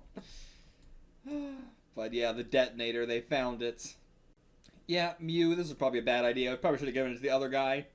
Probably should have given it to the kid. Now you're not even going to blow up the damn capital. Bad idea. Oh, okay, the kid's here too. Oh, no, the kid's here too. Okay, you both failed the plan. You both failed the plan. Yeah, Saya, that was his name. Saya. Both failed the plan. And yeah, now he's realizing the truth. God, his face is drawn so well. Love Jako's design so much. You only got close to me so you could find the Tente. How dare you! How dare you betray me! Nobody betrays me! Kill her! Kill her! He's such a fucking He's so frantic about everything. Listen to me, Jask. Jask, is that his name? I guess we never got the other kid's name. You beat her to death. Pound the life out of her. Sure thing, Pops. And okay, yeah, beating her with his fucking crutches. And, these crutches are like a combination of, like, American crutches and, like, you know, the crutches that are actually good everywhere else in the world. But it's like a half combination of both. It seems like the worst. It seems like worse than American crutches. My God. Though I don't know, actually. It doesn't seem like it goes up into the armpit, actually. So maybe it is better than American crutches. If it only goes like right here, then like that probably is. I mean, it kind of only goes up to the wrist, so I guess it is closer to you know, normal crutches that everywhere else in the world has, but America. But yeah, it's still so funny that, like, they clearly designed these. They clearly, like, remade these with all their capabilities now and everything like that. But such a strange design to pick. It's sort of like a half and half. Maybe it's designed to be like a weapon as well. That would make a lot of sense, actually. Yeah, actually, it looks like it's designed to be crutches or a cane, depending on how you want to use it. So it's got a more versatile design, actually. Maybe that does make sense. So, like, you could use it for a blind person or a crippled person, like, either one. That actually, you know what? In a post-apocalyptic world, that actually makes a lot of sense. But, and he's beating her until we pull it out of his hand. Then he's just, huh? Okay, yep, he got here in time. Alright, yeah, knock out his other crutch, make him fall to the ground. Just fighting us with crutches is so funny. Alright, oh my God, the eye, the teeth, oh, very satisfying. Boogie! Yeah, kill these sons. Alright, you next, buddy, you next. Let's get that head for our bounty. You need better security, buddy. You must be Viceroy Jako. You little... Do you know what happens if you lay a hand on me? Then I'll be hell to pay. I'll take my chances. Are you crazy? Do you want to die? Just shut up. Oh, this could be a lot more satisfying. Come on. Just a broken nose. But okay, yeah, that's just the start. Just the start. You guys sure made life miserable for us. But still, he's getting it very easy here. Very easy. Go off to the afterlife. Off you go to the afterlife, old man. He's not even old. But something's gonna stop us here. Yep, it's gonna be Mew. You can't kill him. Why not? He holds the Tente's life in his hands. I would have killed him myself if I could have. But if he dies, Lord Falco's fight would have been for nothing. But yeah, are you saying Falco's... Okay, yeah, see, he didn't know about any of that. Like, that's why Falco's doing all this. But also, don't let him go! Don't let him go, motherfucker! Shit, he's doing something to get out of here. But, like, yeah, fucking scuttle sound effect. But, like, you know, should have still held on to him, but he got too shocked. But, like, you know, should have told her, no, we know a way to get to the Tente now, so... Or Tente now, so... But, presses a big old button, and of course, you got a fucking pit trap. Oh my God. Fucking Christ. This motherfucker. But yeah, we can't end it too soon. We still got a lot of chapters left in this arc. Not a lot left, but a considerable amount. But alright, back to our fight. His eyes, they're desperate. They do, you know, this is not a fight for pride at all. This is a fight for something real. Who is this Tente that you would give your life for? There are two what? Okay, so he is just, I was saying, there are two heavens. There is a celestial monarch among you as well. Okay, so yeah, two heavens, and the celestial monarch is a heaven. So there is a celestial monarch among you as well.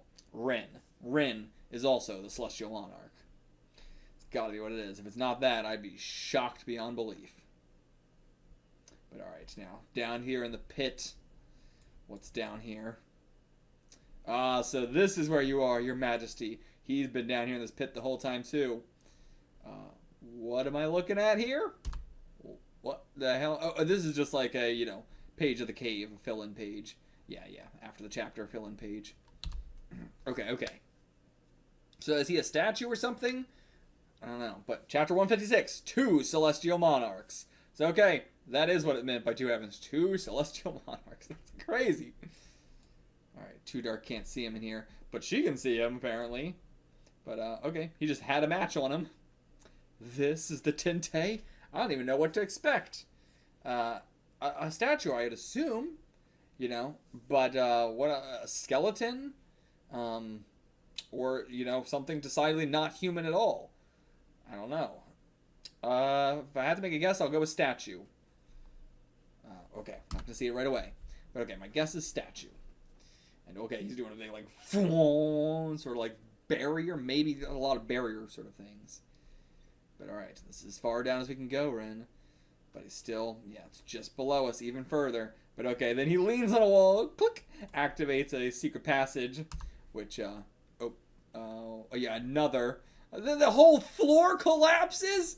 Oh my god. So, this one's so much worse than the other one. This doesn't just open up and reclose, it just collapses the whole floor underneath you. But yeah, I mean, I guess they don't, I was gonna say, like, is the normal way down, they, like, the pit they fell through? But I guess there's no normal way down. He threw him down in here, and then he just throws food down if he's still alive. If he's not, he doesn't have to worry about that. He's just been dead the whole time, perhaps. But, alright. Everybody's here now, except for, you know, Falco, like, you know, except for Falco and Mew, really, or no, Mew's here as well, yeah. But, like, you know, so yeah, she'll be able to, like, you know, get the satisfaction that, like, the rest of us won't truly be able to get, because we're not as familiar with this. But... no, did we just fall on the fucking Emperor? But okay, Ren's here. Okay, he's just a boy. Just a boy, unless he's a statue as well. But, does it look just like Ren? Is it Ren's mother or something?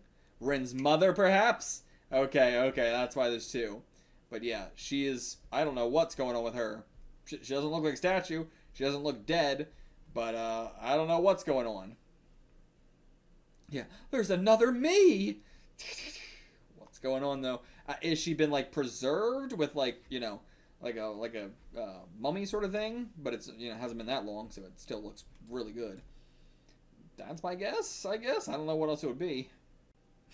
Okay, he told him, there's two Tente, but I can't say anymore. That's all I can say. Dude, come on. Alright, his shirt. He just blew up his shirt. Only his shirt. Okay, no, it got him too. It was I who split the heavens in two. This chaos was brought on by my actions. So yeah, there was supposed to be one heaven, one celestial emperor. But because of his actions, now there is two. It's been split because Hokuto and Ginto have been split. But I love that we're having a literal splitting the heavens, the thing you've seen in every shonen series ever, be an actual, like, no. Like, yeah, we literally split the heavens, but also that reminded me of when I split the heavens, as in the Celestial Emperor. That's a cool, like, recontextualization of that. Love that. But alright, so now, going back in time, back to the Celestial Emperor's palace here, with Falco and Viceroy, looking over, two twins born. So, okay, never mind, like, you know, like, the fact they're twins, I thought it was going to be her mother and daughter. The fact that it's twins actually changes everything entirely. Was he supposed to kill one of them at birth or something? Or, like, Jako? What the fuck what the hell's your name again? Jako? Jako was going to, like, kill one and then he stopped him or something. But yeah, I thought this was going to be a, like, you know, there was the mother, and then there was the daughter, and the daughter would take over when the mother died, but because I split Hokuto and Ginto, now the daughter's having to be the Celestial Emperor alongside of the mother in different ways, and I thought that was what he was talking about, but now I'm curious what he means by, I split the heavens. He separated them at birth, maybe? But yeah, the fucking Viceroy. There's nothing to be alarmed about. Or, there's nothing to be alarmed about. Just obey the code and do your dignity. Yep, if twins are born, you kill one. Kill her, Falco! He's so evil! So evil. There can only be one Tente. That is the code, Falco. There can only be one heaven. If the twin stars are allowed to live, the heavens will be split in two. Twin stars are being misfortune to the heavens. And it seems like that was true. But was it fate via this? Was it fate via his own actions past this point? Was it Jako? Who was the real reason behind all this? There's too many fingers in these pies. Yeah, this is not having your fingers in a lot of different pies. This is one pie and everybody's got their damn finger in it. And the pie is fate. And yeah, this is how your predecessors protected the heavens in the Tente. This is how they all did it back in the past as well. But of course, as we've seen from Hokuto Shinken, the ultimate secret technique is ignoring all that shit. The ultimate secret technique of every martial art, and you've seen this in every martial arts series under the sun. The most powerful and most most skilled you can be in a martial art is ignoring all of your teachings. Now he brought the baby in front of the statues. I suppose that's typically where they do it as a tradition.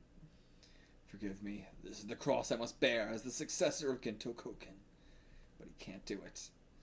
God, he splits the basket, but it doesn't reach the baby. Oh my god. Oh my god. And yeah, just grabbing on that little pinky. That big pinky, rather. Your smile saved me from damnation. I will not give in to evil. I respect it a hell of a lot. He didn't follow through with those traditions. He followed his own heart instead. And he left you in the care of his aunt and uncle. Alright, Star Wars. Hide in the secret of your birth. Alright. Honestly, Ein brings up an interesting point here. I mean, he's not saying this is an interesting point, but like, oh, I know exactly how Falco must have felt. Anyone who can kill women and children ain't human. But I wonder if, Falco would kill a child, kill a woman for, Jako not killing the Tente. Like, during this whole situation now, where he's doing a bunch of stuff that you would say he would never do, would he do it now? Back in the past, that situation wasn't happening. But now. And yeah, of course, shocked to see Rin grow up and learn that she was connected to Hokuto. Indeed, it did cause such a messy thing going on with the... What am I trying to say? You know what I'm trying to say. I can't find the words to say it. That, essentially that it's causing turmoil within Ginto and Hokuto. But yeah, I must finish what I started with my own two hands. Put an end to the tragic fate of the twin stars. Yeah. But now it sounds like... Wait. Like, are you just going to kill Kenshiro? But I must put an end to the tragic fate of the twin stars. Sounds like you're going to kill Rin. But alright, yeah, I was told about you. Oh, wait, you're alive? What the fuck? You're alive? You were... Okay, hold on. We gotta go back to this page. Why were you so weird? You're not even looking at her. You're just, like, looking off into the distance at nothing. At absolutely nothing. But okay, so she is alive down here the whole time. She's been assumingly getting food, being fed, and everything like that. But yeah, anyway, so she was told about her. The tragic story of her little sister. I'm surprised she was even told about it at all. But, like, did Falco tell her? Or did Mew tell her? Or who told her? And, like, when, she was locked away at one point, what age was it? We don't really know what the time period for any of this was. So, like, what age was she put down here? Oh, where are you, Rin? Okay, so she's blind. That's why she wasn't looking at her. Okay. I was really confused there for a second, but okay. That explains why she looked so weird. And okay, Rui is her. Yeah. So, I mean, she's been down in this darkness for so long that she's gone blind. Damn. But yeah, Rui and Rin. But yeah, it's an underground labor camp. No light reaches this far down. Sent you down here they're sent down here to dig in the darkness like moles looking for water. And her hands are all bloodied up too from reaching around all over the rocks and everything. Trying to find her. Okay. I'm right here. I'm so sorry. You must have been through so much. I mean, you yourself have been through so much. Yeah, I may have been abandoned, but I was the lucky one. Oh my god. Man. Wonderful. Bat crying, Ein turning away because he's definitely crying as well. Mew and Saya crying as well. Okay. Back together again, though. At the very least, we are now together. And she is not in danger of dying, which is what I was worried about, that she was going to be dying, but no. Seems like she'll stick around a little bit. Ooh, okay, we're getting Ein on the cover here. Chapter 157, Wipe Away Their Blood. Interesting to get Ein. Great panel there. And the heavens are becoming one again. Oh my god. They're forming back together. It's being mended. Alright, yeah, let's get the hell out of here. Gotta tell Ken about this. Because the battle between Kenshiro and Falco doesn't matter more. Yeah, there's no reason for Ken and Falco to fight anymore. You have to stop them. Can we do it in time before Ken kills Falco? I don't think we're going to be able to. I think he's going to do a fatal blow on him, but we'll get there before he actually dies. And, okay, we're just going to lift the whole... Yep, okay, just... Wait, what even happened here? He, like, hugged it, and then I thought he was going to lift it, but no. It sort of lifted on its own. Huh. Okay, and so it lifted and then it's coming back down? Huh, what the fuck just happened there? I don't know, but okay. Ein blocks it with his back. Oh, I wasn't expecting Ein to die, but seems like he's going to die as well. He's going to get fully crushed. I don't even know what the hell just happened there. Like, yeah, obviously, you know, Jako did something, but what did he do? I don't know. Okay, so I think he's just looking for an exit, and then while looking for an exit, a big giant boulder from the ceiling comes down. I think that's what's going on. Not that, like, he caused that or he threw a boulder up and then it came back down on himself, but simply a boulder fell while he was looking for an exit. Now his son's all super bandaged up, looks like a fucking bandit, and he's got little fucking things attached to him to give himself light, to give himself flashlights and light because he's so scared of the dark.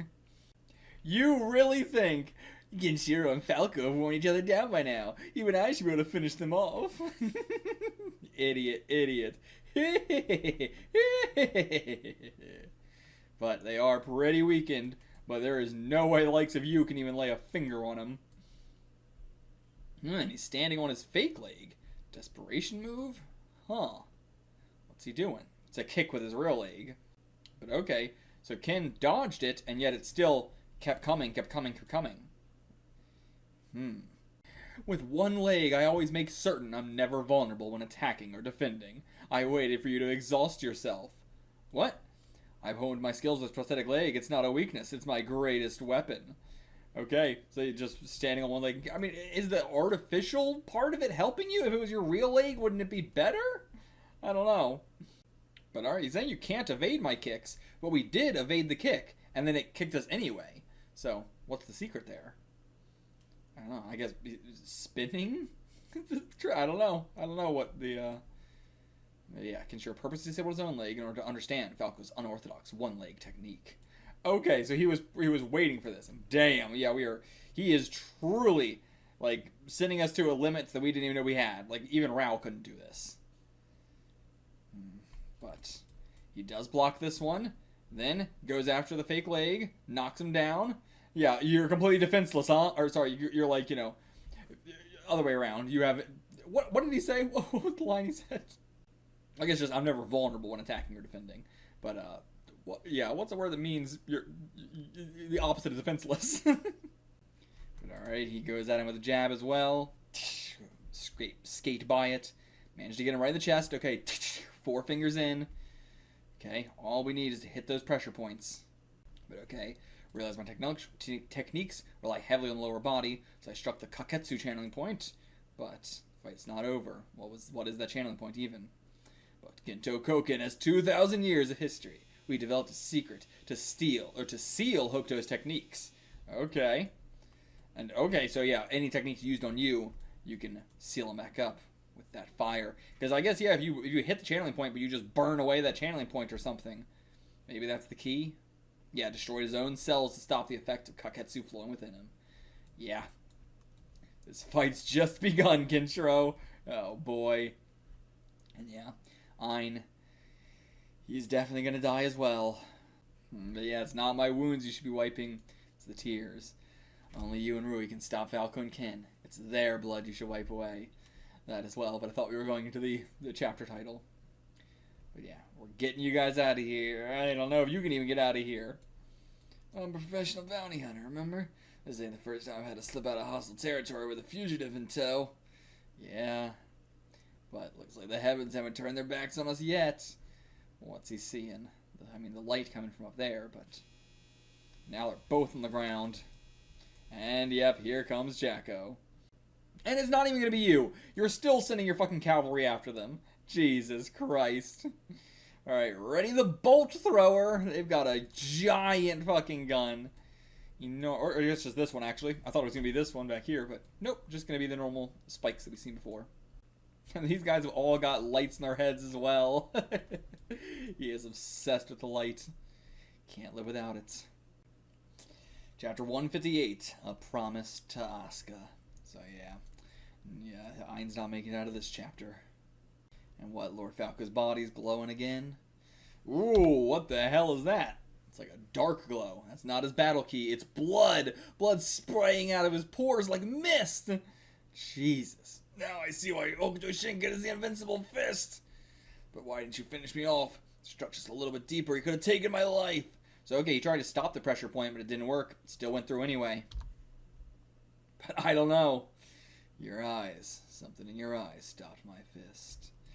Yeah, come on. It'd be nice if they can both live after this, but I don't think Falco's living. And okay, yeah, this was a slave labor camp originally. I don't know if for the Imperial City, or for Central City, or for, like, you know, back in the past before the bombs. I'm not sure. But either they tried breaking through the bedrock with this thing. So, yeah, we're looking for water down here. So we use water. We crack through the bedrock and make groundwater burst out. And float you all the way back up to the surface?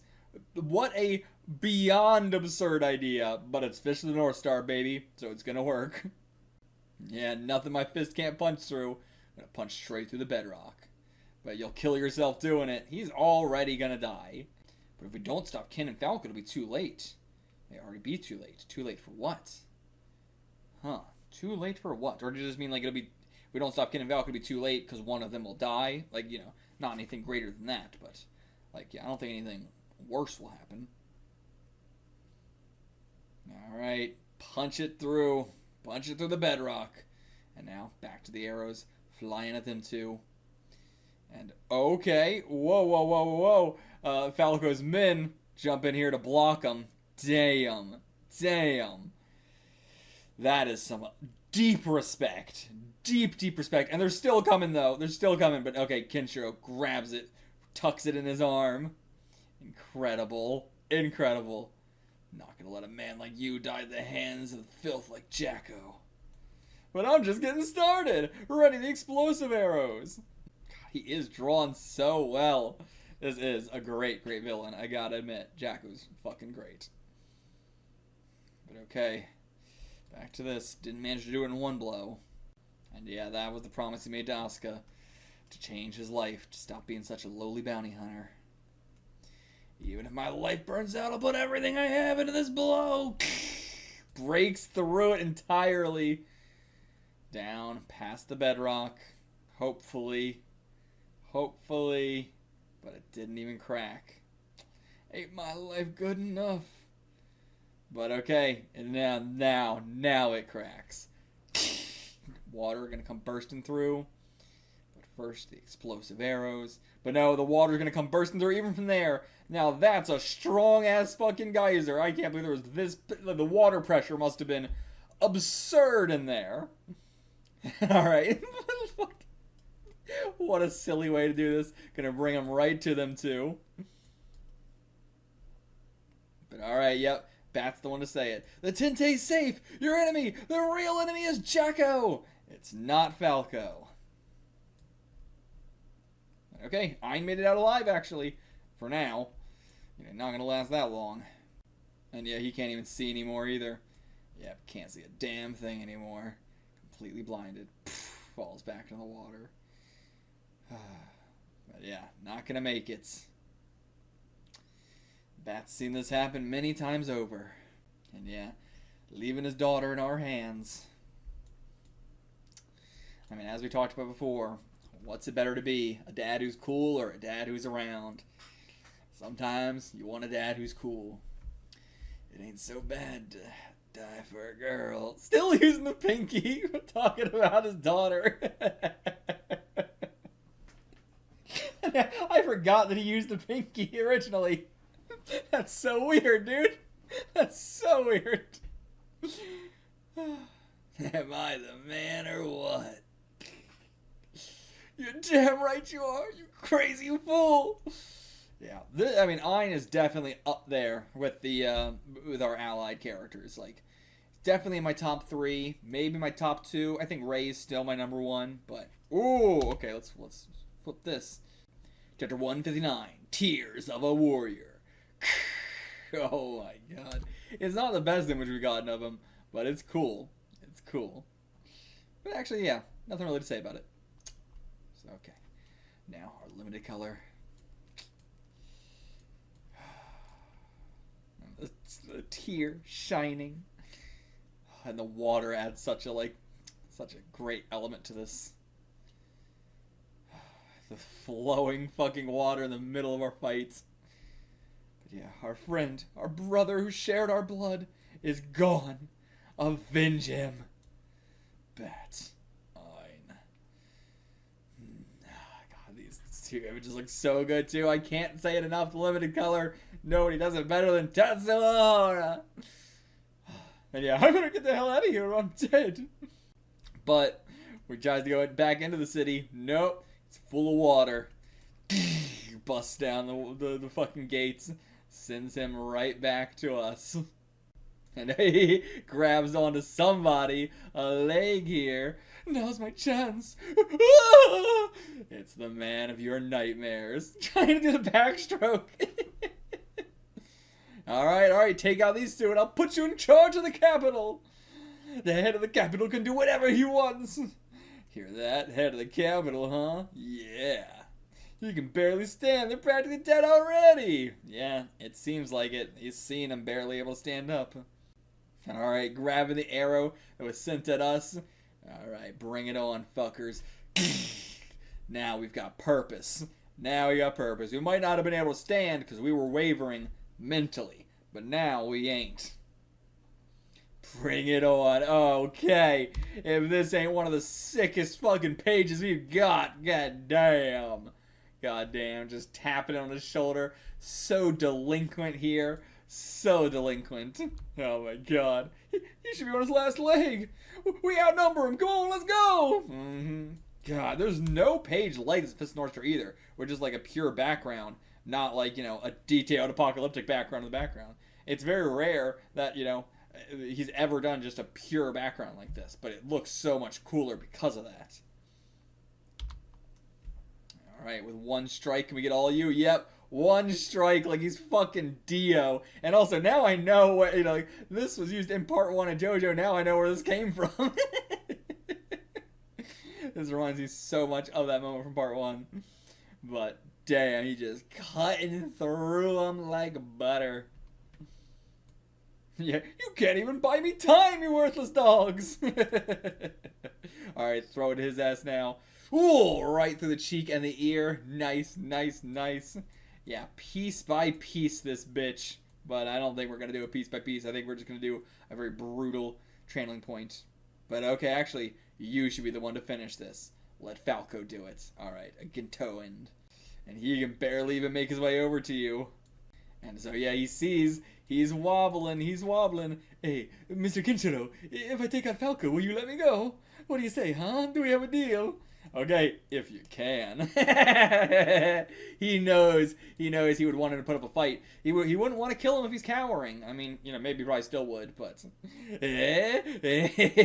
Yes! And alright, yeah, grabs the arrow again. I can do this. Even in his condition, I can take him out. Try it. You'll never stand again if I hit you right here. Ting! Seem to be mistaken. My leg can't be broken by any man but Kenshiro. God damn it, why won't you just die already? No, you can't even oh, no, I was gonna say he can't even, cut through a single bit of his skin. But he can, actually. Pretty impressive, actually. Pretty impressive. But now just lifting him up via the weapon. Even if my body was 99% dead, I'd only need a finger to take you out. Seen so much suffering. So many people went through hell because of you. And yeah, flips it back around.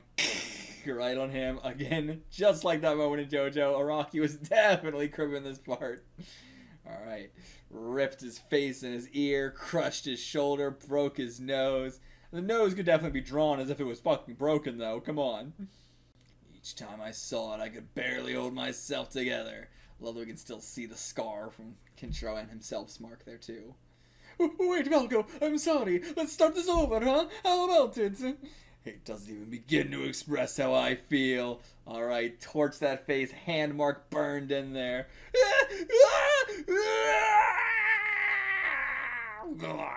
Yeah, torch this fucker. Be gone from this world, Jako! Hug it! He exploded fucking Hokuto style. Interesting. He could have definitely gone out worse, but, you know, at least he's dead. I'll always be happy they're at least dead. Alright, done. Bye-bye, Jako, ya bitch. Ya Dracula-ass motherfucker. Ya done. And yeah, your majesty kneels down before her. Where'd Ren go, actually? I assumed they would have been together, but... Glad to see her safe, your majesty. He maybe live. I don't know. He might live, honestly. He's doing pretty well. And yeah, Falco, as long as I have you, I'll survive, right? Will he survive, though? Yeah, thank you for all the blood and tears you've shed from your heart for me. The water adds so much to this. The hardships I've had to endure don't compare to what you've been through. Let me at least wipe the blood from your wounds. And the tears come down. He's done it all for her. Everything, all these years, all the sins put upon his body, his heart, and his soul. All for the Emperor. And now, the final chapter of this arc. Chapter 160, The Eternal Soul of a Father. That's about Ein. Yeah, you see that, Ein? That's what you gave your life for. Asuka will know how her father died. How you lived will never be forgotten. And now, the city seems gone, fucked. I don't think we can, you know, scavenge much here. But I mean, there's a lot of water. Everybody get your fill of water. That's for sure, at least. And yeah, where'd Ren go? And Saya. Damn it. Or Saya. Where'd Saya and Ren go? Oh, going to free the rest of the slaves. Okay, yeah. Hell yeah, Ren. Ren and Saya doing a great job here. Oh, no, she's by herself. But Saya should have been. Okay. Saya should be still inside too. Did we not take him out with us?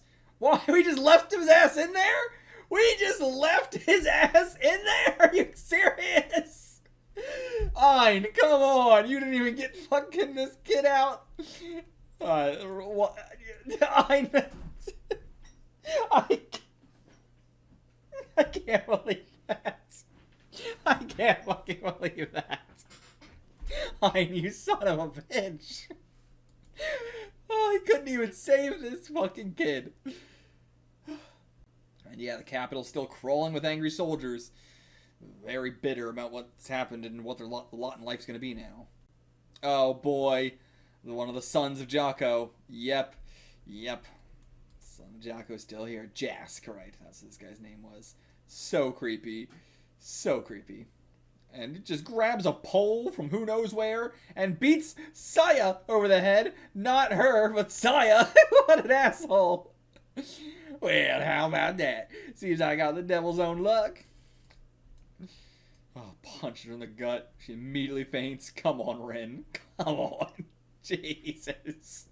And great. Yeah, the bomb. Terrific. Forgot about that entirely. Oh, boy. And alright, yeah, he just let Saya go. Just let him go.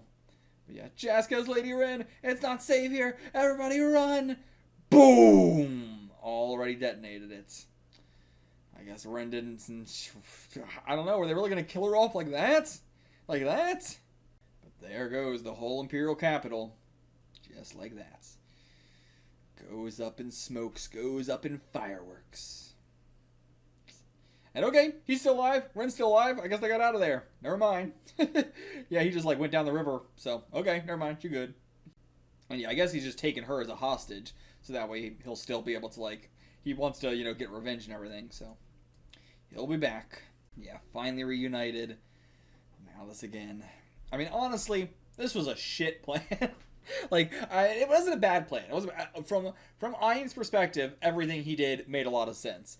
But it's sad to know that if Ein didn't kill himself by punching the bedrock and everything like that, then he could have lived, gotten to see his daughter again, and Kenshiro and Falco were already done fighting. Like, they were already, you know, even if they were going to continue fighting, which it didn't seem like they were, Jako was already interrupting them to kill himself. And do you think Kenshiro is going to let like, as an audience member, I'm asking, not to Ein, but like, you know, as an audience member, of course, Kenshiro would have, you know, killed Jako before he got back to Falco. And if Jako was dead, then Falco has nothing to worry about except for the Emperor, which, you know, I guess he would have no way of knowing that we know where the Tinte is, so he would probably stop us from killing Jako, actually. So, I guess actually we did need Ein to help us out there, actually, now that I think about it. And truly, yeah, why will the heavens give these tragic sisters peace? Are the powers in Hokuto and Ginto the powers these two men still needed? Still, after all this, heavens, what the fuck do you want from us? And yeah, I can't believe fucking Gil is still alive too. We got such a weird assortment of characters now. Like the fact that Falco lived and Ein didn't, crazy work. But Ren will live as long as I stand. But yeah, I guess we're setting up for the next arc. And alright, what kind of grave is this? Or, okay, it's just like they laid him out on a mat or something. And yeah, let Asuka see him. Yeah, it's alright to cry as much as you need to, but I don't know, it's not really hitting her. Daddy can't sleep if I cry. Aww. I mean, she means that as a child, but also, you know, there's a lot of metaphor behind that. He can't rest if I'm unhappy. But okay, I see. So yeah, Ein must have always stayed awake until she fell asleep. Yeah. And now she thinks that's what's going on. Like, you know, he's never slept in front of her before. Okay, but I think she still knows a little bit.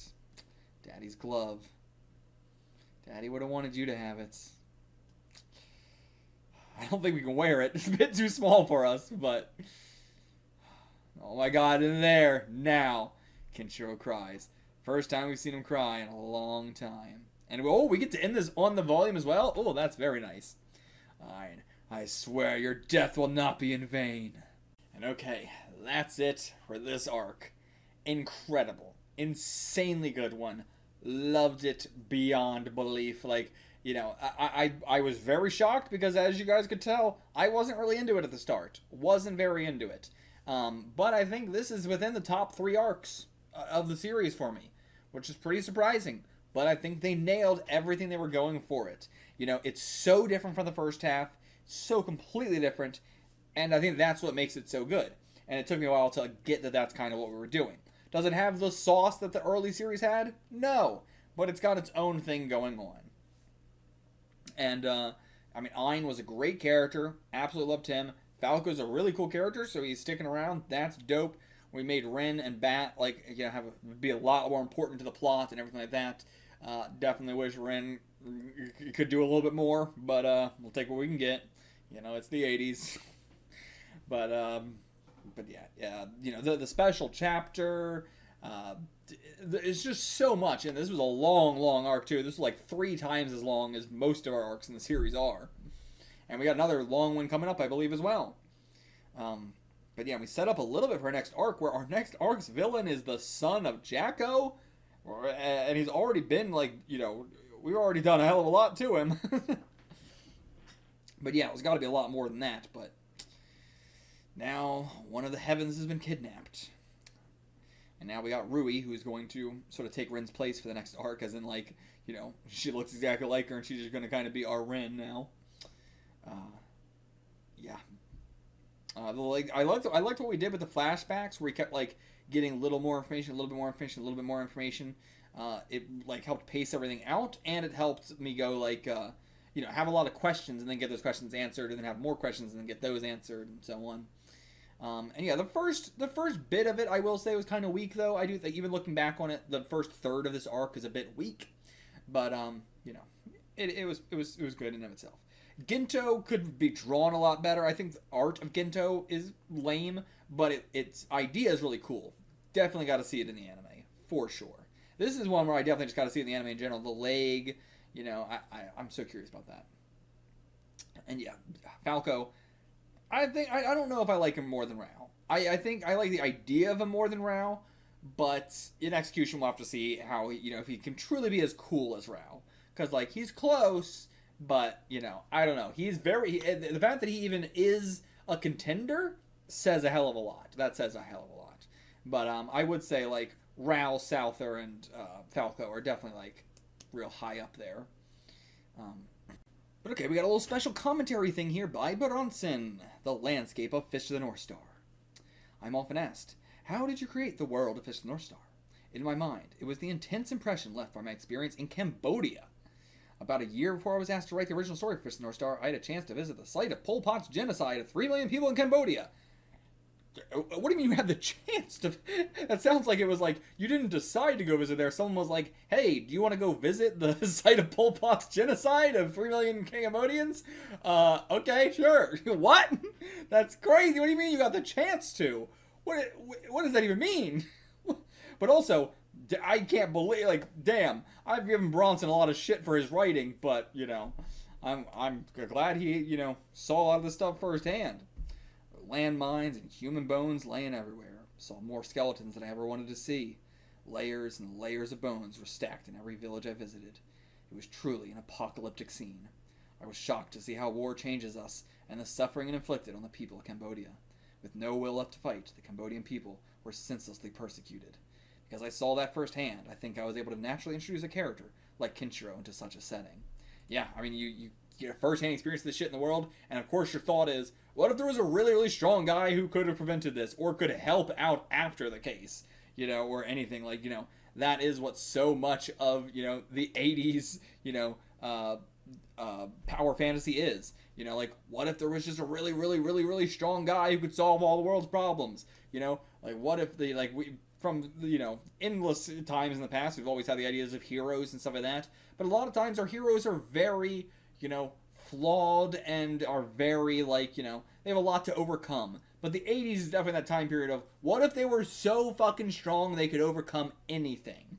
And, of course, that's the kind of hero you would want to have, seeing something like that. Cambodia was still a dangerous place at the time, so I had the militia escorting me. Some of those militia soldiers were children around 10 years old. They were all carrying guns. When I asked one of them, can you actually shoot that thing? He nonchalantly raised it in the air and pretended to fire it at the sky. When I asked, what happened to your brothers? He answered, they're all dead. Those children had no choice. They were the only ones left who could fight. There's no justice that was going to save them. It was all about power. So, of course, Rao sought to conquer the world by force in Fist of the North Star. When laws no longer exist, force is the only way to rule. That's Rao's ideology. And being like, damn, how did I come up with Rao? He's Pol Pot. That's it right there. How did I come up with Rao? He's Pol Pot. That's it, end of sentence. Just so direct. God damn. But also, you can see how this also inspired a lot of what was going on with Bat and Ren as well. Like, these children have no choice. They are the only ones left who can fight, and we were building that up and building that up and building that up all throughout the first half as well. The serialization of Fist of the North Star was a constant battle because nothing was decided. Okay, so I was right. As a result, there was no way the readers could predict what was going to happen either. I mean, yeah. I myself didn't know. I fucking knew it. I gave you the benefit of the doubt. Finally, I gave you the benefit of the doubt and said, maybe he did know what he was doing. No, he didn't. I'd first have a meeting with our editor, Hori, to write the script. And again, one of the only things I know is just how much both of them hated their editors so much. It's like one of the only things I knew going into the series, just that they both, to this day, just despise their fucking editor. But if he didn't like it, he wouldn't approve it. When I asked, what's wrong with it? He'd say, it's not you. When that's what you're told, you just have to say, fine, and rewrite it. Nothing I hated more than being told, it's not you. Yeah, you can tell it's a stain you didn't hear. But yeah, I'm so curious what this North Star would be like without the editor. Because again, I've given a lot of shit to Buronson, but I wonder if that was the editor more than anything. But I'm curious what it would have been like without the editor's influence. According to Hori, he could tell it was upset because my eyes would turn into triangles. But I really respect his abilities as an editor and the very first reader of the script. He's uncompromising. He has a keen sense of the reader's perspective. When we come up with a truly exciting script, we'd go out drinking like old pals afterwards. Okay, I'm surprised he actually has kind words to say about him. But Hara would then turn that script into a manga, and the art he would create was just incredible. It's the best to ever do it. That made writing the script fun and easy. His art would transform my script. And he keeps saying script too. So, like, yeah, Buronson's not the kind of guy who draws rough drafts. When you have, like, a writer-artist duo, sometimes the writer will basically just draw a rough draft of the page. They'll basically make a manga and then just say, do this, but finalized. But that's not Buronson. He just fully scripts it, gives it to Ohara, and then, Tetsuo. I always say Ohara, but it's Tetsuo Hara, not Tetsuo Ohara. But anyway, he, it's a lot like, like, I read a lot of Marvel comics, and they have a very similar sort of thing of, like, it's different person to person to person. Some people just write a script, some people do a rough draft, that's still the case to this day. When you have a writer-artist duo, it's different depending on every single one. But yeah, when you have someone who's only doing the script and someone who's only doing the art, I think that's probably the best, because it makes the author a writer as well. Like, Tetsuo Ohara he is the artist, but the fact that he is going solely off a script means he is a writer as well. He has to write in between the script as well, with his art. It's hard to explain, but I mean, you can see it very clearly, especially in, like, comics, where, like, writing is very consistent following the artists, sometimes even more than, like, the actual writers. So you can clearly tell the writers put a lot of writing into it as well. And, like, you can tell the same with Tetsuo Ohara. And just every other manga we've ever read with an artist-writer combo, you can see that as well.